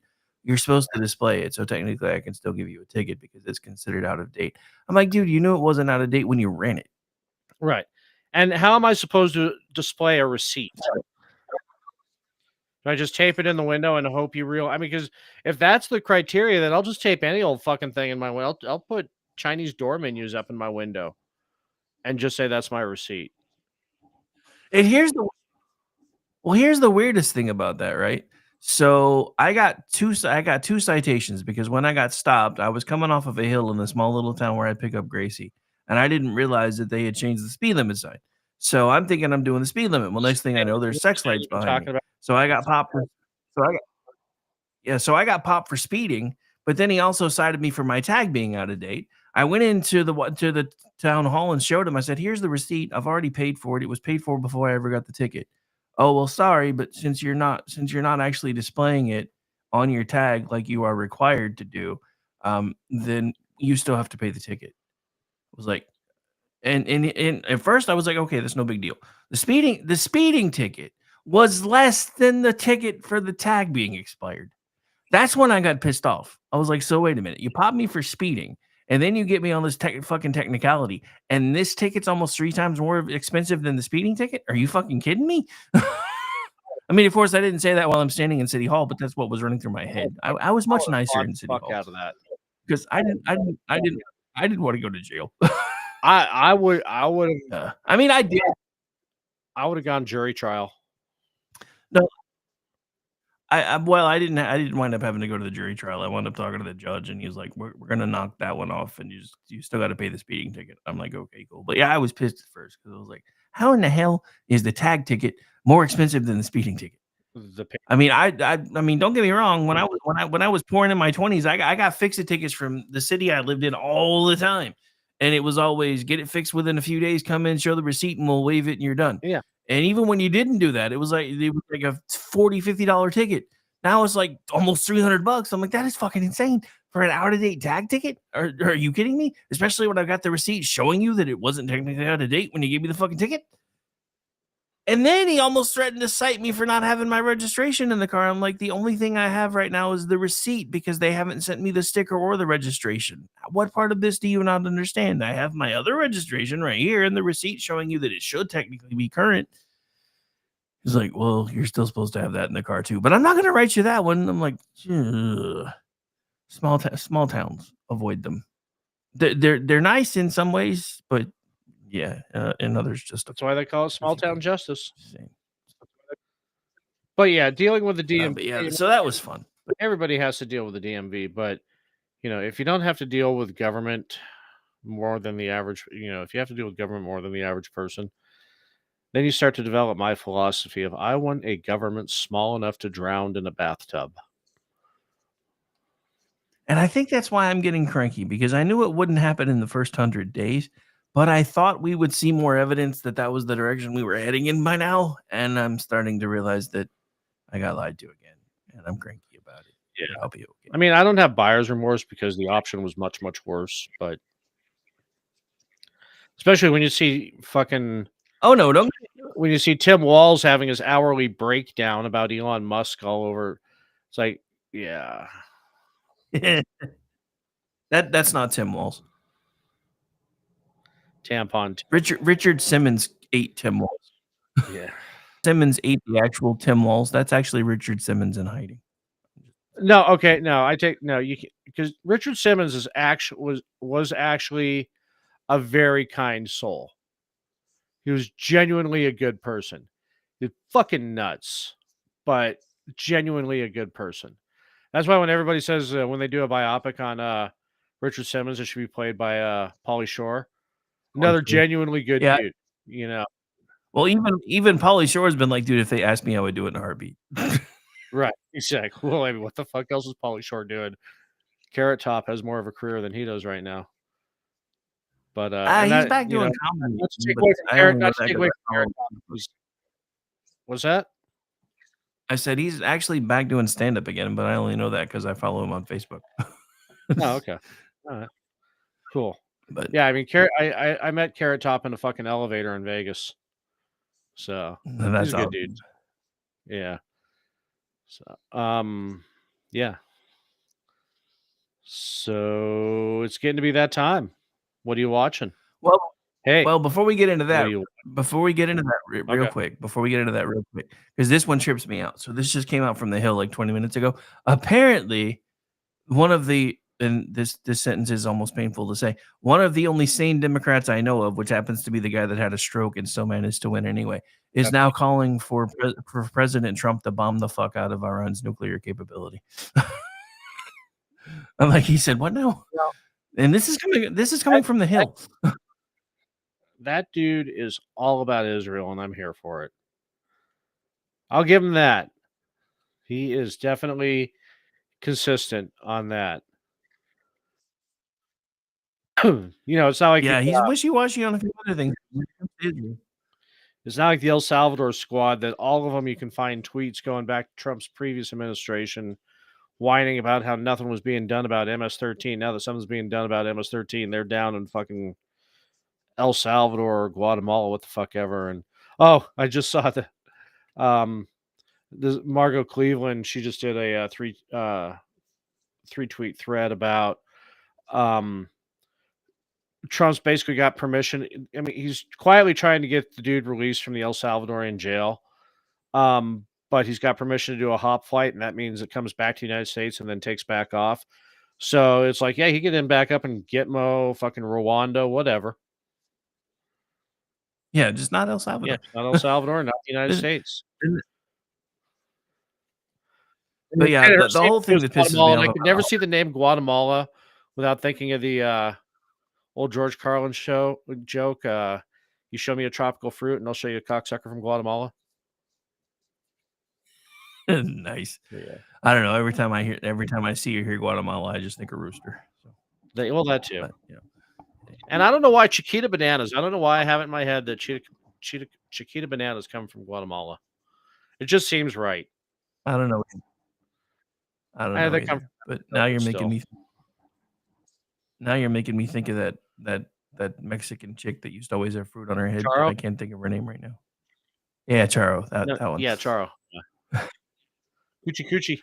All right, but anyway, back to your original question before I interrupted you. What am I watching? I haven't started watching it yet, but Andor season 2 just dropped, so I'll probably be watching that at some point. I just saw a big thing where people are mad about an attempted rape scene in the 3rd episode, and like, it's Disney. How bad could it be? Yeah, no. Like I said, I haven't even started it yet. I tried, and then I wound up taking like a 30-minute nap, so I'll probably mess with it some this weekend. Other than that, there's a new show on Paramount Plus that has Pierce Brosnan in it, and it's about an Irish mob family. That's been kind of cool. It's like 3 or 4. I think it's 3 episodes in. So, and then the show that I thought I would absolutely hate because I'm not usually a Kathy Bates fan, Matlock, because of the twist that there was an interesting twist in there about halfway through season 1. And I was like, okay, I'm actually kind of getting into this, and I'm not gonna, since it's still fairly new, I'm not gonna give anybody any spoilers. But the season finale of that just happened last week, and it was pretty good. It still got me, and they find new twists every season to kind of keep you hooked. I did just read that I guess SWAT is not, so Nathan Fillion's still doing really good. Shamar Moore, not so much, because he went woke. Big surprise. That show never recovered. It was really good for like the first 3 seasons. That show never recovered. It was decent for the first 3 seasons. I mean, it wasn't great, but it was decent. And then it went even more woke, and that's when everybody's like, "Yeah, no, I'm not watching this shit anymore." And then so it's not getting a season 8, but so fun times. Other than that, I haven't really been watching too much. Other than trying to watch my eyelids. So, what about you? What you been watching?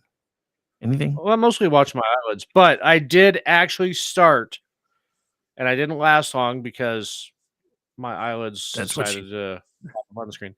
But I did try to start Daredevil, And not to say that it didn't grab my interest, but in keeping with my work schedule for when I go back to work, I haven't been letting myself get out of that work schedule. But for some reason, I'm staying up later. So my hours of sleep time is getting compressed to where naps, I'm reaching the age where if I can take a nap, I will. And I go out like a fucking light once my head hits the pillow. So I'm going to try again tonight and hopefully make it through the first episode, because I heard once you get into the first episode, it's like crack. So. Oh no, it's been really good. Now I will say the exposition phases have been a little bit long for me, but I'm further into it than you are, so it is actually it's actually getting really, really good. But the funny thing, you mentioning, I'm to the age now where if I can take a nap, I will. The most hilarious thing about that is realizing you spend your entire childhood trying to fight naps and early bedtimes, and the rest of your life wishing you could have both. Yeah. That's one of the cruel, it's like you spend 9 months trying to get out of the pussy and the rest of your life trying to get back into it. Pretty much. Yeah. Well, I mean, not for girls unless you're a lesbian, though. Oh. It's Lesbian Awareness Week, so I've been watching a lot of lesbian porn too. Hey, don't say that I don't. I'm for the cause. Nice. Yeah. Actually, Jeff just put something in the chat that I didn't know. It's important to remember episodes 1, 8, and 9 are Netflix, 2 through 7 are Disney. Yeah. I guess he's talking about. So. Well, I don't know. I just I just told my TV find Daredevil. So anyway. Yeah, no. I did not know that they were splitting time on the project somehow. So I'll have to look into that. But anyway. But yeah, so I'm glad you at least finally started trying to watch it, even if your old ass did fall asleep.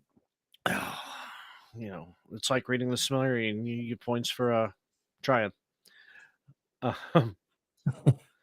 So, programming notes. Friday, the big KLRN extravaganza, produced by none other 4 years than Jeff. We are doing Alice in Wonderland with all your KLRN players and the roles you always wanted to hear them in.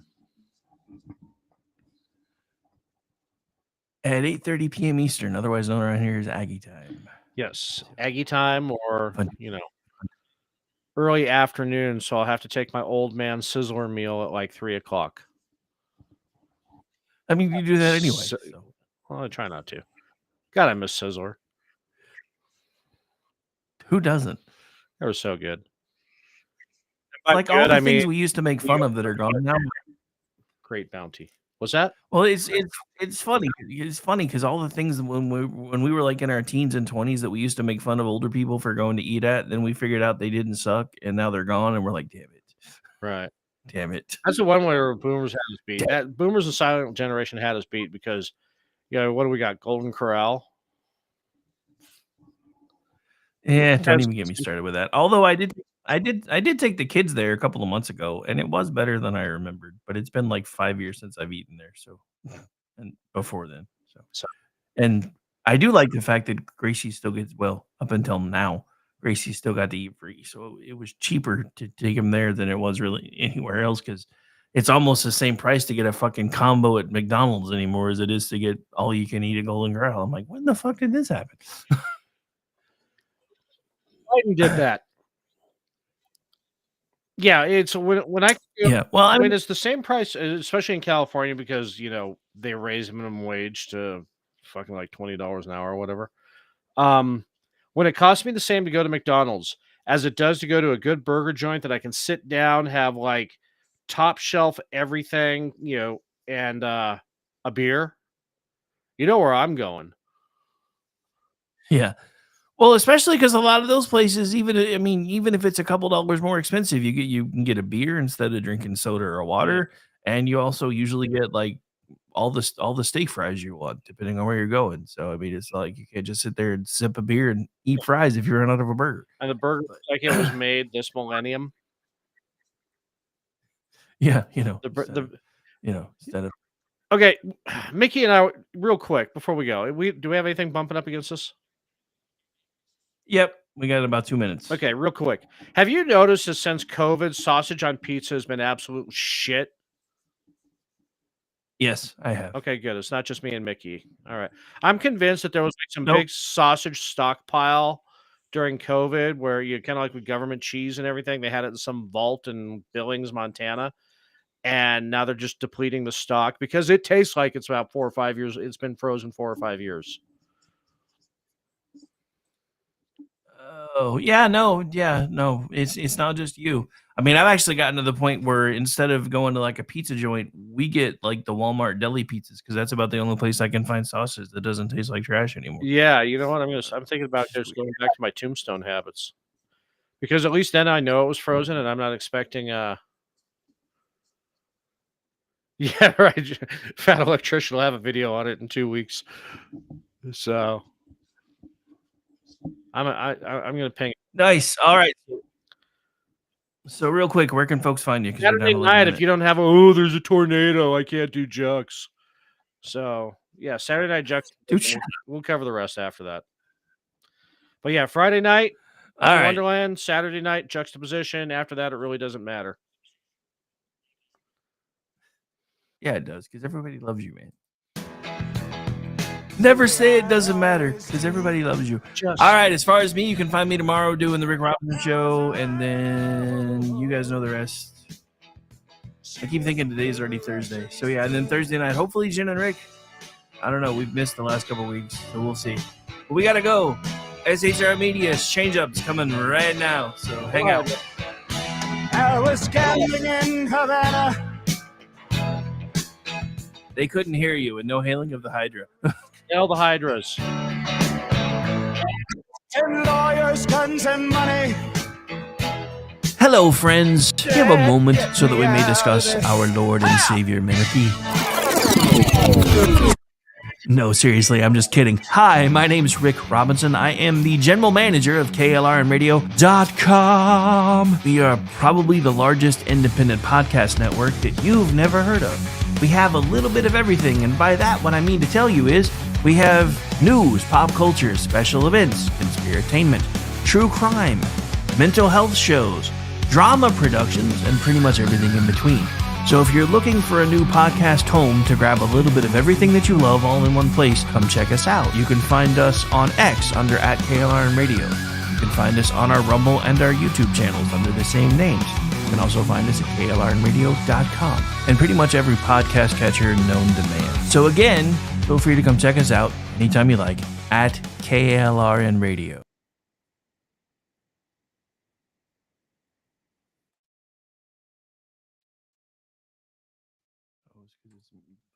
Radio. I'm sure Rick's going to pop in here any minute from KLRN and complain that I started 2 minutes early. Mission Ready Men is in the chat room. Already said hello. Good evening, sir. Good evening. Hey, if you want to get in the chat room and live chat with us and the listeners, you can do that. HR Media on YouTube. Just search SHR space media.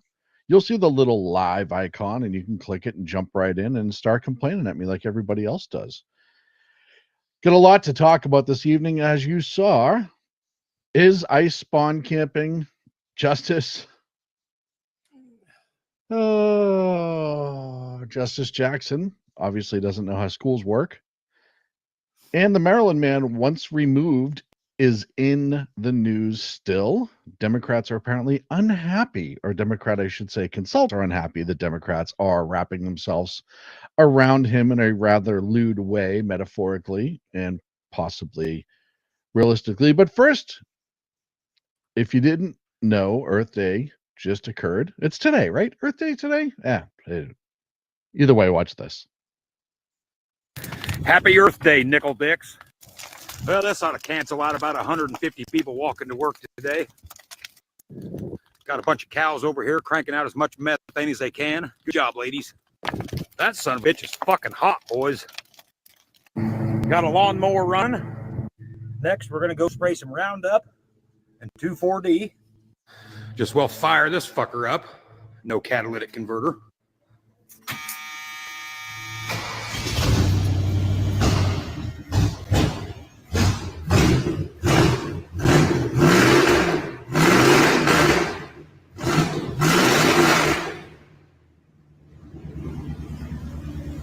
We just well take her for a spin around the block.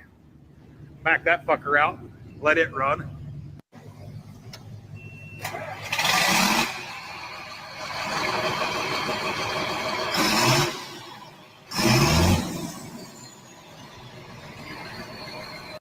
Well, fuck, we got everything else going. We just well fire this bitch up. This won't smoke much.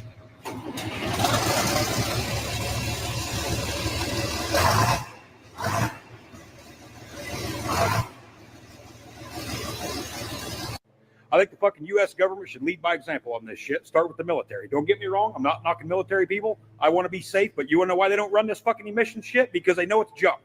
Oh, stop the invasion. Tank's doing a fucking regen. Hey, time out. Quit shooting. My Humvee's out of fucking death.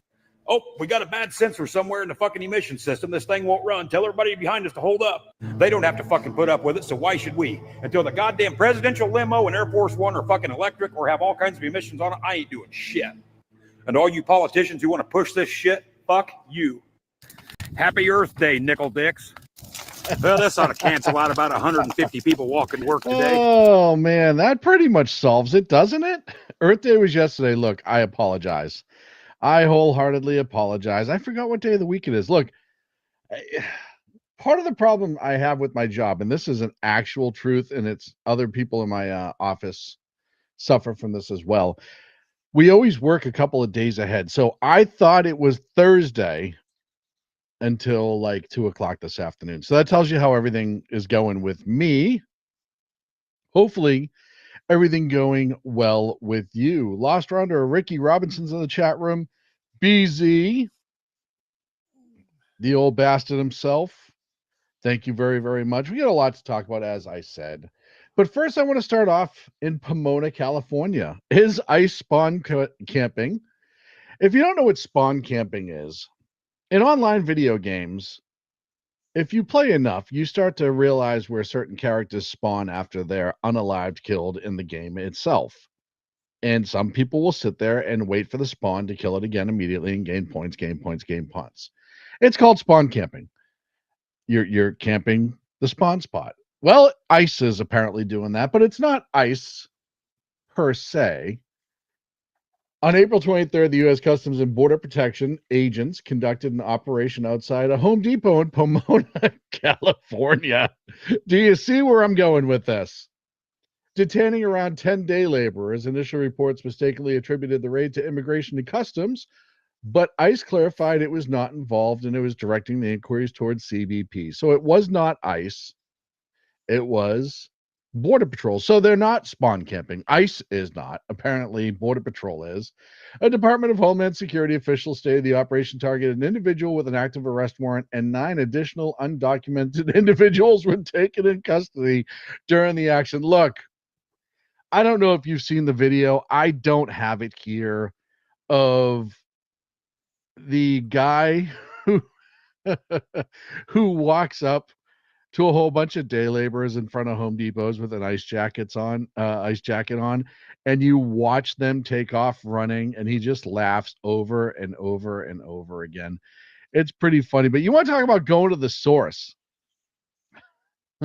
For those who may not necessarily, as BZ would say, grok what I'm trying to say, on the West Coast especially, I've seen it in other places, usually illegals and undocumented aliens, criminal aliens, hang out at Home Depots and try to get work as day laborers, cash under the table, not taxed, of course, from anybody that needs help that's picking up stuff at Home Depot. And that's how a lot of them make all that money they send back home. And they're not all illegal. There are some legal ones that do it as well, but that's what it is. So the fact that they knew this guy was an illegal and they had a warrant for him and they went to the Home Depot and found him is pretty amazing. But then you add that they scooped up 9 others while they're there. 9 others. We have 5 illegals snagged in North Idaho, about 50 miles north of me. The flow from the north never stopped. Yeah, well, that's, BZ, that's something too we've seen quite a bit, rarely talked about, even still. Illegals that get into Canada, they come from wherever, they get into Canada, because it's not that, I don't think it's that many Canadians that are crossing to the south. I'm sure there's some that want to. And they'll cross from wherever and get into Canada. And then once they get into Canada, they'll cross from the northern border coming south because it's a much less patrolled border. That was part of the original tariff issue between America and Canada when Trump said, hey, Justin at the time, Trudeau, not Mark Carney, but Justin Trudeau, you need to do something about this border because we're getting a ton of illegal drugs, fentanyl, and a lot of immigrants. And if you don't do that, we're going to raise the tariff. And at first, Trudeau said, no, we're not going to do that. And you can't tell us what to do. And tariffs went up a little bit. And then he all of a sudden was like, well, we're going to put an additional $1 billion into the border.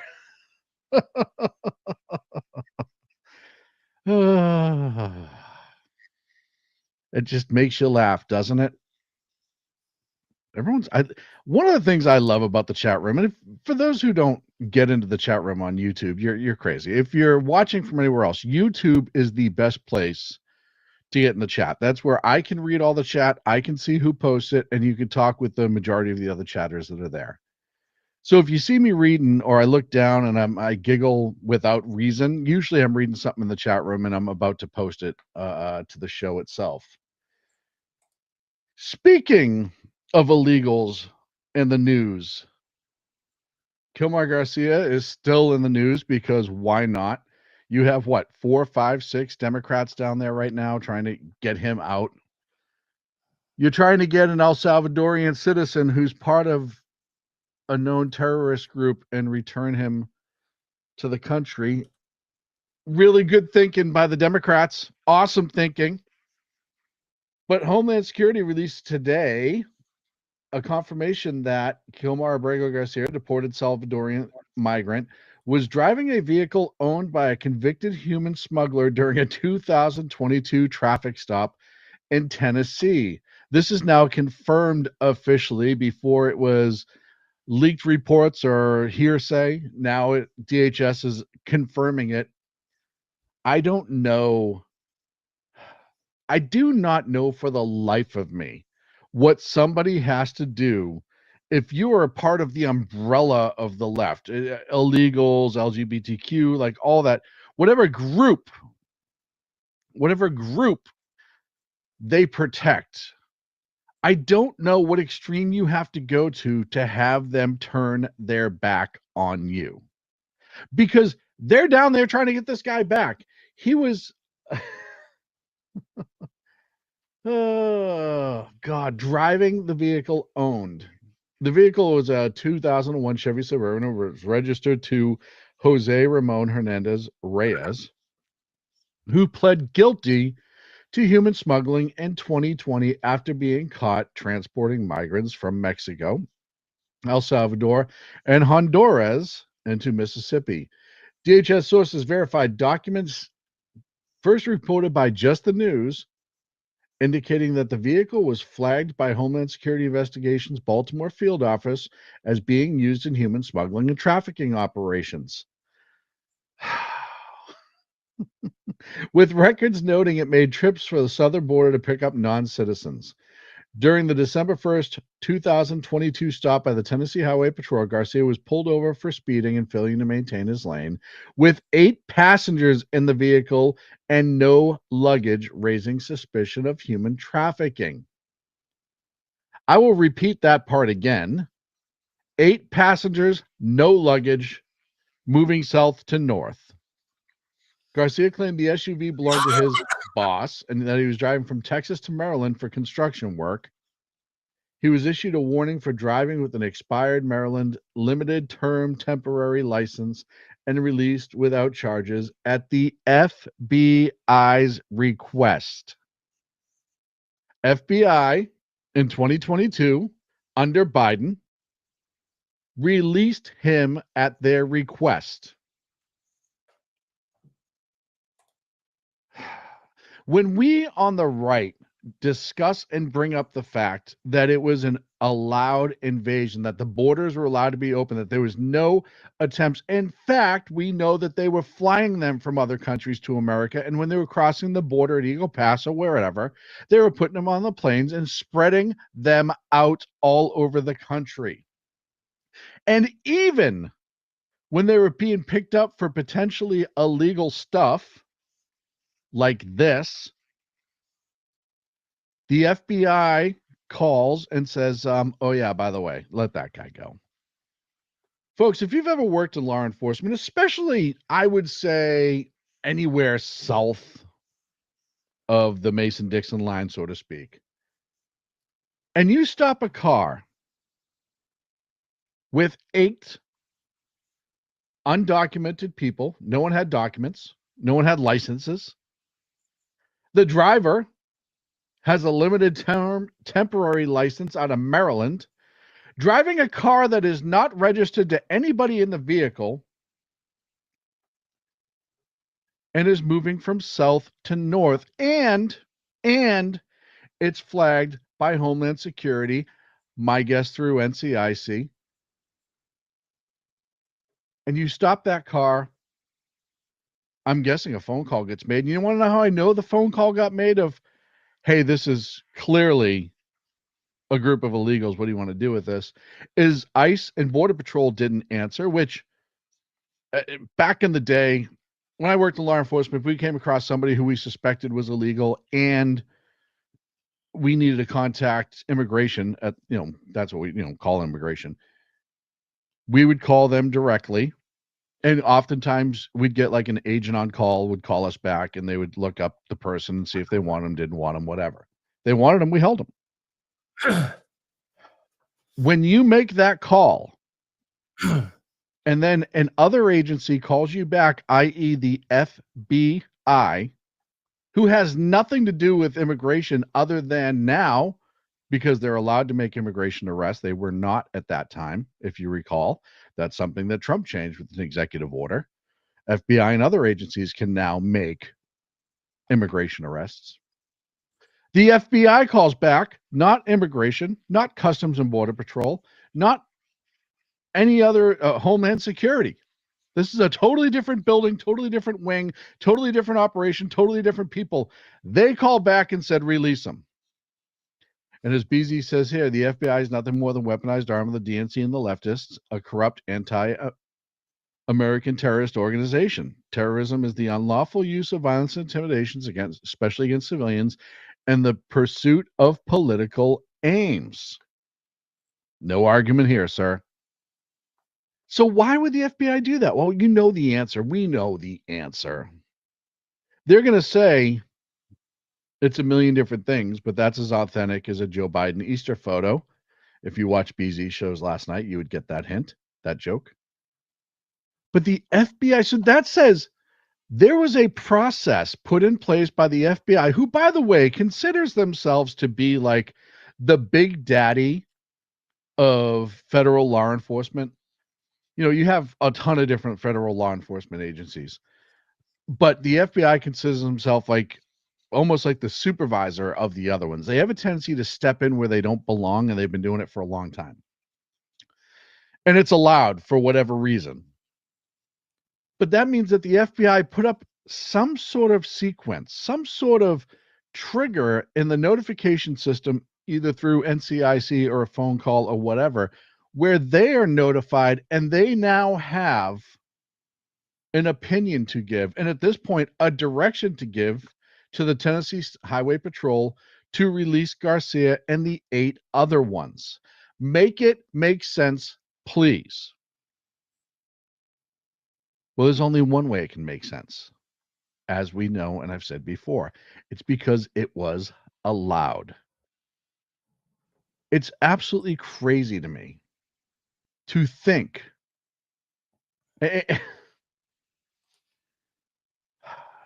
It's insane to me to think that you could have a federal agent somebody who raised the hand, took the oath, went through FLETC, did all the extra training, who would look at that situation and can turn around and honestly say, yes, let them go. I don't know how you do that. It is the equivalent of somebody with all of the medical training of a doctor becomes a doctor, and then somebody says, hey, this person's dying. He goes, yeah, that's not really our problem. Let him go. It is astronomically insane to me to think back, and I know the FBI is trying to get better now and that we have better leadership there, and I'm sure they're weeding people out, whatever. But it's insane to me to think that under the Biden years and the Obama years, and definitely some of which happened under the first Trump administration, excuse me, that this would occur. They're sworn to protect the Constitution, uphold the Constitution. They're sworn to protect the nation. And they were just letting them go. As BZ says, let me give you an FBI clue. Agents in the Sacramento office used to have to apply for concealed carry permit in the county, and yet they were this huge, wonderful, big cop operation. Well, BZ and a couple others in the chat room are going to know where I'm going with this. Look, the majority of the FBI for the world's longest time, outside of a couple special units, were lawyers, accountants, and nerds with guns and badges. They were not street cops. It used to be back in the day, from what I was told, and BZ could tell you more than I, it used to be you actually had to be a good cop or have a good military background to become an FBI agency or an FBI agent. And then it all changed, where it was only accountants and lawyers that they wanted. They wanted all the college, Yale, Harvard, all the Ivy League schools, yada, yada, yada. The problem is when you're working in law enforcement and you've never taken a punch to the face, or you've never really dealt with a serious situation, and your whole life has been, oh, at 18, I go into college. When I get out of college, I go into law school. When I got out of law school, I go to the FBI. You've never lived. You've never experienced life. You don't know how to interact with people. If you've ever met an FBI agent, barring a few, and they're young, you'll understand that really quickly. They're robots. I mean, beep, boop, beep, beep, boop, 100% robots. Some other federal agencies, you meet some U.S. Marshals and folks like that, and usually they're a much different breed of federal cop. Yeah, BZ said he only got in. BZ was in the FBI. I only got in because I'd taken pre-law in college classes. And the problem with that is you have no real ability to do some sort of deductive reasoning, critical thinking, and putting those together and understand what's important and what's not important. And I think that plays a major role. And a lot of these, you get an Ivy school, you didn't grow up on the streets of Roxbury or Dorchester in Boston. You didn't grow up on the streets of Oakland or in Watson, California, or Baltimore. No, for the most part back then, you grew up in rich, upper middle class to rich towns where you actually never experienced life outside of maybe stealing dad's vodka bottle every once in a while. It's just weird to me. I gotta change subjects because it's infuriating to me. Everything that's happened. I do want to bring up Ukraine. President Trump posted on Truth Social, Ukraine President Volodymyr Zelensky is boasting on the front page of the Wall Street Journal that Ukraine will not legally recognize the occupation of Crimea. There's nothing to talk about here. The statement is very harmful to the peace negotiations with Russia, and that Crimea was lost years ago under the auspices of President Barack Hussein Obama and is not even to the point of discussion. In other words, in the negotiations, Crimea was already lost. They've already ceded it over to Russia. Why? Because under President Obama, Crimea was invaded We knew the invasion was coming. It was invaded by Russia. It was Wagner Group, who is not officially Russia, but it's Russia, and taken over because they want the port. That don't get anything confused by that. Again, when I tell you that Putin is not a good person, he says it's to protect the ethnic Russians that are living in Crimea. Womp, womp, womp. All bullshit. All bullshit. They wanted the port. They wanted the port of Crimea so they can work in the warm water. That's all they wanted it for. It was a tactical invasion. It had nothing to do, and they don't care about the ethnic Russians who live in Crimea. BZ, Zelensky is interested in stopping the war, and Putin isn't interested in stopping the war. I think you're right. I don't think either one is interested in stopping. I'll tell you this. I think Putin is looking for a reason to get out of it, but he's not going to do it and just walk away. But they're taking it on the chin, and the Russian military continues to look bad. We've all seen the videos. The Russian military is not what they claim to be. It was a paper tiger.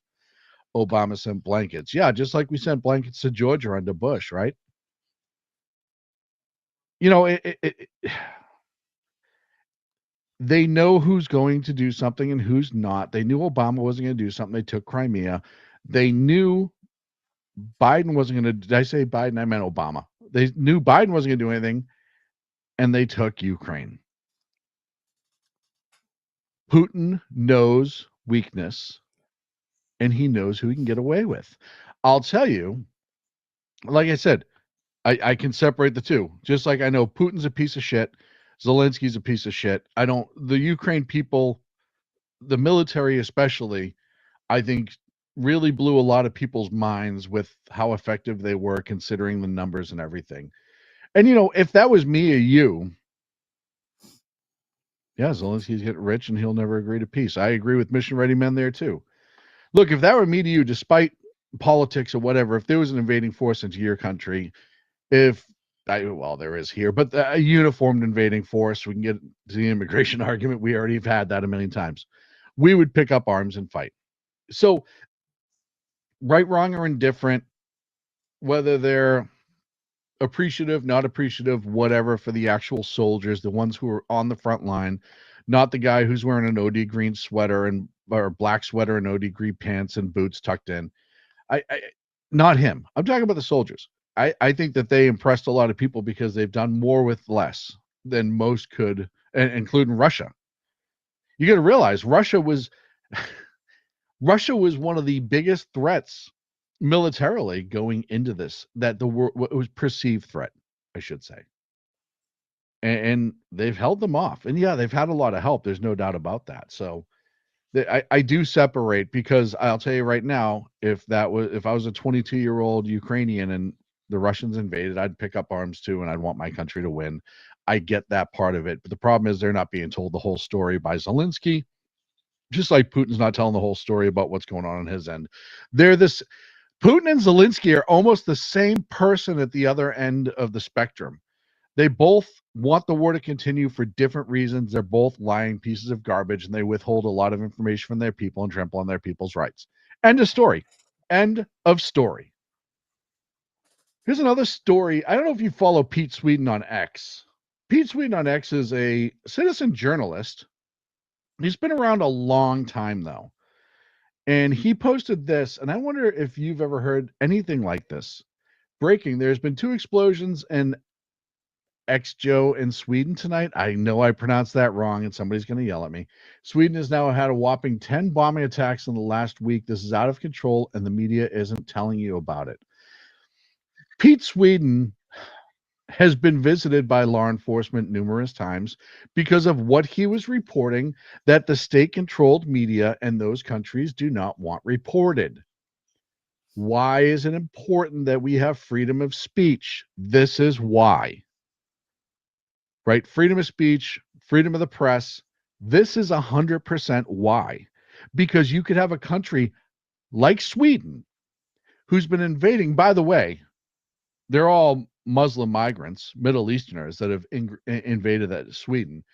They've had horrific crime increase. Sexual assault against women has gone through the roof, and rape. And they have regular arson and bombing attacks throughout Sweden that never gets mentioned in the news. Why? You know why. But in those places, they control the media fully. It's not like here where they had like 85% of the media. They control all the media in Sweden and other parts of Europe. And they hide it because they don't want you to know. Isn't that the weirdest thing in the world, to be victimized,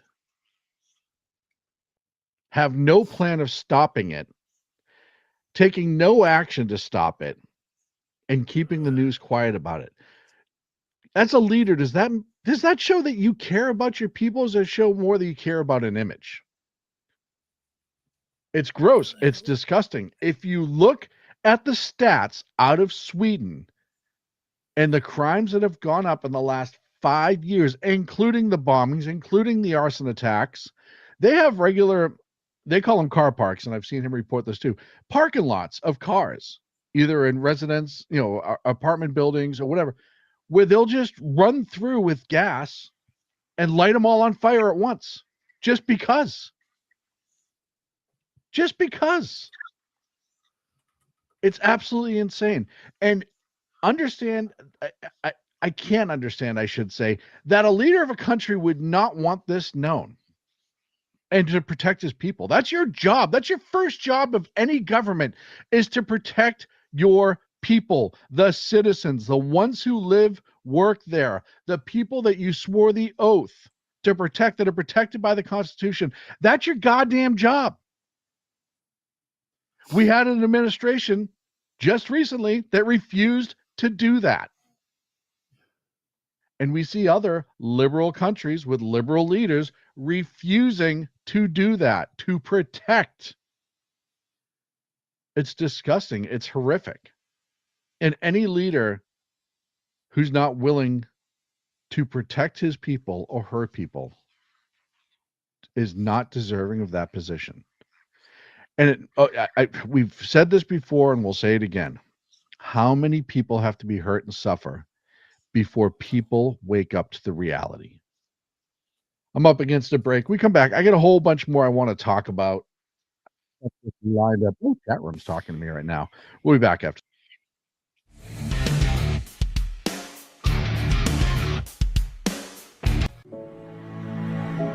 Freedom. One nation in all of human history was built on that bedrock. Ours. A republic of the people, by the people, and for the people. Self-government requires freedom, just as freedom requires an individual willingness to self-govern. Freedom has made America exceptional, but it can only last as long as you and I seek the good, as expressed by the laws of nature and nature's God. It can only last if you and I choose to act as people of character. Forging character has been the pursuit of Hillsdale College since 1844.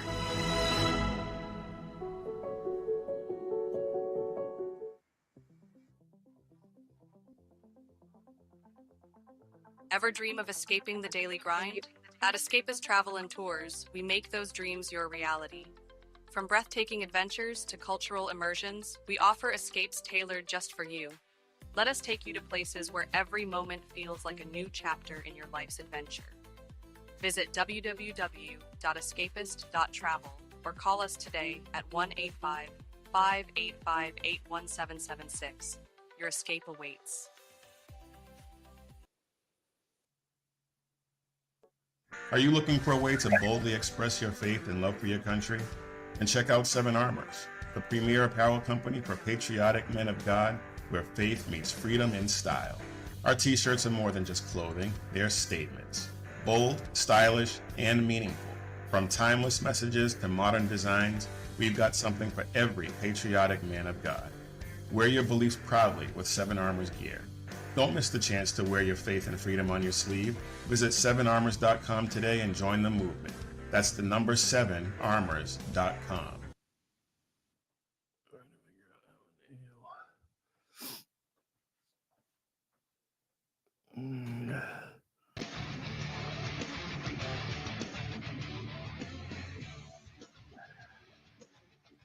Welcome back, ladies and gentlemen, to the Edge of Liberty right here on the SHR Media Network.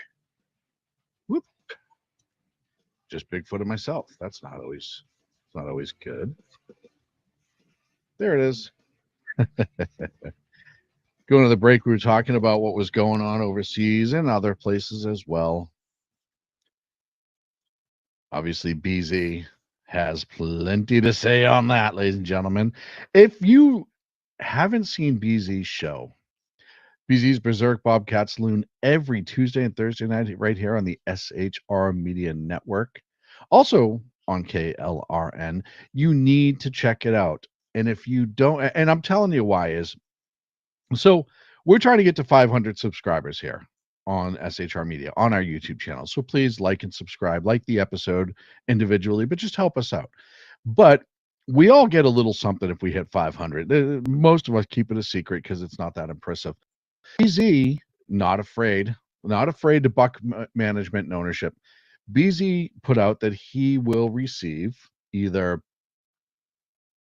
potato-based liquid that is fermented and distilled, rather, or fermented and distilled, or a porcelain Dalmatian. Now, I would love to see him get that porcelain Dalmatian. I think he's earned it and deserved it. If you've ever seen them, they're cute, they're adorable. You used to see them in, what was that store was it Hallmark or something like that? Yeah, they used to sell them there too. So if you want BZ to get what he's earned, which is that porcelain Dalmatian, make sure you check out his show.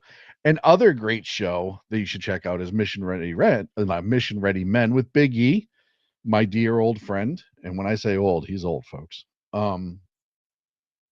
Every Tuesday and Thursday at 9 a.m. Pacific, noon on the East Coast. All these shows, you can go to our YouTube channel and you can watch them if you don't catch them live. It's really easy. We try to be, helpful. You can catch them also on the podcast. So there's a million different ways. You can also go to bloviatingzeppelin.net if you want to see more for BZ. And then on Mondays and Fridays, 6 p.m. Pacific, 9 on the East Coast, of course, the Reaver of Common Sense with Jersey Joe.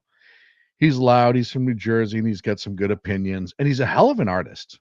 A lot of people don't know that about Joe. But Joe is actually one hell of an artist. And he shows us some of his work on a regular basis that is just incredible. Lost Wanderers in the chat, him and Rick Robinson with our friends at KLRN. Lost Wanderers get some great shows. So go to KLRN, check out their shows, check out their schedule. It's better to catch it live. Excuse me 1 second. It's better to catch it live, but you can always catch a podcast. Onward and upward, I teased a little bit by accident, but today, on April 22nd, yesterday, during Supreme Court oral arguments in the case of Mahmoud versus Taylor, Justice Ketanji Brown Jackson made comments that makes you wonder whether or not she understands how public schools work at all. You would think, as a Supreme Court justice, you would do a little research into your case and understand just, kind of the basics. I mean, a little bit of the basics anyways. Jackson suggested that parents who disagree with schools' curricula could choose not to send their children to public schools, stating, and I'm going to play it in a second, I'm struggling to see how it burdens a parent's religious exercise if the school teaches something the parent disagrees with. You have a choice. You don't have to send your kid to that school. Sackhead Sean, you're saying there's no way a Supreme Court justice would say that. And unfortunately, you'd be wrong. Because she did, and here she is saying it. Oh, she's somewhere here saying it. Where's the button? Technology isn't my friend tonight. I guess I'm struggling to see how it burdens a parent's religious exercise if the school teaches something that the parent disagrees with. You have a choice. You don't have to send your kid to that school. You can put them in another situation. School choice has been an issue in schools for years now. It's something that we've always wanted. We wanted to be able to take your public school money and have it be portable with your child, and then you can choose where your child goes to school. That has been an argument for parents' rights groups now for over 20 years. It is one of the biggest educational arguments in this country. And the Supreme Court justice thinks you can just take your kid and go to another school. Nothing but the best and the brightest, apparently. She also missed some other points. She also missed some other points that she didn't. She was asking questions about books sitting on shelves and ignoring the district's policies. She was asking like some really, if you have a chance to go back, there's the long form of it. She was asking some really dullard questions. And sometimes I know justices will ask what would seemingly be an obvious question because they're trying to set a precedence or set up a chain of questioning or whatever. But when you make a statement that, oh, if you don't like what the school's teaching, you can just take your kids and go to another school. First of all, school districts set the precedence for what's being taught, the district.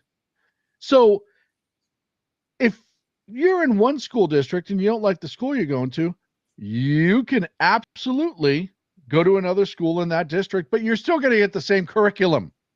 You would have to pick up and move your entire family to a different school district, barring some exceptions to some rules, in order to move your child. And the Supreme Court Justice, Ketanji Brown Jackson, could not understand that. There's a link in chat. Oh, BZ has a link in chat. I can't click links that are posted in chat. I apologize. I think I know what that is, but I'm not gonna get it wrong just in case. But can you? This tells you when somebody's that non-prepared for something that's a major case, and this whole case, the entire case that's going on, was about whether or not certain things should not be allowed in school, i.e., protecting children or having children be able to opt out of, in this case, mandatory LGBTQ plus themed book instruction at the Montgomery County Public Schools in Maryland, citing religious exceptions. In other words, the whole point of this lawsuit is, hey, the school district would like to show things that some parents don't agree with for religious reasons or other reasons, and children should be able to opt out. They're not even, the lawsuit doesn't even say to not show it at all, even though other lawsuits are there that are asking that. This specific case is the right to opt out. In other words, have your child not be subjected to it because you reject to it for religious reasons in this case, but shouldn't it be any reason as a parent? I'm a parent of 2 kids. And to my kids' school's credit, which I don't give them a lot of credit, but I'll give them credit for this. They do have an opt-out for just about anything that is not mandatory. BC takes a bow. That is not mandatory reading, writing, arithmetic, yada yada yada. We get a notice, and if you want to have your kids opt out, they have other things for them to do, yada yada yada. Some schools are not doing that. Some schools are saying, no, it's mandatory trans day at the school, and we're going to have transvestites come in and read you a book about how to be gay. And your kids, 8, 9, 10, are going to sit there, younger maybe, and have to listen to it. Why? And we know why. We know there's an agenda there, but legally, when it comes to this lawsuit, when it comes to this case, why should it be allowed? Look, if your child wants to pray at lunch in school and be in an area off to the most schools say no. You can't pray in school. You can't have prayer in school. Religion in schools, yada, yada, yada, yada, yada. It's not allowed. Okay. Okay, fine. But why doesn't that precedence carry over in other things that people disagree with that are not part of the core curriculum of reading, writing, arithmetic, history, etc.? Because how else are they going to change the country if they don't go to the kids first? Got to remember, the people, 20% of the country, that are pushing all of this, I'll tell you right now, they don't even care about trans rights. The people up top that are pushing this, that are making this go, they don't care about trans rights. I think it's hysterical in a sad way, funny in a sad way, to see people, the average person who thinks that the leftist leadership cares about them because they're trans or whatever. They don't care about you. They care about an agenda that divides people, because if you haven't learned, they love the fact that this nation gets divided at this point, or is divided. They want us at each other's throats. Why? Well, that's how do you think you get USAID funded without supervision? All of these other programs. Because if you're not paying attention to the government, if you're so busy fighting each other and you're not paying attention to the government, then the government's going to do what the government does to make themselves rich and have power. That's what it comes down to. You know, there's an old saying, and I certainly am not the first person to say it. You can stay out of politics, but politics doesn't stay out of you. In other words, you can ignore politics all you want, but eventually politics comes and knocking at your door and involves you one way or the other. This case, Mahmoud versus Taylor, is one of those cases where government comes to find you because something that 10 years ago that would seem outrageous, transvestite book day at the school or at the library or wherever, or having a book in the public library at school where it teaches a young male how to go down on another young male, would seem outrageous 10 years ago. You got to remember, we were to the point in this country where not too long ago, pornography was actually kind of illegal until it was the Supreme Court upheld that it was art. What was that, in the 50s? Was that in the 50s? BZ, you were around. You would tell me. But, and even at that, you have to be an adult to consume it and purchase it and use it. The same reason why you have to be 21 to purchase alcohol, 21 in some states to buy cigarettes, except weed. If you can be 18 and buy weed in California or anywhere else you want. Some places make it 21, but they don't even check. But it's amazing what they say you can't do and what they say you can do. What they will protect kids from in California, if you are a young person of color, be thankful daddy government was there to keep you from buying a pack of Newports. That's right. Any flavored tobacco product was outlawed in the state of California because the state government didn't think that minorities in the state were smart enough to choose not to smoke. So now you can only buy normal tobacco products. But at the same time, they were legalizing marijuana in this state, which, by the way, people still don't even go to the dispensaries. Some do, but they still buy it off the street. But they essentially said, no. We can make more money off the weed. So tobacco's bad. Smoke up, Johnny. Here's all the weed you can take. That's what government does. It's a series of limited choices. That's what they were trying to do with this. It was a limited choice. We're going to read it in the class. We don't want to read it in the class. Okay, fine. We'll put it in the bookshop or the library. The bookshop, Sean? Jesus. Put it in the library, in the bookshop. Oh, I'm going to hear about that one after the show.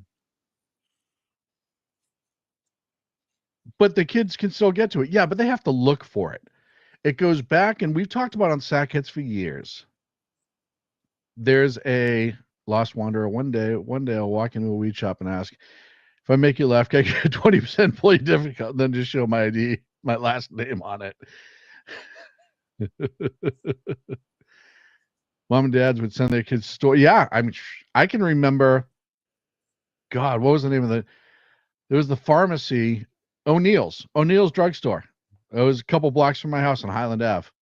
And my parents would send me over at like 5 years old with a couple bucks to go buy them smokes. That was normal. Totally normal. Yeah, the bookshop. I don't know. But to get back to what I was saying, the limited choices that they've been using this tactic for years. There's a book that's written by a guy by Cass Sunstein. If you don't know who Cass Sunstein is, he's a maggot. He was an Obamaite, worked in the Obama administration. But the book Nudge is essentially how to get a populace to do your bidding through a series of limiting choices. You can't have this, but instead we'll offer you this and that. And then you pick this or that. Let's say you pick that. They'll say, okay, now you can have that, but not for long. You can only have that if you offer this. So they offer this, and then they take the original that off the table, and they keep shrinking and shrinking and shrinking and narrowing down till they get to what they want over a long period of time. My old friend Sackhead Clint used to tell us, he used to use French fries as the analogy. And it's the best analogy I ever heard. McDonald's and French fries.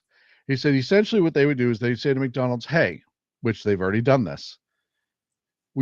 Everyone knows you have burgers and fries. You have to have a healthy option to show kids that you don't always have to eat burgers and fries. So McDonald's starts putting salads and fruit and all other stuff on the menu. And then they'll say eventually, hey, look, everyone knows you have fries. Make the fry sign smaller and make the fruit and vegetables bigger, the salads or whatever. Make that a bigger show on your menu so people know you have it, because they don't know you have it as much as they know you'll have fries. The next step is saying, look, everyone knows you have fries. Why don't you just remove them from the menu? And then people know you have fries. You're McDonald's. You have the best fries in the world. And then all of a sudden sales goes down. And eventually they'll say, oh, look, the stuff that you're cooking the fries in, which they got out ahead of this first, isn't healthy. You have to go to a more healthy option. Then the flavor of fries change, and they're not as good. And then all of a sudden the fries start going away, which is the ultimate goal, was to get rid of the fries. And that's how you do it. You limit options. You start manipulating things, moving goalposts. As BZ said, the proverbial frog in the slowly boiling pot. Yes. That's what they were doing in this case in the school district there in Montgomery County. First, it was like, we're going to teach a class. And then it was like, okay, we'll just put it in the library. Yeah, they eventually get to a point where they get a foothold for what they want and then start expanding from there. And Cass Sunstein wrote this book called Nudge. I've read it. It's psychological warfare. It is getting you to change how you think to the way that the person in charge wants you to think through a series of small changes. And it's frightening. And the left loves to do that with everything. That's what they want to do. They want to constantly change all of your beliefs slowly until your beliefs are their beliefs, or you die first. And then generationally, they will work it down. That's why we say the Democrats had a 100-year plan. 100-year plan to change the country the way they want. They've extended it a little bit, but it's still true. Let's see. I do want to get to this. The Senate's about to be dickless. Senator Dick Durbin, a Democrat from Illinois, announced today that he will not seek re-election in 2026, ending 44-year congressional career. At 80 years old, Durbin cited his age as the primary factor. Well, at least he didn't hang out to what, 104? Knowing he'd be 88 if he stayed for another term. He expressed his love for the role and said, in my heart, I know it's time to pass the torch. Yeah, it was time to pass the torch. I don't know. 40-something years ago. First of all, Dick Durbin's horrible. He was the Democrat whip since 2005. Not a nice person in my humblest of opinions. And there's going to be, yes, no more dick in the Senate. That's going to make some people upset, I'm sure. And there's a whole bunch, because he's from Illinois, there's going to be a whole bunch of leftists just charging to fill that role. The amount of, and look, it's not like we're getting we're getting rid of Dick Durbin and all of a sudden we're going to get a conservative. No, it's Illinois. I mean, the list of lunatics who are going to line up for that, including Rahm Emanuel and other ones. Rahm Emanuel is not a good person. The former lieutenant governor, Julia Stratton. Rahm Emanuel, people forget, former mayor of Chicago, worked for Obama for a long time. Rahm Emanuel's a dick himself. He is a scumbag, but he does what all good Democrat politicians do. After he's exposed and he's on the front page of the news for being a POS, which he was, he went away for a long time and you didn't hear his name. And then when things cool down enough and things go into the memory banks and things are where he wants to, he slowly starts coming back. And he popped up just before the election randomly, hadn't been on the news in years. And he popped up just before the election. And I said, wait a second. Rahm Emanuel's there. That's interesting. I wonder why he suddenly is back in politics. And now his name's getting tossed around to fill the dicks. Yeah, never let a good crisis go to waste. That was Rahm Emanuel's statement, as BZ so eloquently put in the chat room. Let's see. What else happened? I got 6 minutes left. Tulsi Gabbard, DNI, has referred 2 individuals for prosecution after they allegedly leaked classified information to the Washington Post and the New York Times. A third referral is reportedly in progress. Gabbard stated that such leaks undermine national security and emphasized those responsible would face accountability, signaling a broader crackdown on unauthorized disclosures. I am here for it. I am here for it. I will tell you, we have a love-hate relationship with our intelligence community. We don't want them spying on us, correct. We understand that they spy on other people. That's their job, other countries. We don't want them here. Sorry, Tulsi. Lost Wanderer corrected me, said I had to say before I said her name. But one of the things that I don't want in any government, unless it is there's certain exceptions where you're a whistleblower, understandable. But when you're just leaking stuff to the news, probably because you're profiting on it in some way, shape, or form, even if that profit is undermining the current administration, sorry, that's illegal. Your ass is going to get prosecuted. You need to go to prison. Just like Mission Ready Men said in the chat. And I hope you see more. And I hope these are the same people that were watching porn while they were working at the National Intelligence and cranking one out. I hope some of them are getting prosecuted. I would love to see who it was, and I would love to see their case played out in federal court. Also, if you didn't hear this week, on April 16th, the UK Supreme Court unanimously ruled that the legal definition of a woman is in fact a woman under the Equality Act of 2010. It's biological sex, meaning born female, and does not include transgender women, even those with a gender recognition certificate. That's some weird British things. I don't know what that is. The case brought by the gender critical group for Women Scotland challenged Scottish legislation from 2018 that aimed to increase women's representation on public boards and included trans women with GRCs. That's the gender I have no idea what that is. That is so made up, it's not even funny. Its definition of woman. So Britain, who, by the way, the UK, who is very problematic when it comes to things like this. Yeah, BZ just said it in the chat room. I was blown away when I had heard that they actually defined what a woman is. Imagine how that's going to change so much of what's going on in that country. And maybe it won't change course for how super uber crazy liberal they are, but it's gonna cause some other cases to kick off. Also, just to show you that Britain is still batshit crazy, they're working with Bill Gates to block out the sun.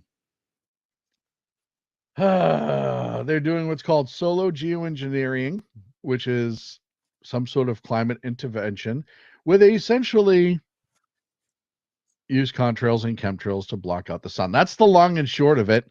There's a whole bunch of long words I have on my screen from the research I did, and they're essentially going to use contrails and chemtrails. So even if it wasn't true before, it is absolutely true. It's called the stratospheric controlled perturbation experiment. And now, if it wasn't true before, the people who had the tinfoil hats can now say, oh, no, I was right yet again. I'm not a conspiracy theorist. I was right once again theorist.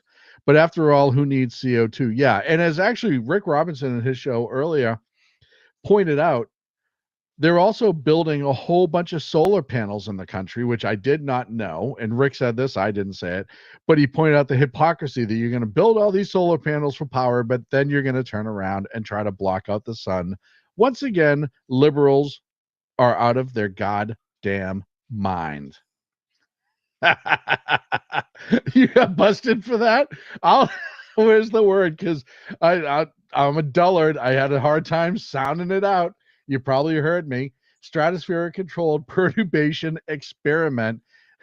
And Lost Wanderer has done that in public, he said, and has not gone well for him.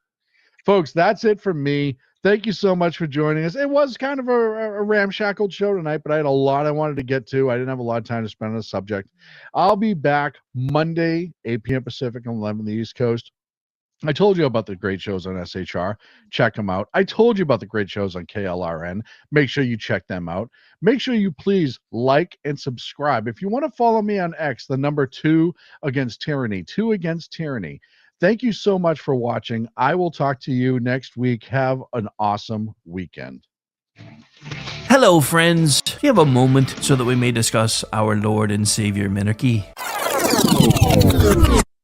No, seriously, I'm just kidding. Hi, my name's Rick Robinson. I am the general manager of KLRNradio.com. We are probably the largest independent podcast network that you've never heard of. We have a little bit of everything, and by that, what I mean to tell you is we have news, pop culture, special events, conspiratainment, true crime, mental health shows, drama productions, and pretty much everything in between.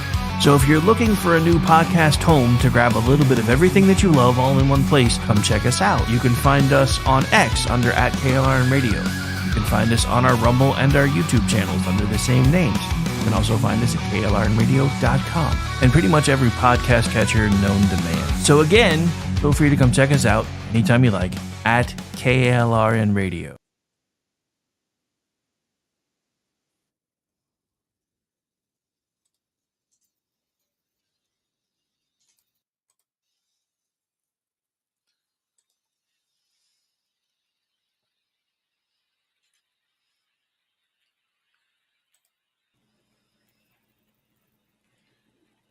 What are you talking about?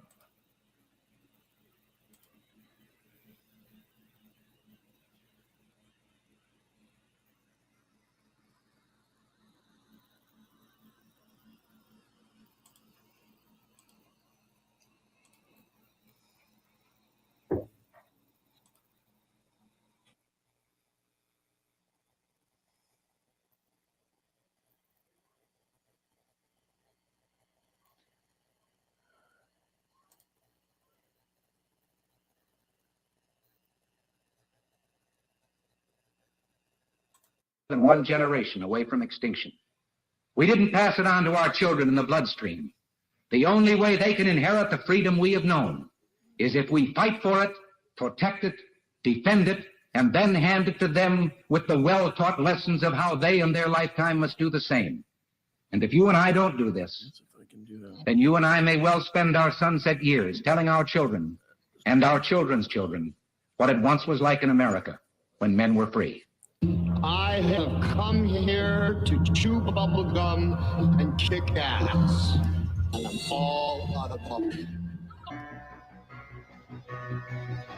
And we begin.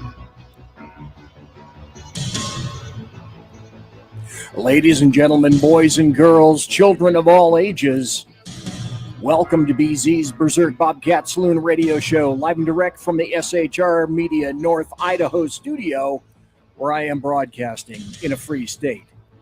I happen to be this individual.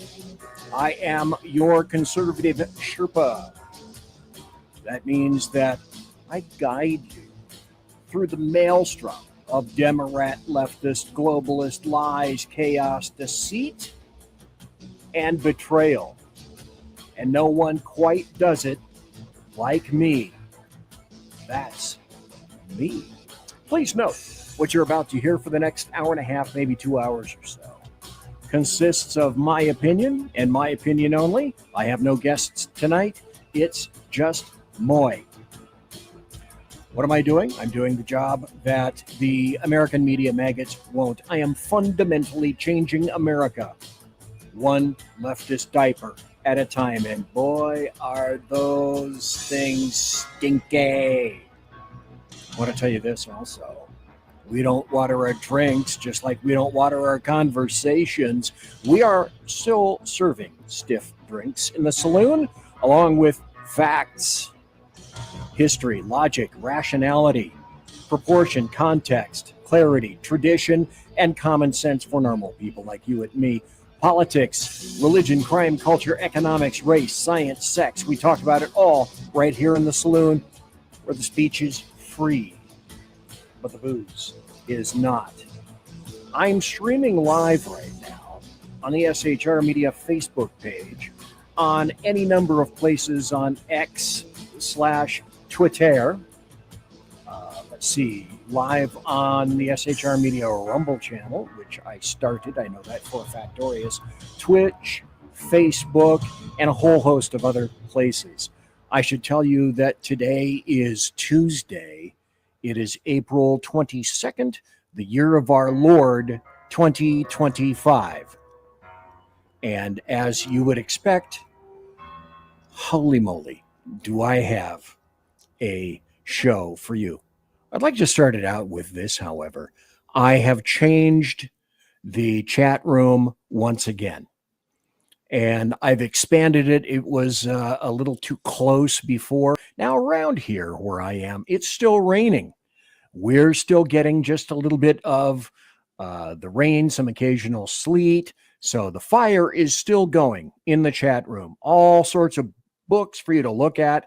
Beautiful stone fireplace. All the wood that you could possibly want to stoke that fire right here in the saloon.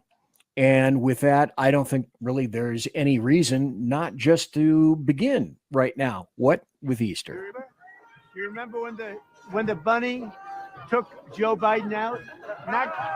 He's not taking Trump out anyway. Anyway, look at the difference between the two bunnies. Joe Biden, who had a bunny who guided him off the stage, had a white bunny, White Rabbit. And President Trump had a darker brown rabbit. What the heck is that about? Maybe it's about the Dems. Go.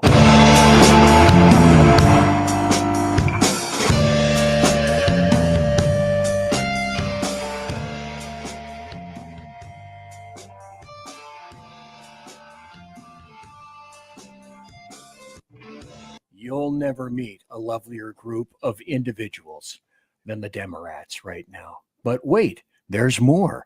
Have you seen this? This is an option only at certain dealerships. What do you think you're honking at, huh? What, you don't like the way I drive? Come on in, I'll give you a driving lesson. No. You want a piece of me?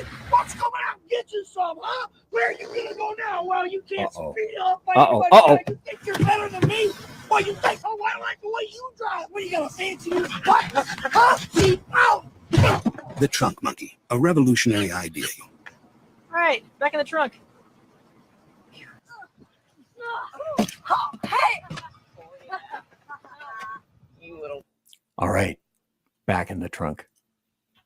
That's what I generally say. And for those of you who don't think there's more, well, there's more. There's always more. We have just begun.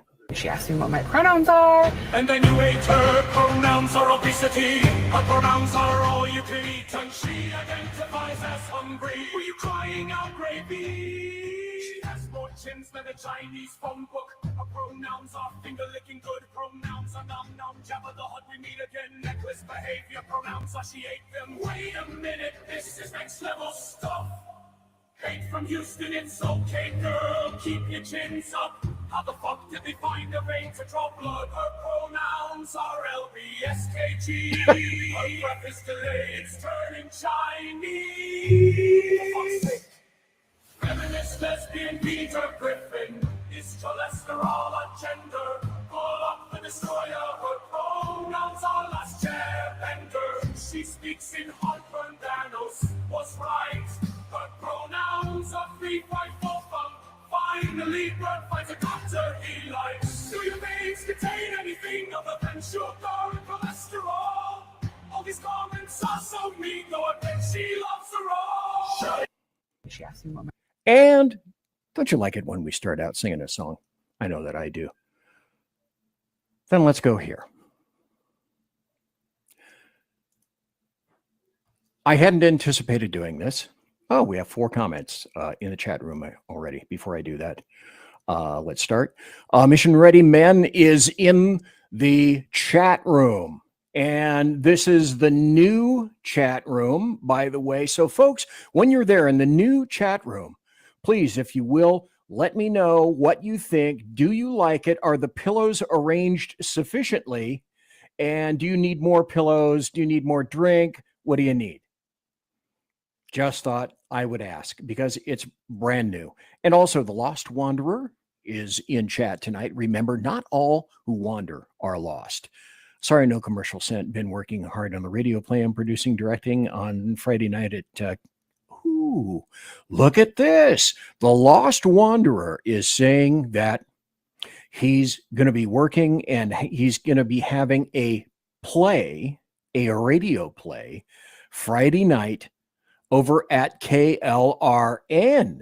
Well, perhaps we should all go over there at KLRN on Friday night. And the commercial sent that he's talking about is I want to make sure that I get a promo for him because I want to make sure that I get all the people that listen that have shows. I want to promo their very own shows. And also Jeremy Hansen is in the saloon as well in the chat. Hello, everyone. Welcome to him. And Stay Puffed Marshmallow Man was a sailor and did get laid in Ghostbusters. Who knew about that? Very interesting. Like I said, no one had seen this coming.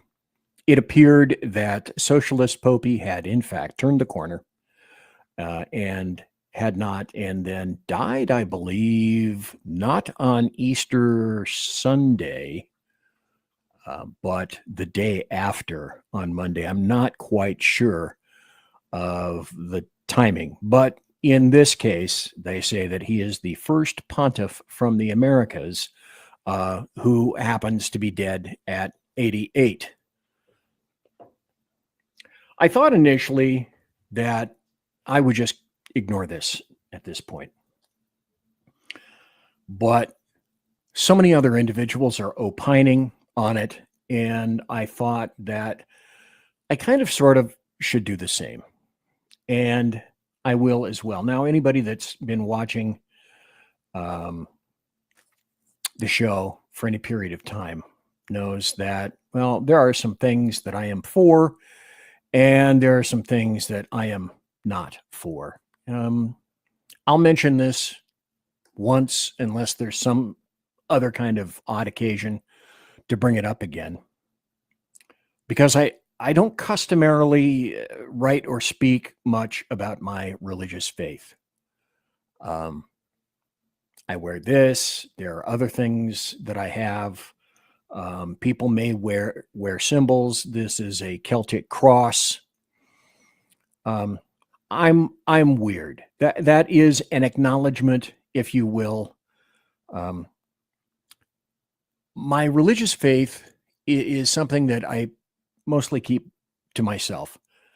I consider my faith to be between myself and God. And in the interest of being honest, I have said this on occasion. I just generally do not believe in organized religions.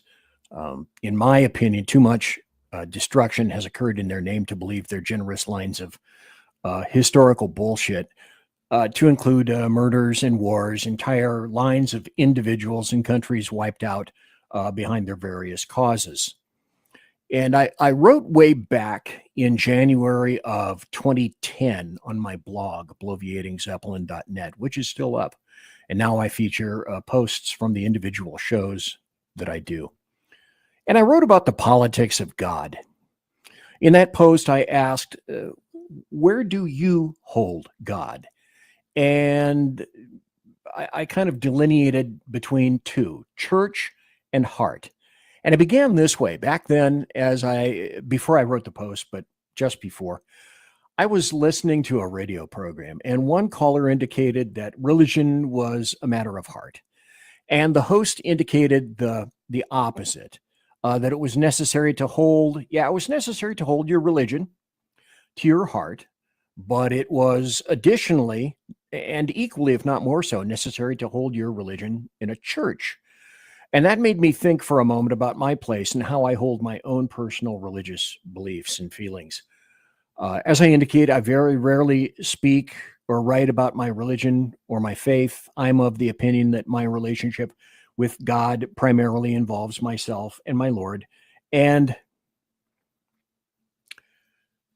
people who proselytize, there's just something about that grates on me. That's another little homegrown quirk about me. And I think if you've been watching the show for any amount of time, you inherently intuit that I am not a joiner per se. My life doesn't quite revolve around the approval of other humans, and it never really has. I tend to be pretty much a loner by nature. Now, I have many acquaintances, that is true, and a number of them appear here during my show. I don't really have more than a handful of actual friends. I'd have to say my wife is my best close friend amongst other roles. It's only within the past, say, 15 years or so that I've even decided to take time to consider my relationship with God. Mostly prior, he didn't even really factor. Time and events will do that. My eyes were opened a bit inadvertently when one of my friends at my former cop job, now retired, came back from a European vacation and presented me with an object he'd acquired at the Vatican. And if I'd been thinking, I would have gone into the bedroom, I would have come back and brought it with me. But it was a cross. It was blessed, he indicated, by Pope John Paul II in May of 2004. Now, since the moment he gave it to me, I have worn it every day, not because I am a pious or a sanctified or a good man, but instead because it kind of forces me, it reminds me every morning when I look in the mirror to remember my place in the grand scheme and actually try to be a good man. The operative word, of course, with me being try, because I frequently fail. There's no doubt I am a sinner. That should be fairly clear to most people. No, I don't belong to a church, and no, I don't attend church weekly. I don't think I've been in a church since I was married. That was a long time ago. But if you consider, Jesus never really went into a church. Wherever he went, wherever he traveled, he carried his Father. So I asked back then in the blog, where do you carry your beliefs? Whatever beliefs you may have. And in this instance for tonight, because of the passing of Socialist Popey, I ask, where do you carry your beliefs if you're a Christian? And would it be church or heart? And my answer back then pretty much clearly was, well, my heart. I said it then, and I'm saying it now. I don't believe in man. I believe in God. My life has taught me that because I've been witness to some of the most vile, rapacious, abhorrent, evil situations and individuals due to my 41 plus year career in law enforcement. I don't need, in my opinion, I don't need the trappings of a church to hold God close. I don't require the approval of many people in a group to try to be a better man. And I see day after day the fallibility of man, the stupidity of man, and the supremacy of God. I also don't hold the Bible as the ultimate word of God. And this is where normally there would be a collective intake of air. But my view on that probably is a lot different than a lot of other people, because the Bible is rife with the base motivations of man, to include greed, envy, pride, power, and the politics of a few thousand years ago. The Bible was vetted, as those of you who are historically aware, by what was called the Council of Nicaea. And as with any gathering of men, there were political ramifications even back then of what got into the Bible and what was excised from the Bible, what was excluded. That wasn't God's choice. That was man's choice. The other thing we must remember is that, and this answers many, many questions, God gave man free will, and it's up to man to do what he or she will with that. And that does not even factor into the sometimes very poor historical memory of man himself, tales handed down through the ages by those not of firsthand knowledge. I look at me. I couldn't tell you what I had for dinner last night, and yet these men are supposed to be sufficiently facile that they could remember over the years exactly what was said and what was told. Maybe yes, maybe no. So to see these frequently incredibly petty and ugly portraits of man merely emphasizes my view of man and God, because I'll take God any day.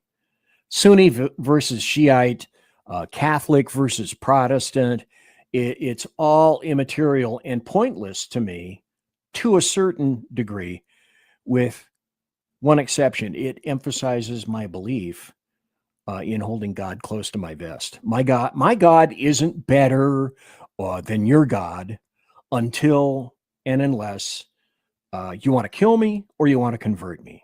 Because organized religion has certainly taught me one thing. It is corruptive. It confuses the essential core values and the meaning of worshiping God. And as with anything that I present in my show, I say at the beginning of the show that these are my opinions. And you will either stick with me or you will kick me to the curb. And I know this doesn't engender love with me, but if you want to leave, leave. That's fine. You know, I could say something similar, that I couldn't care less. I do care. I would like to have a massive audience. I do not. It's things like this, I believe, that kind of keep me from doing so. Man, being fallible, gets caught up in the trappings of man himself and forgets the overarching picture, which is why, again, I go back to I don't believe in organized religion, and why man still fights man over the make, means, and manner in which he holds or she holds homage to God. Now, if you enjoy going to church and the concomitant internal struggles you see perhaps in your own religion, whatever it may be, or perhaps in your house of worship, then blessings be upon you. But I guarantee you, there are politics in that house, aren't there? And you know it very well. Some people just figure, okay, I'll keep this again close to the vest. I don't need to tell people or invite them into our little petty squabbles. And they're everywhere, be it in a house of God, anyplace else. In my opinion, however, life is just too short for me to worry about the pettiness of man and the politics of God in some building over there or over there. And that's what got me. And that's where I get into the passing of socialist Popey, of Pope Francis. Because, well, he was. This is the man, like so many others, who reached into the large pocket of potential goodness and pulled out hypocrisy and crap and DEI and woke headlines and disappointment. It seemed like he was after trying to run after today's screaming woke headlines day by day. Okay, he's the representative of God in that church on earth. I get it. But he continued to emphasize to me that frequently the most self-proclaimed, self-righteous of men are just that. And they're also, at least the ones that I've encountered, they are huge hypocrites. Gosh, BZ, you might be saying about this time bitter? Table for one, please? Only my reasoning to me backs that up. While working the Child Abuse Bureau, because I was in law enforcement, as I indicate, I was invited to go into the Child Abuse Bureau by other detectives back in the 90s. The 1990s were my period of time in investigations. The local diocese buried and then completely removed a priest to parts unknown when it was discovered I had acquired a case regarding that individual working as a detective in the Child Abuse Bureau. So my guess is you have a pretty good supposition as to why that case fell on my desk. But it continued to reaffirm my beliefs that many of the people who crow the loudest about being the most religious, the most virtuous, are frequently quite the reverse, and it's not a good look. And into that category, I placed firmly Socialist Popey, who found it within himself to excoriate my president about not embracing each and every individual getting their ankles moist by crossing the Rio Grande. This simultaneously, while the, let me see if I have this right here. Simultaneously, yes, I do have this. And I talked about this article about a month ago. The Vatican itself vowed to crack down on illegal entry on its grounds. Here it is. I've spoken about this before. The same grounds that are remarkably surrounded by high walls with its own army and its own police force. Violators, right here in the article, it says violators will face fines of up to 25,000 pounds. That's a lot more money in dollars. And jail sentences ranging from 1 to 4 years under the new schedule. Well, this wouldn't have existed unless Socialist Popey signed off on it, because nothing theoretically should occur unless he's aware of it. That's his state. The Vatican is its own individual country. The reasoning involved higher threat levels due to terror and Islamic groups. Just like the United States, terror, people infiltrating, coming through our borders into our country. Now, the Vatican absolves itself of many things, one of them being, of course, the ability to keep its own perimeter safe and secure. So that's okay, but President Trump determining and the bulk of Americans saying we concur, that's bad.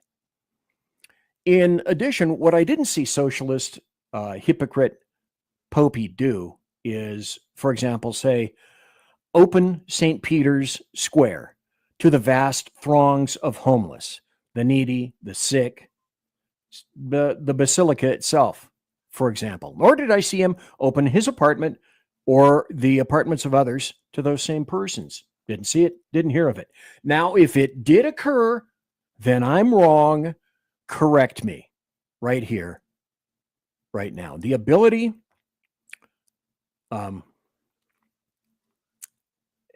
so this is why I go back to, I was done long ago with the hypocrisy, including the hypocrisy that I mentioned earlier, the 1,000-year hypocrisy involving what must be, and I may be undercutting this, the hundreds of thousands of young boys abused by the Catholic Church all around the planet. Now, the ability to absolutely stop the human scum and vermin committing those acts on young children has historically rested in the hands of the Vatican under countless popes, including Socialist Popey. As I mentioned prior, priests have been removed and buried deep into the folds and layers of the Catholic Church for centuries, specifically so that they could avoid the necessary consequences. I know no other way to express this. And if this is uncomfortable for you, in this instance, I couldn't give a fuck less. I'm going to continue. Those are acts of complete and utter evil, concealed by persons individually and collectively that are themselves utterly evil.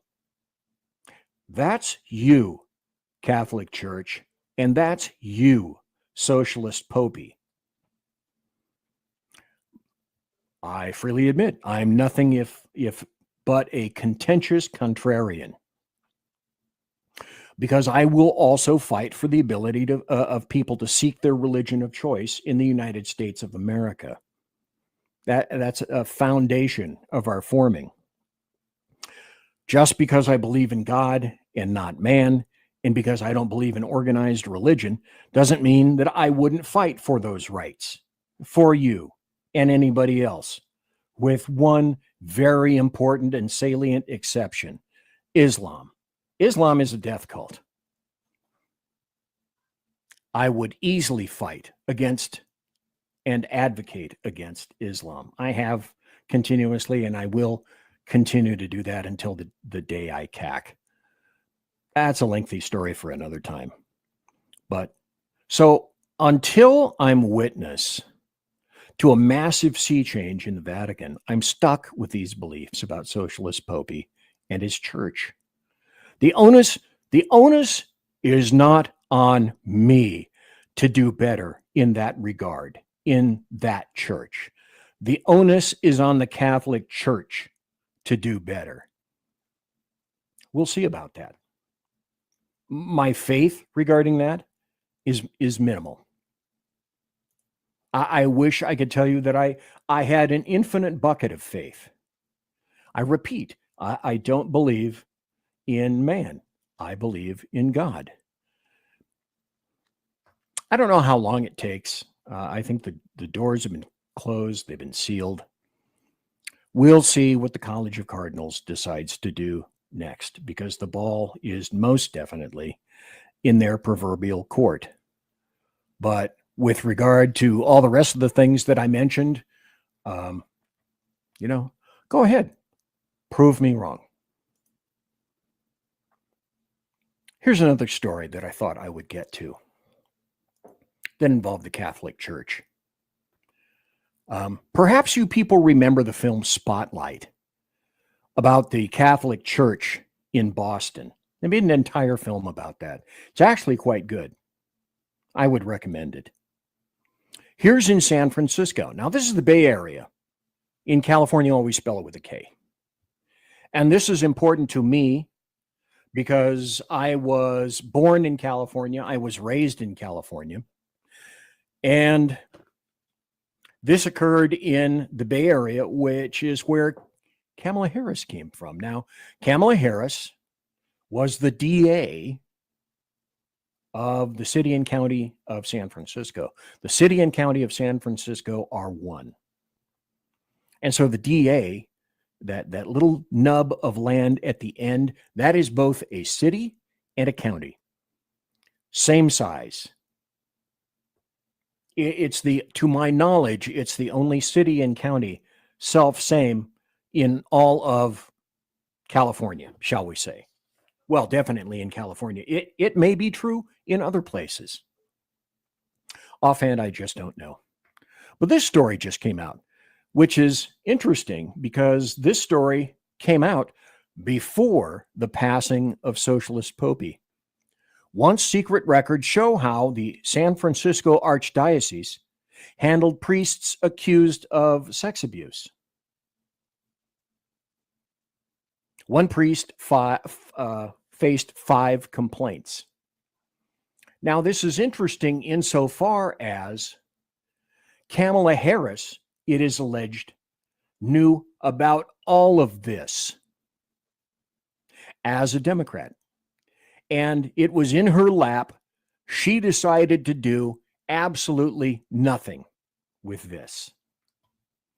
And again, I could go into much greater detail, but apparently it's time for me to take a break. As a matter of fact, it is past time for me to take a break. So let me calm down for a bit, if you would allow, and let's take a break here, and I shall be right back. You're listening to BZ. That's who I am, and you're in the saloon. And thank you very much for being here tonight. Conservative media done right. You're listening to the SHR Media Network. Come listen to BZ's Berserk Bobcat Saloon Radio Show. Live on select and exclusive Tuesday and Thursday nights at 11 p.m. Eastern, 10 p.m. Central, and 8 p.m. Pacific on the SHR Media Rumble channel, SHR Media YouTube channel, X, Twitch, Spreaker, and wherever great conservative podcasts are found. BZ, your conservative Sherpa, guides you through the maelstrom of Democrat, leftist, and globalist lies, chaos, deceit, and betrayal. Raised as a free-range child with dirt, stains, mud, and freedom, BZ broadcasts from North Idaho, comfortably surrounded by actual normal people. Jump into our plush, sumptuous, palatial, and resplendent chat room on rumble.com. Click on live chat to join. Now, with 37% more umbrage and 19% more bulbosity than previous shows, featuring delicious Liberty additives for the best in late-night conservatarian talk radio. BZ reminds you that with great beard comes great responsibility. No chinchillas were harmed, embarrassed, fat-shamed, or the focus of any sarcasm whatsoever in the making of this ad.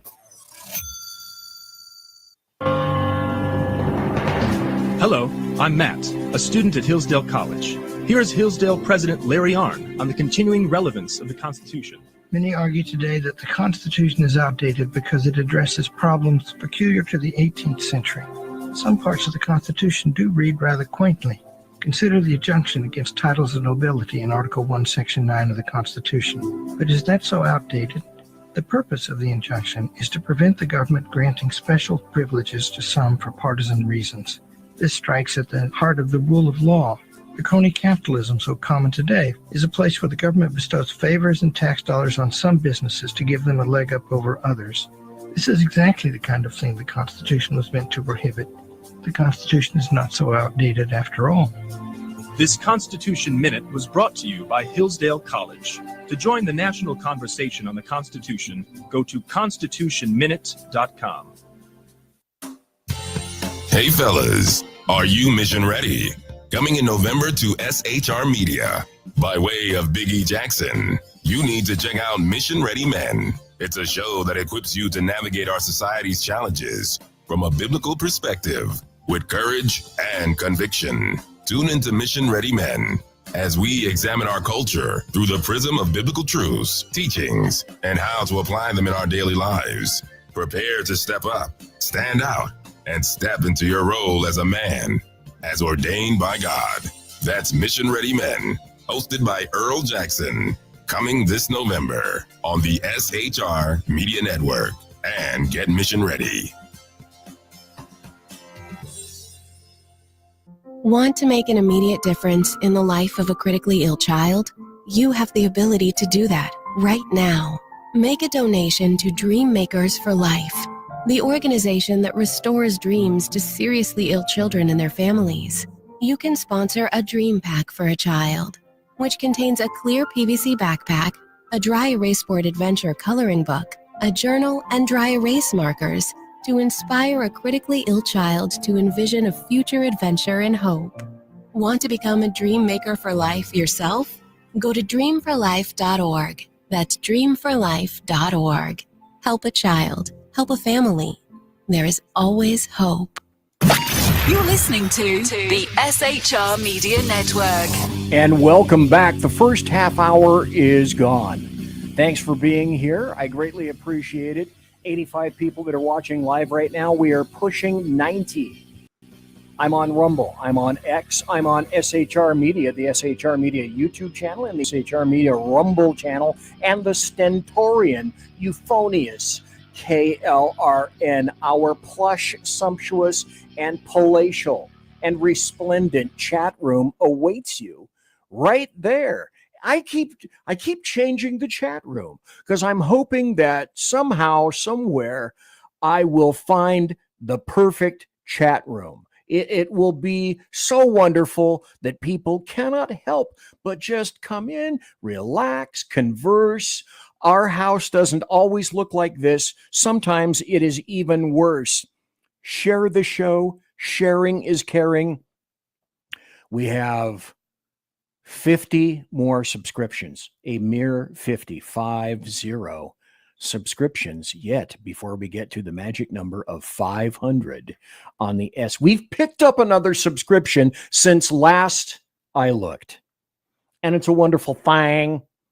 It's a wonderful thing, and I love that people continue to watch SHR Media. We've got some great shows all across the board, and also thanks to let's see if I have this up here. Yes, of course I do. Thanks to Rick Robinson of KLRN, who invited people invitingly over to the show tonight. And I believe, if I'm not mistaken, he will replay the show tomorrow night. He doesn't have the capability to carry it live because there's so much buttery political goodness going on right now at all sorts of other places all around. Tons of podcasts.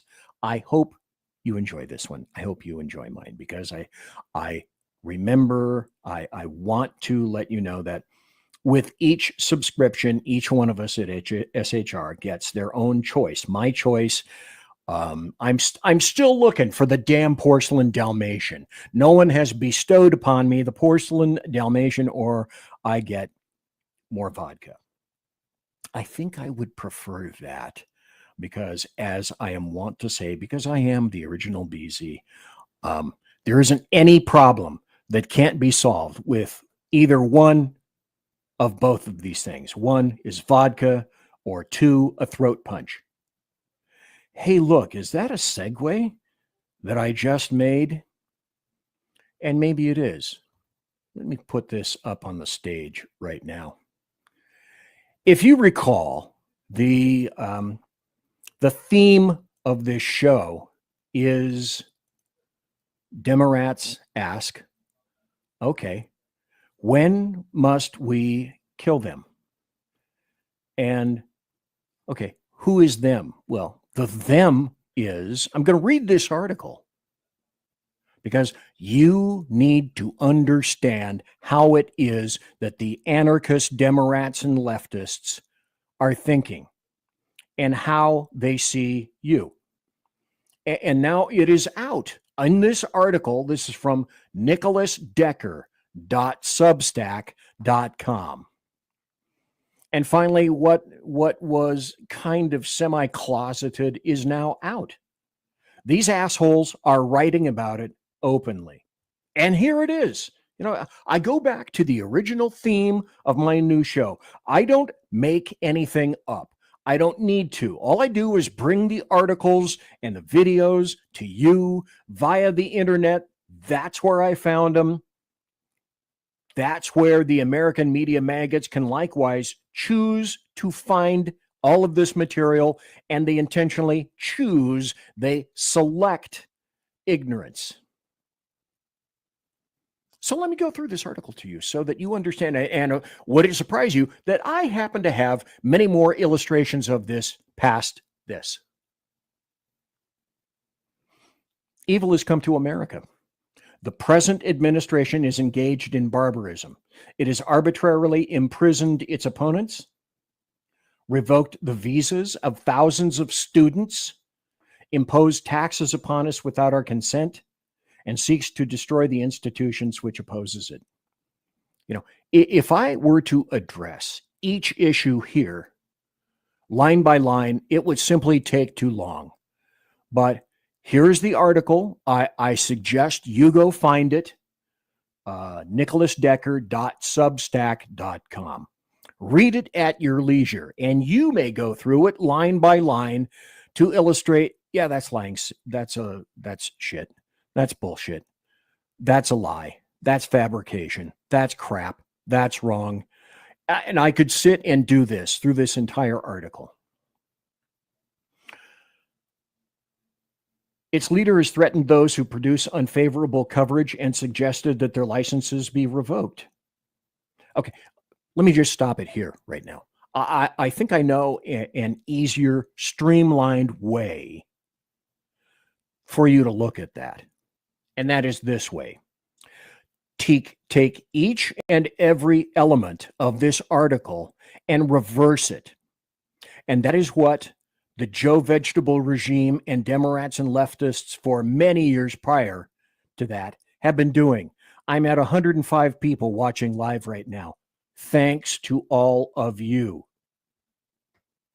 So you want to interpret this? You know, the Smithsonian Museum has interpreters for all of the things that are up in that museum. And they help to let you see how this is taken in the context of history. So if you want to read this article and take it appropriately in the context of history, just recall that everything that is claimed in here, Democrats and leftists have been doing and slamming our faces in for years and years and years. But again, look at the article. Look at the headline. It's out in the open. And they don't mind saying it because they realize they are quite cognizant of the fact that there are zero consequences for any of this, for the writings, for the actions. There's starting to be consequences in some venues, in some fairs. But just think of it this way. What they accuse us of doing, they have been doing historically by themselves, only much more so than what this guy mentions. If these actions become normal, the government could arrest anyone and deport them to prison in a foreign land without hope of redress for no reason. And again, you know, pointless hyperbole created solely to get your blood pressure up, and no more. It is nothing less than the total abdication of rule of law in this country. Reverse. There is no guard of protection against it.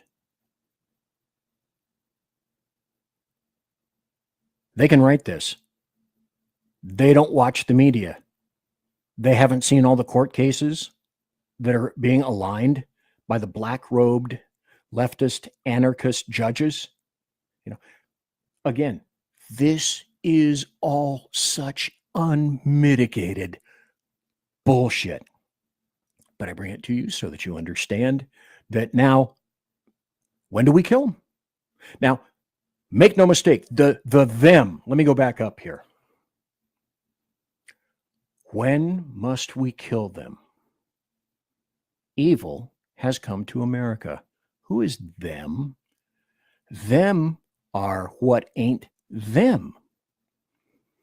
Everybody but them must be culled.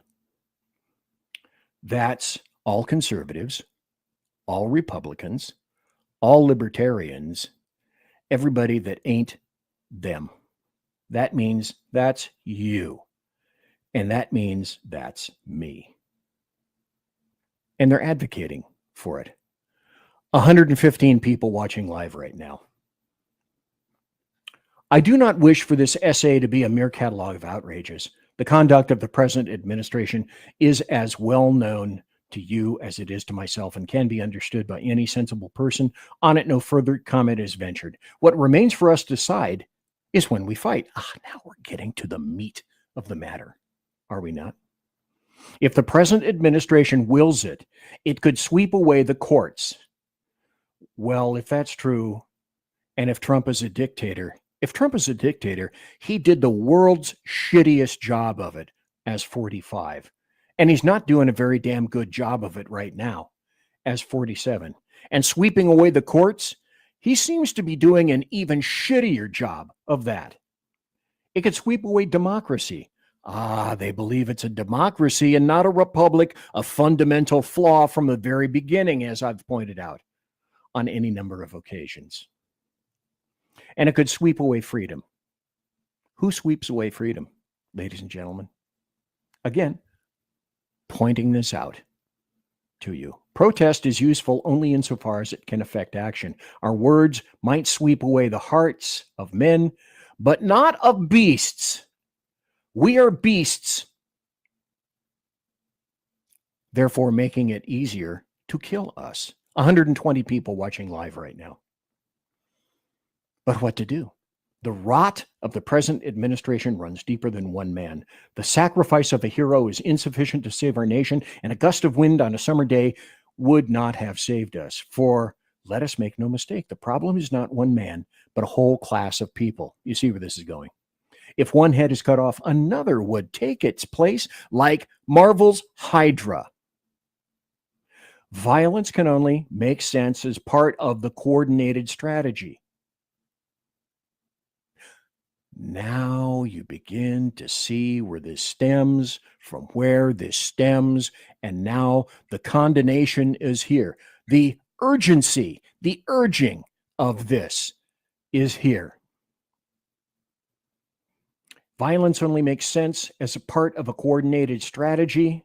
There may come a time when we shall have no guarantee of freedom, but the one that we make for ourselves. If it comes, I tell you that there is no greater honor than he who lays down his life for his friends. Until then, we must wait. And when is that time? Go back to the top, the headline.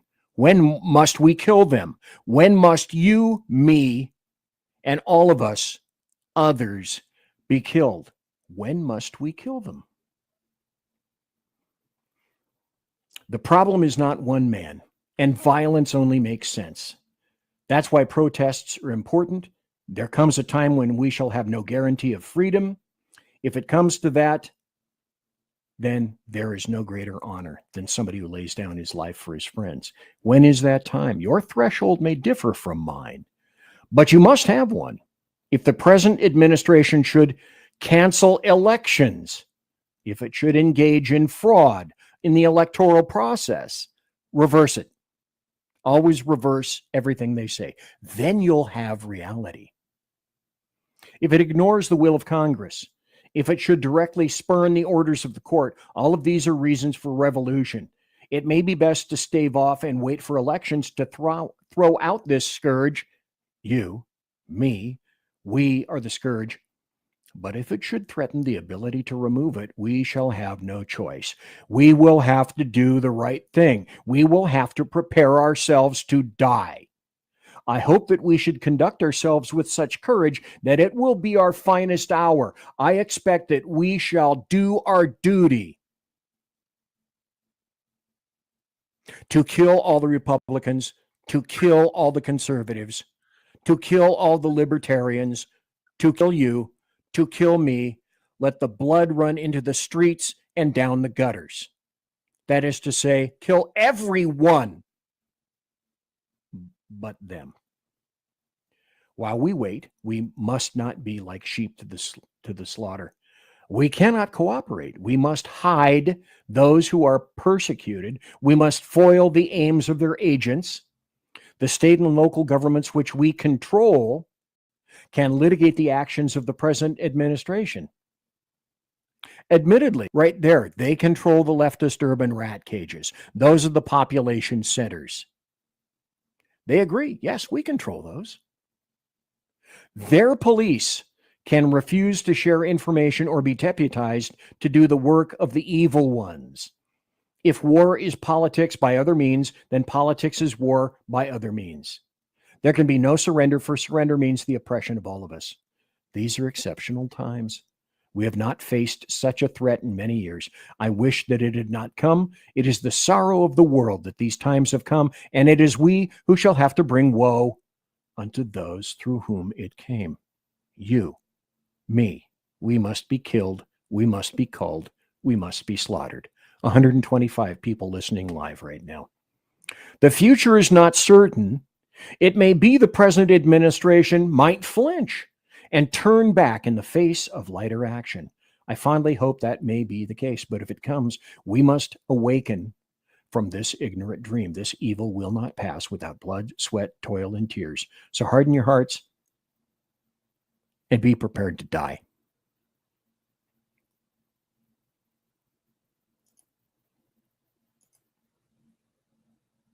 I don't think it can be much more complicated than that. Now let me catch up with the comments. Mission Ready Men, by the way, I'm going to put this up here, leave it up here for just a moment. So if you're interested in maybe copying that down or maybe taking a screenshot of that, you can go to this guy's Substack and see and look at precisely what it is that he wrote. Sean says, well, I'm sure he is a well-balanced fellow. And as Cheetah said, Cheetah, thanks for being in the chat room tonight. And you too, folks, can be in the chat room. Anybody can be deported for any reason. Oh, yeah. Can you name any U.S. citizens summarily dismissed from the USA for simply not liking Trump? No, that doesn't exist. And Sean once again nails it. By the way, Sean brings up this again. Help us in the network by enjoying and liking the episode. Please subscribe. BZ deserves the Dalmatian. Damn it, Jim. Why are you recommending the Dalmatian and not the vodka? Sean also says, I'm sure the guy writing this is a qualified gravy seal. And also, you want to bet this guy's more vegan than human and Antifa pansy? Huh. And this is the point of it all so far this first hour. What do you think would happen if in any publication you or I wrote that in the reverse? And particularly during the prior administration, the Biden regime, the Joe Vegetable regime, who he was not in charge. There was a small cadre of unelected individuals comprising the biggest political scandal in the history of the United States of America. Nothing is done. But again, this deserves this. Sean says, what if that had happened in reverse? What if he'd written that, or I'd written that, or you'd written that? And that is the whole point of making sure that you understand the source of all of this. I have time for this before the top of the break, and I will be taking the break religiously. I'm pushing 130 people watching live right now. Thanks to everybody watching now, live, and in podcast. I do some nice numbers in podcast. And thanks to all those people who watch later, because they can't watch right now, and it's a late night show. I get it. I grok that concept. Also, I should care to indicate that I'm going to put the phone lines open after the top of the hour, just to let you know. Well, what would have happened had it been any one of us that had written something like that during the Biden regime. And you know what would have happened. This is also the point, the last point that I'm going to make before the top of the hour. This is from The Nation. I read everything. I used to subscribe to The Economist. It's good to know what the other side and the other people are thinking. And what they're saying in this article in The Nation is we lost millions and we're going to double down. You can see what they're doing right now in terms of doubling down. They have no shame. But going through this article, that's why I want to emphasizingly, with great emphasis, we need to be doing the same damn thing too. There were a lot of people that didn't show up. Oh, I just gave you the gist of this article, didn't I? The Democrats lost millions. The people who truly decided the 2024 election are the ones who didn't vote at all. That's true.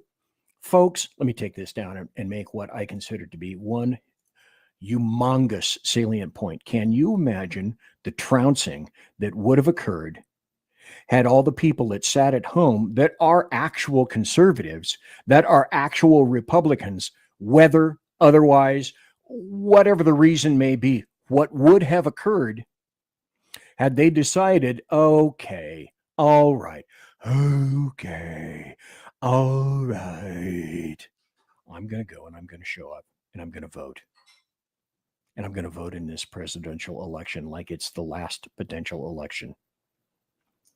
Can you imagine what that would have been like? But that's the basis for this article. And that's why they're indicating here, if Democrats are serious about learning from Kamala Harris's defeat, they should start by rejecting every election postmortem. They can't help this. It's in their DNA. It's in their bones. They can't help this. They lost not because of policies or philosophy. Oh, no.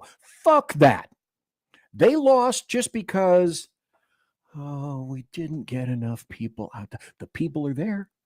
The people are out there. They're foaming. They're slavering. The spittle is running down their chest, down their chin, into their beards, and onto their their blue shirts. Because if Democrats are serious about learning from Kamala Harris's defeat, they should start by rejecting every election post-mortem, blaming wokeness for her loss.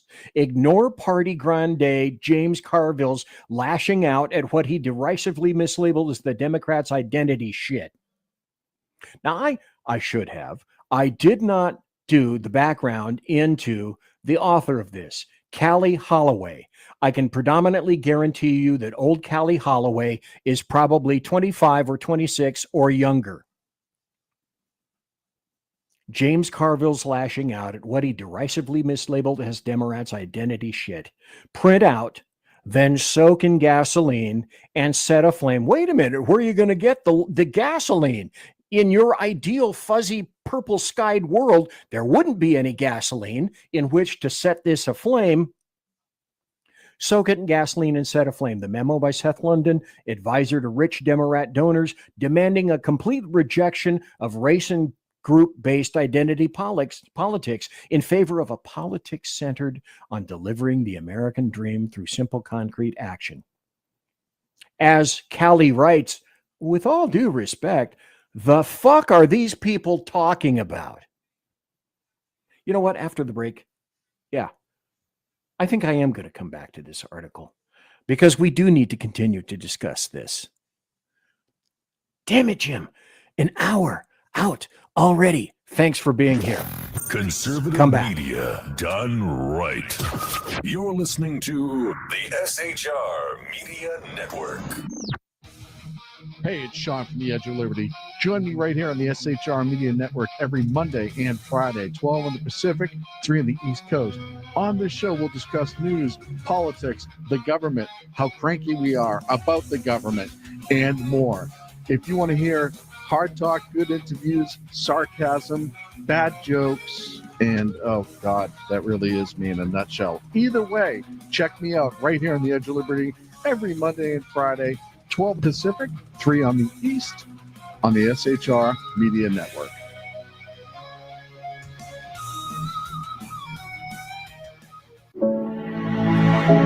Freedom. One nation in all of human history was built on that bedrock. Ours. A republic of the people, by the people, and for the people. Self-government requires freedom, just as freedom requires an individual willingness to self-govern. Freedom has made America exceptional, but it can only last as long as you and I seek the good, as expressed by the laws of nature and nature's God.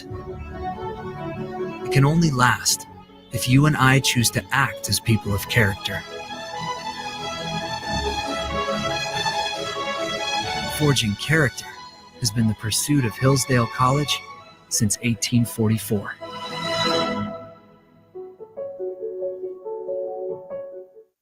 Are you looking for a way to boldly express your faith and love for your country? And check out Seven Armors, the premier apparel company for patriotic men of God, where faith meets freedom in style. Our t-shirts are more than just clothing, they're statements. Bold, stylish, and meaningful. From timeless messages to modern designs, we've got something for every patriotic man of God. Wear your beliefs proudly with Seven Armors gear. Don't miss the chance to wear your faith and freedom on your sleeve. Visit 7armors.com today and join the movement. That's the number 7armors.com. 7armors.com. Faithful, vigilant, steadfast, passion. You're listening to the SHR Media Network. And we're back. I am BZ. This is the SHR Media Network. 135, 136, 137 people watching live right now. Bless you all. Blessings upon thee, all of thee. Another hour to go, and as per normal, I'm going to go back to this article, but I should care to point out the obvious. Look at all this up here. I do this every show. But I learned long ago, never be without show material, because weird stuff can happen. Always have more than you could possibly want to show or display. And all of these up here are the things that I'm probably not going to get up to tonight. And at this point, I want to go back and mention this because Sean Lewis has done some digging for me. I was talking before the break about this article from The Nation. The Nation is a massively leftist magazine, and now it's a website. And the article is "The Democrats Lost Millions." And the point of the article is that, we didn't lose because of our great ideas and philosophy, because our ideas and our philosophies are great. It's James Carville who's wrong. And do we need to moderate or go to the center? Oh, no. Oh, not just regular hell no. Extra crispy fuck to the no. No, we need to go harder left. We must go even harder left because there are so many untapped individuals yet to come to our defense. There are millions of these people that are still out there. Harris already ran the let me stop here before I start that article. I said that Sean had done some very nice things for me, and I appreciate that. Let me go back here. This article, Callie Holloway. Okay. So during the break, Sean decided to go out and check for Callie Holloway. And he said, okay, well, here it is, her resume. Freelance writers, blah, blah, blah. And for Salon, left. Time, left. The Guardian, left. Jezebel, left. XO Jane, left. Raw Story, NYC and Company. Google Music, left, left, left, left, left, left. San Francisco Bay Guardian, left. DFA Records, Rhapsody, Wandering Sound, left. Prefix, and many others. Also, this is interesting. Callie Holloway, outreach consultant for the documentary The New Black Promised Land film, August 2013. Present 11 years and 9 months, Greater New York City area. Left, and columnist at The Nation and The Daily Beast, left. The Nation, left, June 2020. Present 4 years, 11 months. Left, and left. And that's who she is. And he got that from this website. And thank you for doing that research during the break. Her last post was on January 4th of 2024. And this is great. This deserves one just in and of itself. So I'm going to take this down just for a second so you can savor the flavor of this last comment from Sean, because I am sure she is just charming to date too.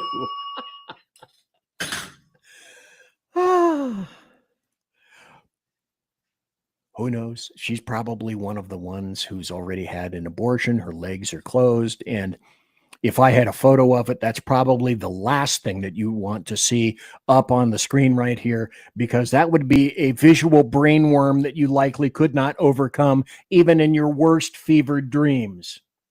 So it's not philosophy. People all throughout the fruited plain love the philosophy of the Democrats. It's everyone else that needs to get fucked or killed, ideally, if you were along for the ride in the first hour. Donald Trump, meanwhile, campaigned on fighting the anti-white feeling in this country, migrants having bad genes, transgender insanity in schools, the benevolent sexism of whether the women like it or not, and the falsehood that Harris happened to turn black. Okay, lie. There's no demonstrable evidence that the Democrat Party will win the white vote. They have not for a long time, said Amy Allison, the founder of She the People. Why can't we accept that? Well, this is the point where I also should like to intercede and interject that Donald Trump, OMB, Orange Man Bad, the guy with the dead orange cat on his head, got more people, more minority people voting for him than any other conservative or Republican in just about the history of this nation. He brought more black men over. He brought more black women over. He brought more Hispanics over. And see, that's what they, leftists, Democrats, leftists, and globalists don't want to tell you and reveal to you. So again, this is just indicating clearly that if they don't want you dead, and trust me, you can see by the show, the whole point of the show is Democrats ask, when must we kill them? And the answer is as soon as possible. And we have to kill them because they're not us. So they need to be dead. Because we have the winning philosophy. We have the winning platform. Lies, chaos, sexism, racism, über alles. That's what they're predicating everything upon. And now it's out in the open. It's more than out in the open. I don't think I have played this before. Maybe I have. I'm not sure. My brain is fuzzy. But here's, again, more people. This is a guy from TikTok who told people, go ahead, shoot at ICE agents. This guy's name, and I'm going to put it out there in the ozone because it's already out there. 145 people watching live right now. Thanks to each and every one of you. This guy's name is Belal Qureshi, a real estate agent in Michigan. Well, what does he have to say? Shoot at ICE agents on site. That's right. If ICE agents are trying to take you or a loved one, shoot them on site. The way they're pulling up with masks on, with unmarked vehicles, no badge, no nothing, it could be anybody. Oh, yeah, like Antifa. It can be gang members. Sure. You have every right to shoot at them. Oh, does that mean that you had every right to shoot at the MSM guy that the Democrats love, Garcia, whatever the fuck his name is, but his name isn't important? Oh, Bilal, keep going. This would be the best self-defense case. You're just in fear for your life. You don't know who's behind that unmarked vehicle or who's behind that mask. This is ridiculous. What is our country coming to? Why would you want to be an ICE agent anyway? Do you like separating kids from their parents? Do you like deporting? Well, you guys, you would not like me because anytime I made an arrest and there was a child involved in the circumstance, the child got sent to either a guardian, a relationship, or it got sent to what we call the county receiving home. Historically, BZ separating children for decades, and proud of it because these people got arrested. And so this is no different. This occurs every day of the week, but you have absolutely no consideration of that because you're brainless, you're dead. And by this time, by the way, if I'm not mistaken, and you guys might tell me, I think he got arrested for this. This is one of the few people. Let me go to comments and see if, here we go. Yes. Sean Lewis said, yep, he was arrested for this. And are you shocked? I am not. Another 20 seconds, if you can stand it. Students that are studying, I can understand deporting a gang member or criminals, but innocent Oh, like the gang member criminal that was deported and the wife beater. people, it's ridiculous. The way these ICE agents are pulling up with masks on, unmarked vehicles, they are pulling up like gang members. They are. Yeah, well, I've had enough of you, and I think everybody else has.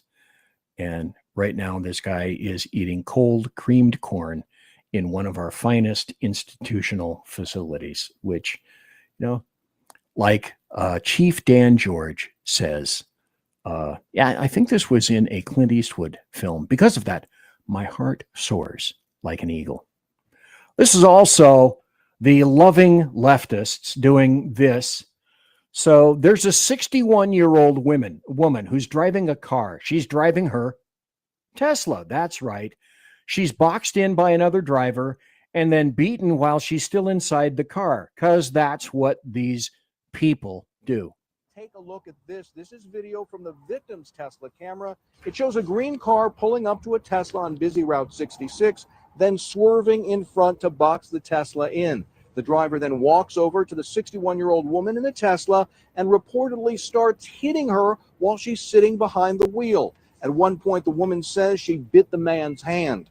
Moments later, the passenger of the green car appears to walk over and pull the attacker away. They finally get back in their car and drive off.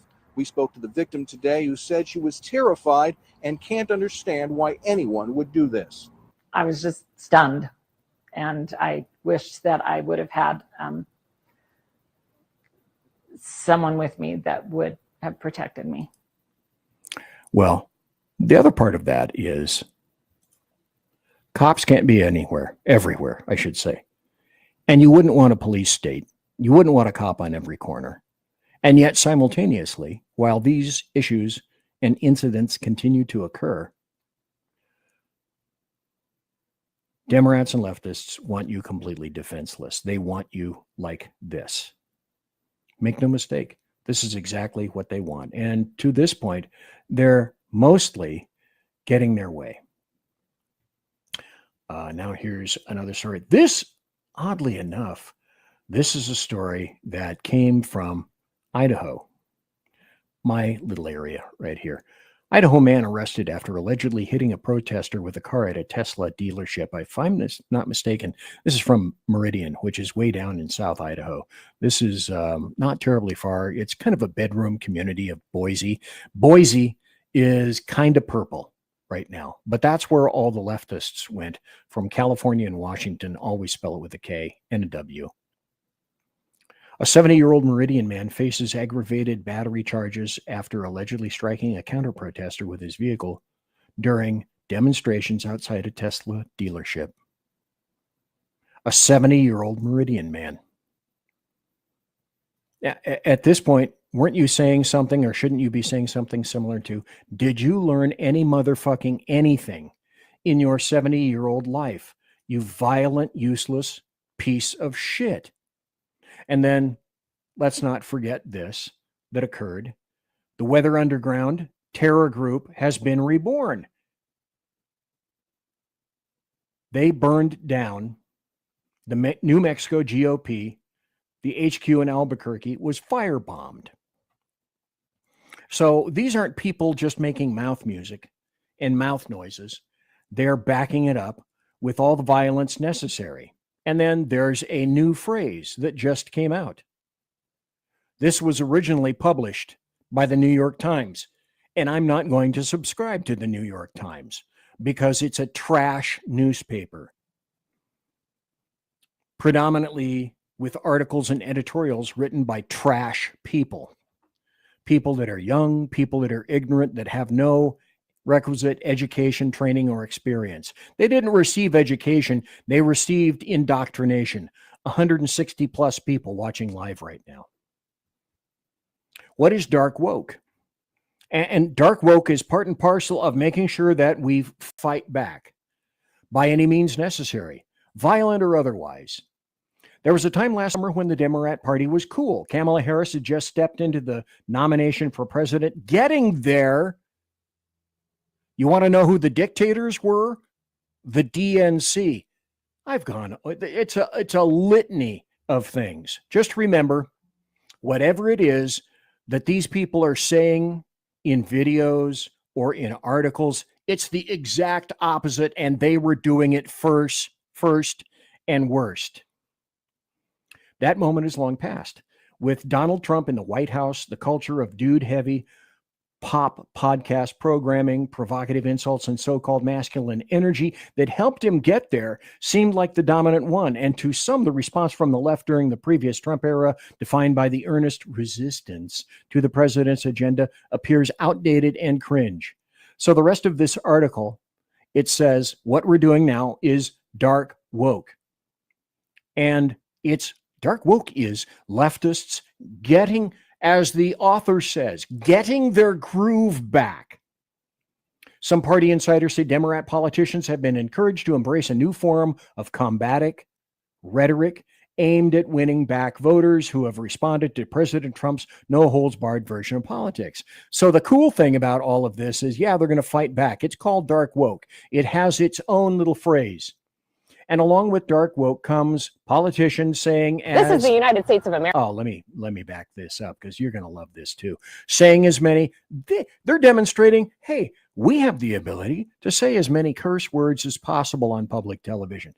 And doing that makes us so much cooler than anybody else.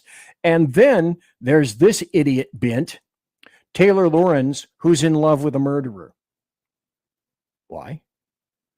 Because he's beautiful and he has bushy eyebrows and dark hair. I just love to run my hands through this guy's hair. He's so cool. He's so young. He's moral.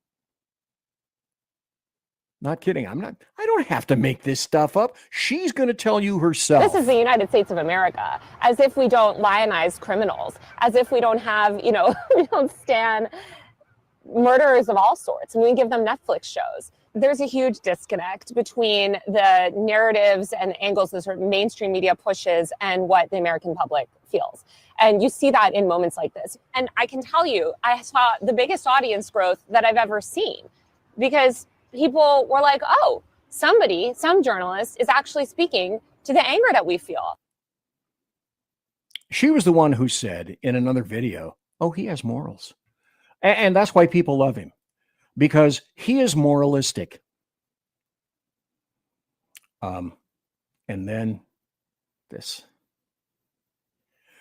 The Democrats have decided upon which hill they are going to die. And Sean Lewis said, ultimate coot fighting. Jesus, why are you? And also dark woke, they can't even be original. And they had to swipe dark MAGA. And that's true. Essentially, these people have not one original thought in their head. And of course, to make sure that he pumps up for his own show, he said, right after the election, I called this, the swearing was going to be their way to seem tough. Well, oddly enough, that's true. Mission Ready Men. Big E, Earl Jackson, says, have no principles or convictions. You have to swipe the original thoughts of others. And I guess emulation is the most sincere form of emulation. And he also says, she's a degenerate. Taylor Lawrence. Yeah, I'd have to agree with that. But wait, have I got some tears for you? Let's see. Let me take this off the screen for a moment. Now, it should come as no surprise to anybody that when I say that I probably have a clear liquid in here, some form of potato water, that's true. Oh, Mission Ready Man says, hey, I got to take off. Thanks for being here, Big E, Earl. I was on his show. I wasn't on his show. He's never invited me on his show. But I kibitzed in his chat room earlier this morning, and that's a great show. And I'll tell you about all the SHR shows in a little bit. And while I'm talking about various shows and Big EE,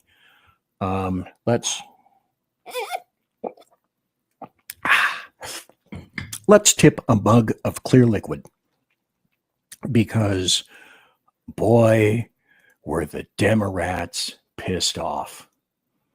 Let's listen, because as anybody with half a wit about them, hence half-wit, already knows, they're not going to get in to see this guy in El Salvador. The president, Bukele, has already said quite clearly, you're not getting in. You're not going to take him. He's an El Salvadoran citizen. He's going to stay in El Salvador. And I really don't care what you say. And you may come in and you're setting yourself up for some disappointment. Robert said why we're here, and we're here because we believe that the rule of law should be followed by everyone, including the President of the United States. And we're in a situation where— Okay, I'm going to show you a little bit later. Might be after the break. I'm going to show you that all of these decisions from these black-robed leftist anarchist judges are agendized. They are all biased. And I have the stats and the history to prove it. And you would expect no less of me. where the administration has sent someone here to El Salvador by mistake, admitted to it. A Supreme Court decision has come down to say you need to facilitate the return of this man back to the United States so he can go through due process. And the administration— By the way, that's a lie. That's not what SCOTUS said. But, you know, after a while, you get tired of saying lie. Well, that's a lie. That's a lie up there. That's a lie over there. That's a lie over there. That's a lie down below. It's a lie. Continue. is saying, no, we're not going to do it. In fact, we just had a meeting earlier today with the embassy. We left that meeting with absolutely zero indication that this administration has is going to facilitate or wants to facilitate the return of Brego Garcia back to the United States so he can go through due process. Due process. Now, that's interesting in terms of, that's the phrase that's being thrown around. And I had some media assets up here, and perhaps it's time to go through those. Because as I say, a few moments later, by the way, did you guys see this? I have to put this up now. This is interesting insofar as, and I can't get the pointer over to this side, but does anything seem out of sorts to you? Look at Biden. This is the Biden family at Easter. Now, I don't know the rest of these members. There's the wife Biden down below, the Joe. Joe's wearing a suit. He's the only one wearing a suit. And he's way in the back. Why is he way in the back? Does it look like he's photoshopped in there? And the answer is yes, he is photoshopped in there. Now, do you think Biden is, in all of his agedness, got down on his knees to take this photo? And the answer is, of course not. That's a photoshopped visage, an image in there. And then if you look closely, and again, I wish that I had the ability to run my cursor.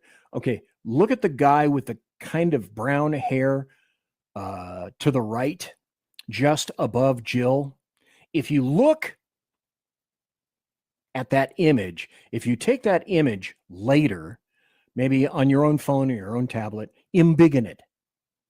Look at what's on his shoulder. His to us, the shoulder to the right. That's a hand.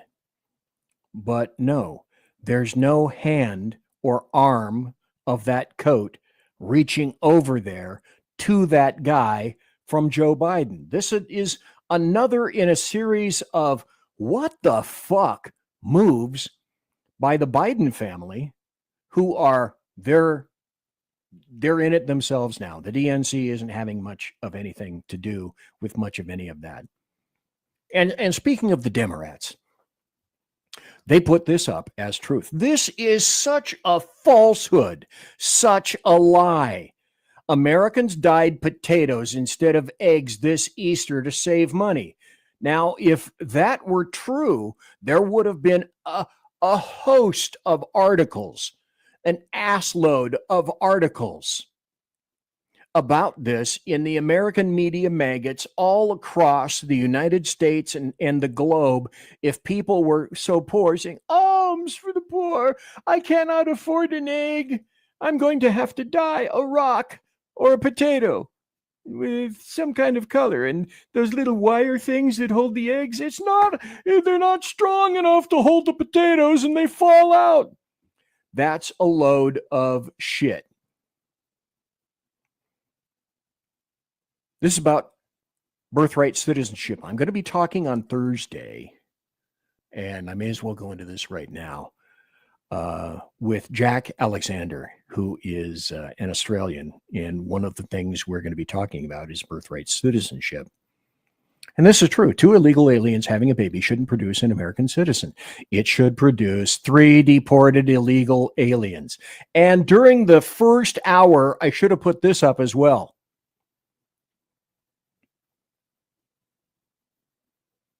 Because that's what was awaiting him. And then, of course, this meme, which I cannot pass up, who met with Socialist Popey the day before he passed. Now, this is what I wanted to display for you. This isn't a meme. These are numbers. And these are accurate numbers. And this is a clear indicator, an obvious indicator, that this is all these judges, all of these judges. It's all about bias and the agenda. Clinton removed 869,000. Bush, 2 million. Obama removed 3 million migrants. Trump 45, 1 million. Of course, Joe Biden, he didn't want to remove any of those, 616. And then to date, right so far, 27,772. So what we are doing is we are ascribing via black-robed leftist anarchist judges rights and privileges to illegal invader gang terrorists heretofore never before applied. And you can see it's clear by these numbers. These numbers are obvious indicators. The only difference now is Trump 47, as the laws themselves haven't changed. Not a whit. In total, those presidents have removed 7,723,001 illegal invaders. Those are the numbers if you add them up, not counting Trump 47. So all those other presidents, that's fine, no problem. President Trump, Hitler. Some things are just really, really damn obvious. They're really damn clear. And so this is, I just love this guy. It's like, oh, by the way, again, continuing, 165 people watching live right now. Thanks to all of them. Let's check comments. I haven't checked comments.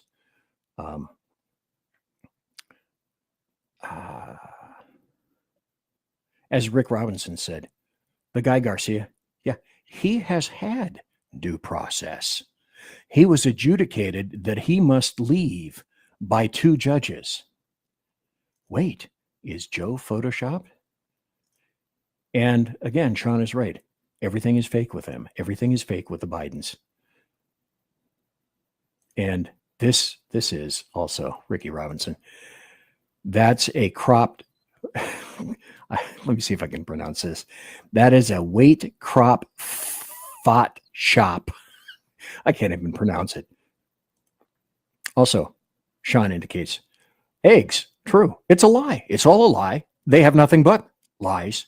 Eggs are way down. They were predicted to be. You can get a flat of eggs for $8 at Costco. And the other thing that I should have put up tonight, but I have not, is that, hey, stocks went up today. When the little crybabies in the stock market don't get their way, then stocks go down. Let's go over here to Stephen Miller. He has a miraculous way of speaking that I used to have about 20 years ago in my 40s and 50s and 60s. And because of various stupefying things, I am no longer as facile. But Stephen Miller delivers a great class on, hey, let's talk about this guy. Let's talk about this MS-13 terrorist that the Democrats seem to absolutely adore and love. So, as Pam mentioned, there's an illegal alien from El Salvador. So, with respect to you, he's a citizen of El Salvador. So, it's very arrogant even for American media to suggest that we would even tell El Salvador how to handle their own citizens as a starting point. As 2 immigration courts found that he was a member of MS-13. When President Trump declared MS-13 to be a foreign terrorist organization, that meant that he was no longer eligible under federal law, which I'm sure you know, you're very familiar with the INA, that he was no longer eligible for any form of immigration relief in the United States. Okay, let me stop right there because I was not watching the time, and I have to do this because I have to take care of a certain dog that's been scratching at the door, and we'll be right back. Don't go away. Conservative media done right. You're listening to the SHR Media Network. Welcome to Reaver of Common Sense, where we cut through the noise of news and politics with a sharp wit and clear discussion. Tune in every Monday and Friday at 9 p.m. Eastern Standard Time for a refreshing dose of reality as we fearlessly tackle the tough topics with no nonsense, just pure common sense. Visit shrmedia.com to discover where you can catch Reaver of Common Sense in action. He's here to amplify your inner logic. He may not always be polite, he may not always be refined, but one thing's for sure, he always tells it like it is.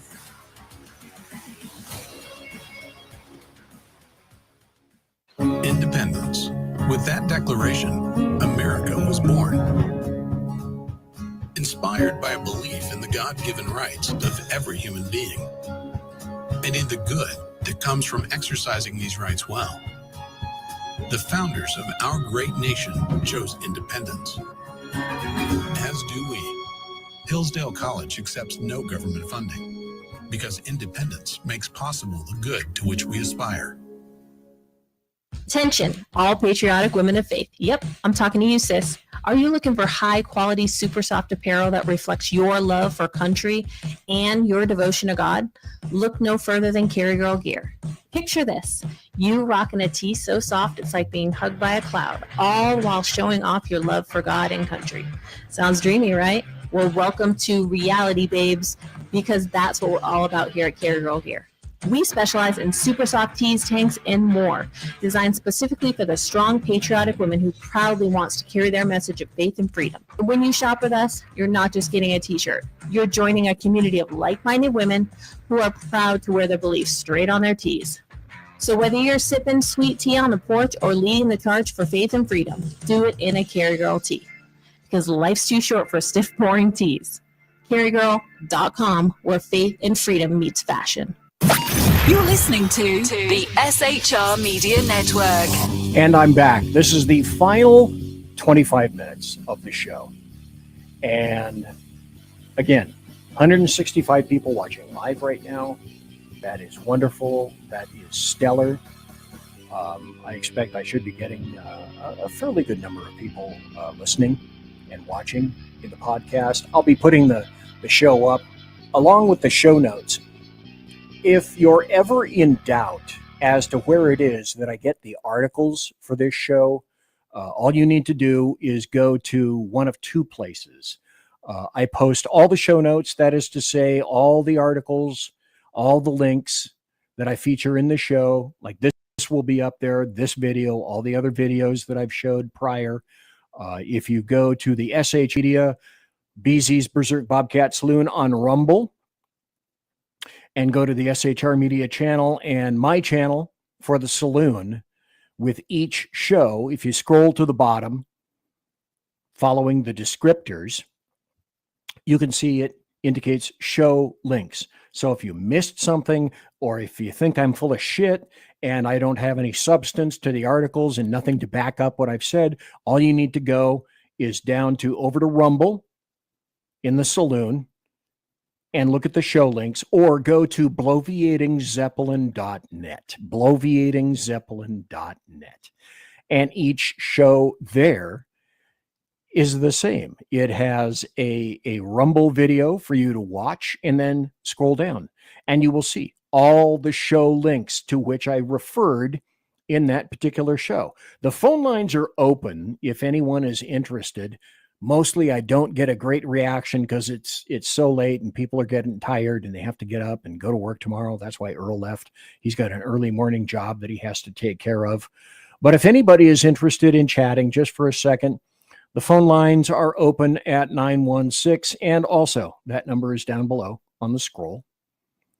The phone lines are open, 916-835-3329, 916-835-3329. And so let us continue with Stephen Miller talking about, hey, do you know what deportations are? Do you know about the law? So we had a deportation order that was valid, which meant that under our law, he's not even allowed to be present in the United States and had to be returned because of the foreign terrorist designation. Okay, let me point this out. This is Trump, obviously, sitting in the chair to the right. BZ, who's that guy to the left? Sitting to the right of the president, it's our left. That's Bukele. That is President Bukele of El Salvador. Continue. This issue was then, by a district court judge, completely inverted, and a district court judge tried to tell the administration that they had to kidnap a citizen of El Salvador and fly him back here. That issue was raised to the Supreme Court, and the Supreme Court said the district court order was unlawful, and its main components were reversed 9-0 unanimously. Okay, so stop. Well, BZ, what does that mean? That means exactly what I said prior. They're lying. They're lying to you about SCOTUS and what the ruling means. Continue. Stating clearly that neither Secretary of State nor the President could be compelled by anybody to forcibly retrieve a citizen of El Salvador from El Salvador, who again is a member of MS-13, which, as I'm sure you understand, rapes little girls, murders women, murders children, is engaged in the most barbaric activities in the world. And I can promise you, if he was your neighbor, you would move right away. So you don't plan But to the ask Supreme for Court is to get asking it back? to- Is that What was the ruling in the Supreme Court, Steve? Was it 9-0? Yes, so it's a 9-0 in our favor. In our favor, against the district court ruling, saying that no district court has the power to compel the foreign policy function of the United States. Do you understand? All of these people, all of these leftists, these Democrat senators who are flying down for the terrorist MS-13 terrorist du jour, there will be more, have decided this is the lying fucking hill they want, on which they wish to die. As Pam said, the ruling solely stated that if this individual at El Salvador's sole discretion was sent back to our country, that we could deport him a second time. No version of this legally ends up with him ever living here because he is a citizen of El Salvador. That is the president of El Salvador. Your questions about it for the court can only be directed to him. I asked ¿Usted lo liberaría, Presidente what is Bukele? can President Bukele weigh in on this? Do you plan to return him? Well, those were not suggesting that a smuggler or terrorist into the United States, right? It's always how can I smuggle? How can I return him to the United States? Like I smuggle him into the United States, or whether of course I'm not going to do it. It's like, I mean, Okay, let me stop right there because I'm running out of time. He said the obvious. How many times does this guy have to tell you, Democrats, he's not going to do it? That guy's not coming back. He's not coming back. President Bukele of El Salvador has said he's not coming back. And by the way, for those of you asswipes who just tuned in, no, he's not coming back. And you can't get it through your little thick skulls about that. And as I mentioned earlier, this is from El Paso, an El Paso newspaper. They asked back in February, did President Obama remove more non-citizens from the U.S. than any other president in U.S. history? Well, that answer is yes. And I had this to prove it to you by the numbers. And that is the reference. That is from that particular article. Now I'm going to skip politics just for a second. People that know me, and I have great love for animals. There is a particular animal in my life right now who made me love animals, made me love dogs, and made me love animals. Let's go to the chat here just for a second. Sean says, by the way, bye-bye. Have a great show. He's got to go. He's a working man. He's got to go. So I get it. I understand.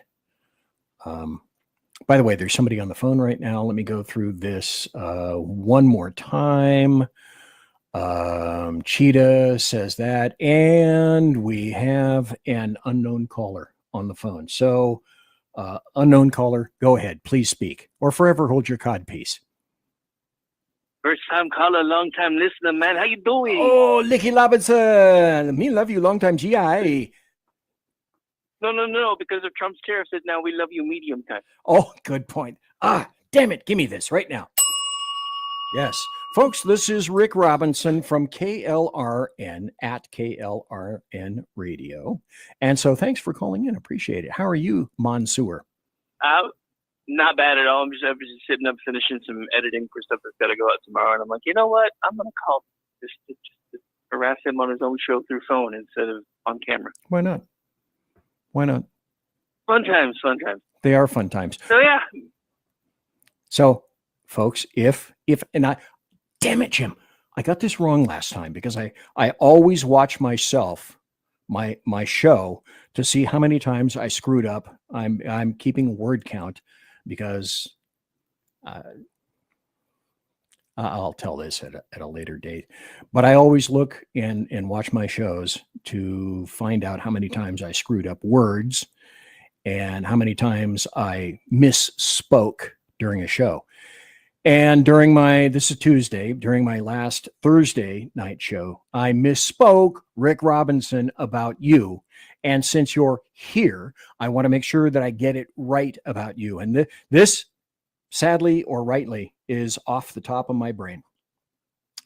I misspoke last show. And if you want to listen to the Rick Robinson Show at KLRN, now that's on X/Twitter, go to at KLRN Radio. And the Rick Robinson Show, this guy who's on the air right now. Oh, wait.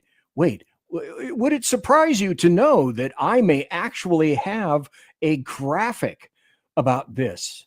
This is Rick Robinson, and that is his show. And his show is... It'll hurt their face. You'll break their eyeballs. Oh, man. no. Eyeworm, not brainworm. Eyeworm. Anyway, that is Rick Robinson, and my error was saying that Rick is on Tuesday through Thursday. No.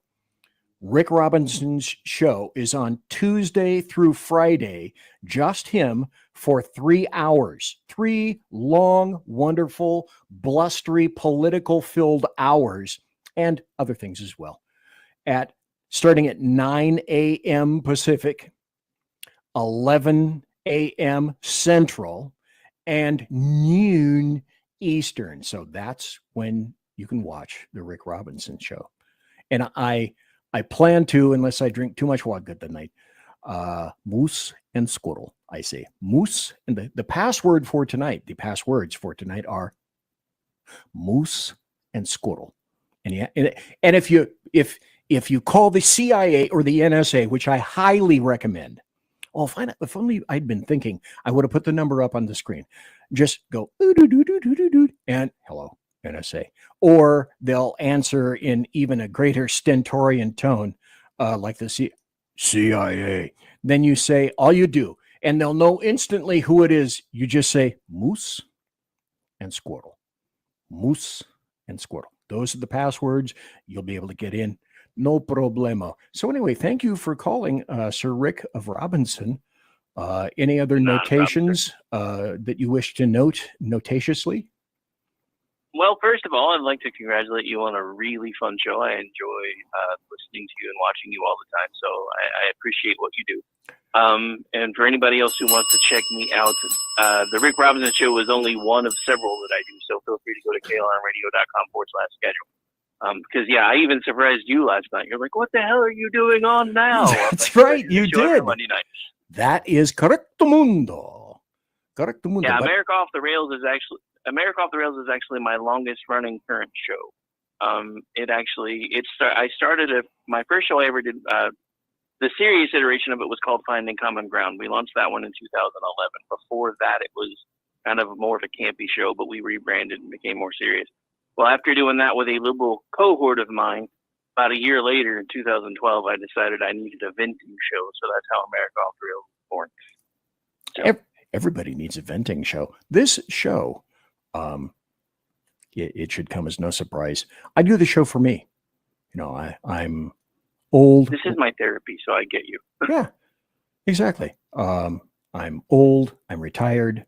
You know, I'm way past my use date on the factory issued heart attack. I could cack tomorrow, but you know, in the meantime, I've had a ton of fun, a metric ton of fun. And this is a visual, an assload of ton. Well, an assload of fun, an assload. You know, you shouldn't quantify an assload as something this small. You should quantify an assload as almost arms completely outstretched to the point where they're no longer in the frame of the video right now. But I have fun, and that's the reason why I do it. And when it stops being fun, I will stop being here. It's as simple as that. Well, for our sake, I hope it never stops becoming fun. Well, thank you very much. I love your show. Thank you kindly, sir. I appreciate it. There he is, Rick Robinson. Yes, sir. All right, I will let you finish your show, my friend. You enjoy it. You continue to kick ass and take names, and I will talk to you soon. Thank you, sir. Appreciate it. Ciao. Anyway, Rick Robinson, thanks for being here. Thanks for being on the show. I was talking before the phone call from Rick. I came across this. Now, I am a member of a whole bunch of things in a whole bunch of social media places, but I found this on Truth Social. And just on the off chance that this is so small that you cannot read it, I will read it for you. And then I will show you the concomitant video that goes along with this. I got about 10 minutes. I'm not going to get to a fraction of the stuff I have tonight. I always know. 166 people watching live right now. You guys rock. R-O-K. Not Sergeant Rock, but rock. R-O-K. So I'm going to read this in case it's too small for you to see on the screen, depending on what kind of a screen you're watching it on, phone, tablet, whatever. This is from Citizen Free Press. Nevada veterinarian Sean Frainer was found deceased in Lake Mead, Nevada, after footage of him kicking a horse went viral. I have the video. Frainer went missing about 2 weeks ago following online harassment over the incident. Right before he disappeared, Frainer released a post on Facebook where he apologized but defended his actions. He said, "I did not blatantly haul off and kick this horse as it appears in the video." Well, I'm going to play the video and you make up your mind. It was done simply to get the horse in a better position so that he could breathe and get up and move so I could try again to anesthetize. Then he goes on to say, but yes, I did kick him right in the chin, and I very much do apologize and wish this never happened. Investigators discovered his truck and belongings at the edge of the reservoir. They have not said yet if they believe he took his life. The horse owner who filmed the incident says she feels horrible. It's horrible. I never, ever wished this upon him. I never wished this upon anybody. This is not what I wanted in the end at all. The horse had abrasions to the skull and needed medical attention. Frainer was facing felony animal abuse charges. Now, here's the video. It's only 9 seconds, so I don't really have the ability technically to embiggen this for just 9 seconds. So you're going to have to watch it. I may play it again, but you tell me, is this valid? And what happened to him, was that simply schadenfreude? This is the video. It's upsetting us too. All right. Up above. Oh. Where did you kick him? So you tell me, is it a shock that he somehow mystically House panel to refer managed ex-governor to disappear? I'm not sure. Was that animal abuse? In my opinion, it sure as hell was. I've got time for about 2 more stories. Oh, shoot. Let's do this. I had these made, so give me the pleasure of at least being able to play them for you. Please. Can you? Here we go. It's time for happy stories and good times. This is a story where our good friend Andrew Cuomo has been referred to the DOJ for prosecution.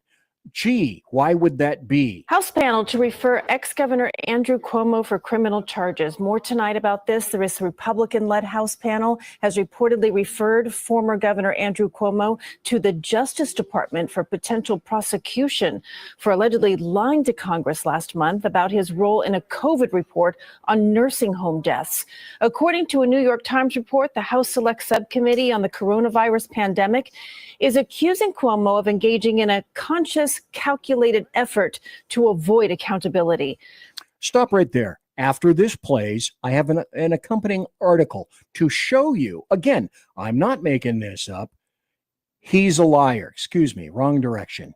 He is a liar. And in my opinion, he's also a fucking mass murderer. Cuomo's administration is accused of underreporting the number of nursing home deaths by nearly half. A spokesperson for Cuomo denies the claim, saying that there is no basis for the referral.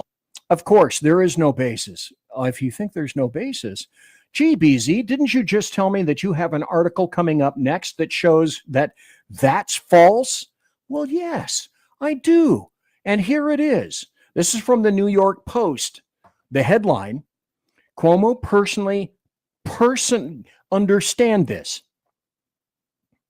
Cuomo personally altered the report that lowballed COVID nursing home deaths, emails show, contradicting his claims to Congress.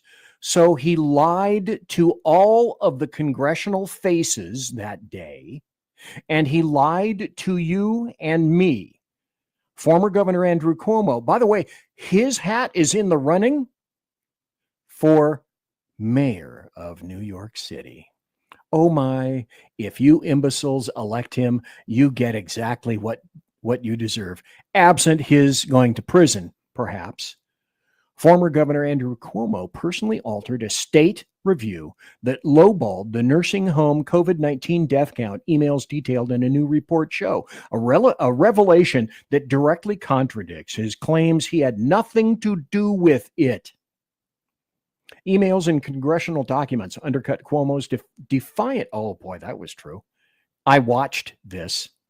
His defiant assertion during a summer congressional grilling that he never saw or even had any memory of the state health department report the New York Times first reported.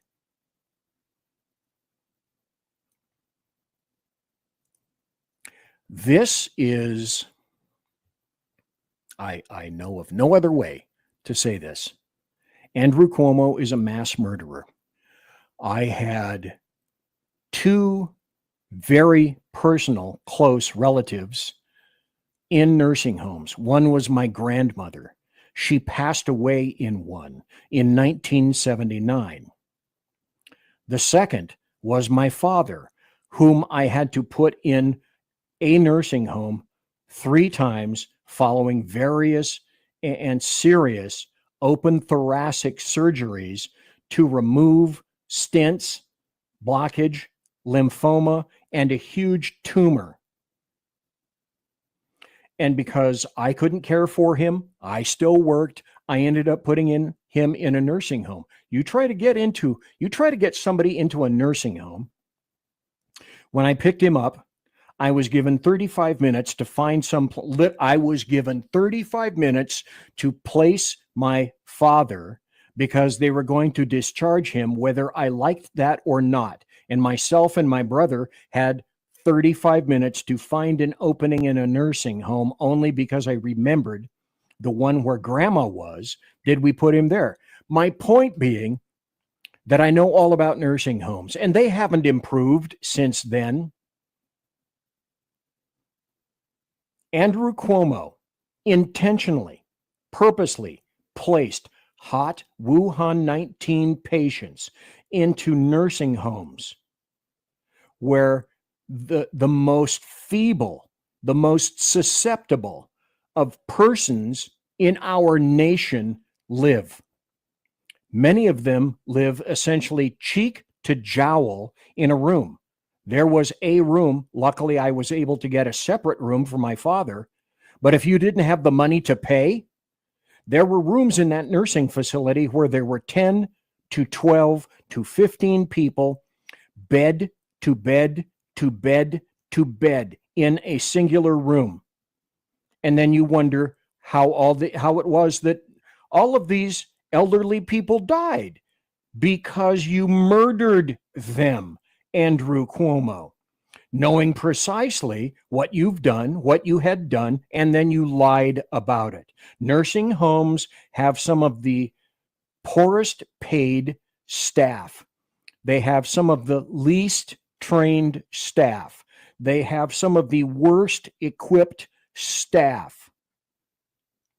And then you do that to them. They were no more ready for that.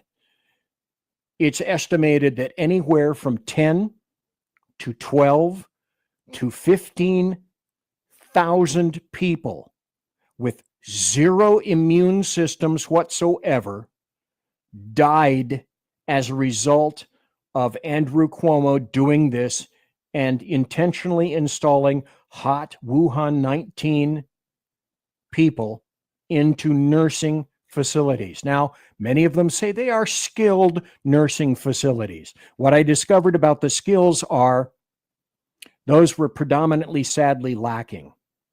There were days when a doctor, if you think that there is a doctor on staff 24/7 or at least 8 hours a day during daytime hours, that you're guaranteed that there's at least one doctor in every no, there aren't.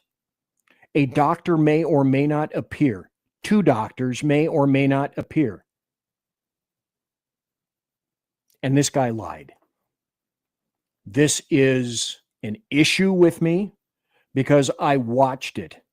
And I can make no other conclusion that this guy, Andrew Cuomo, who wants to be mayor of New York, is one of the largest intentional mass murderers in the history of the United States of America.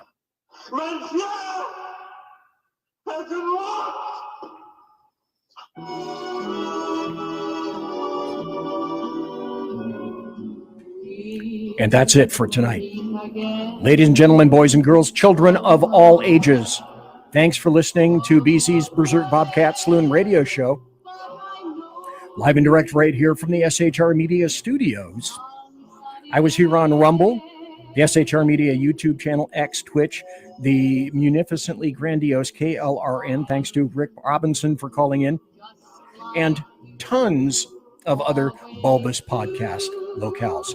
As per normal, promotional consideration is by the Lockheed Martin Skunkworks, Shure and Electro Voice microphones, Aracus Systems, who make my mixer, and also Pratt & Whitney engines featuring dependable engines and thrust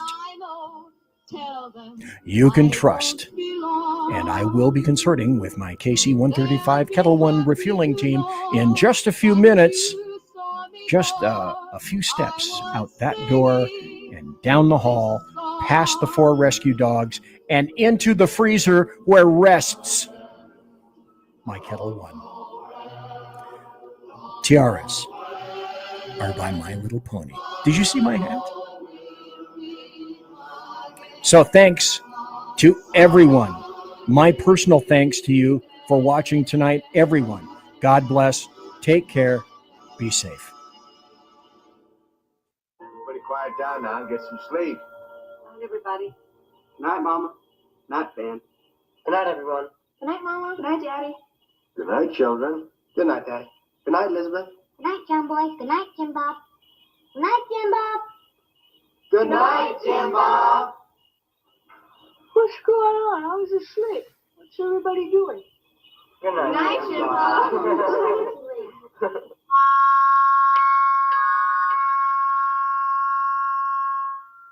Good night and good luck.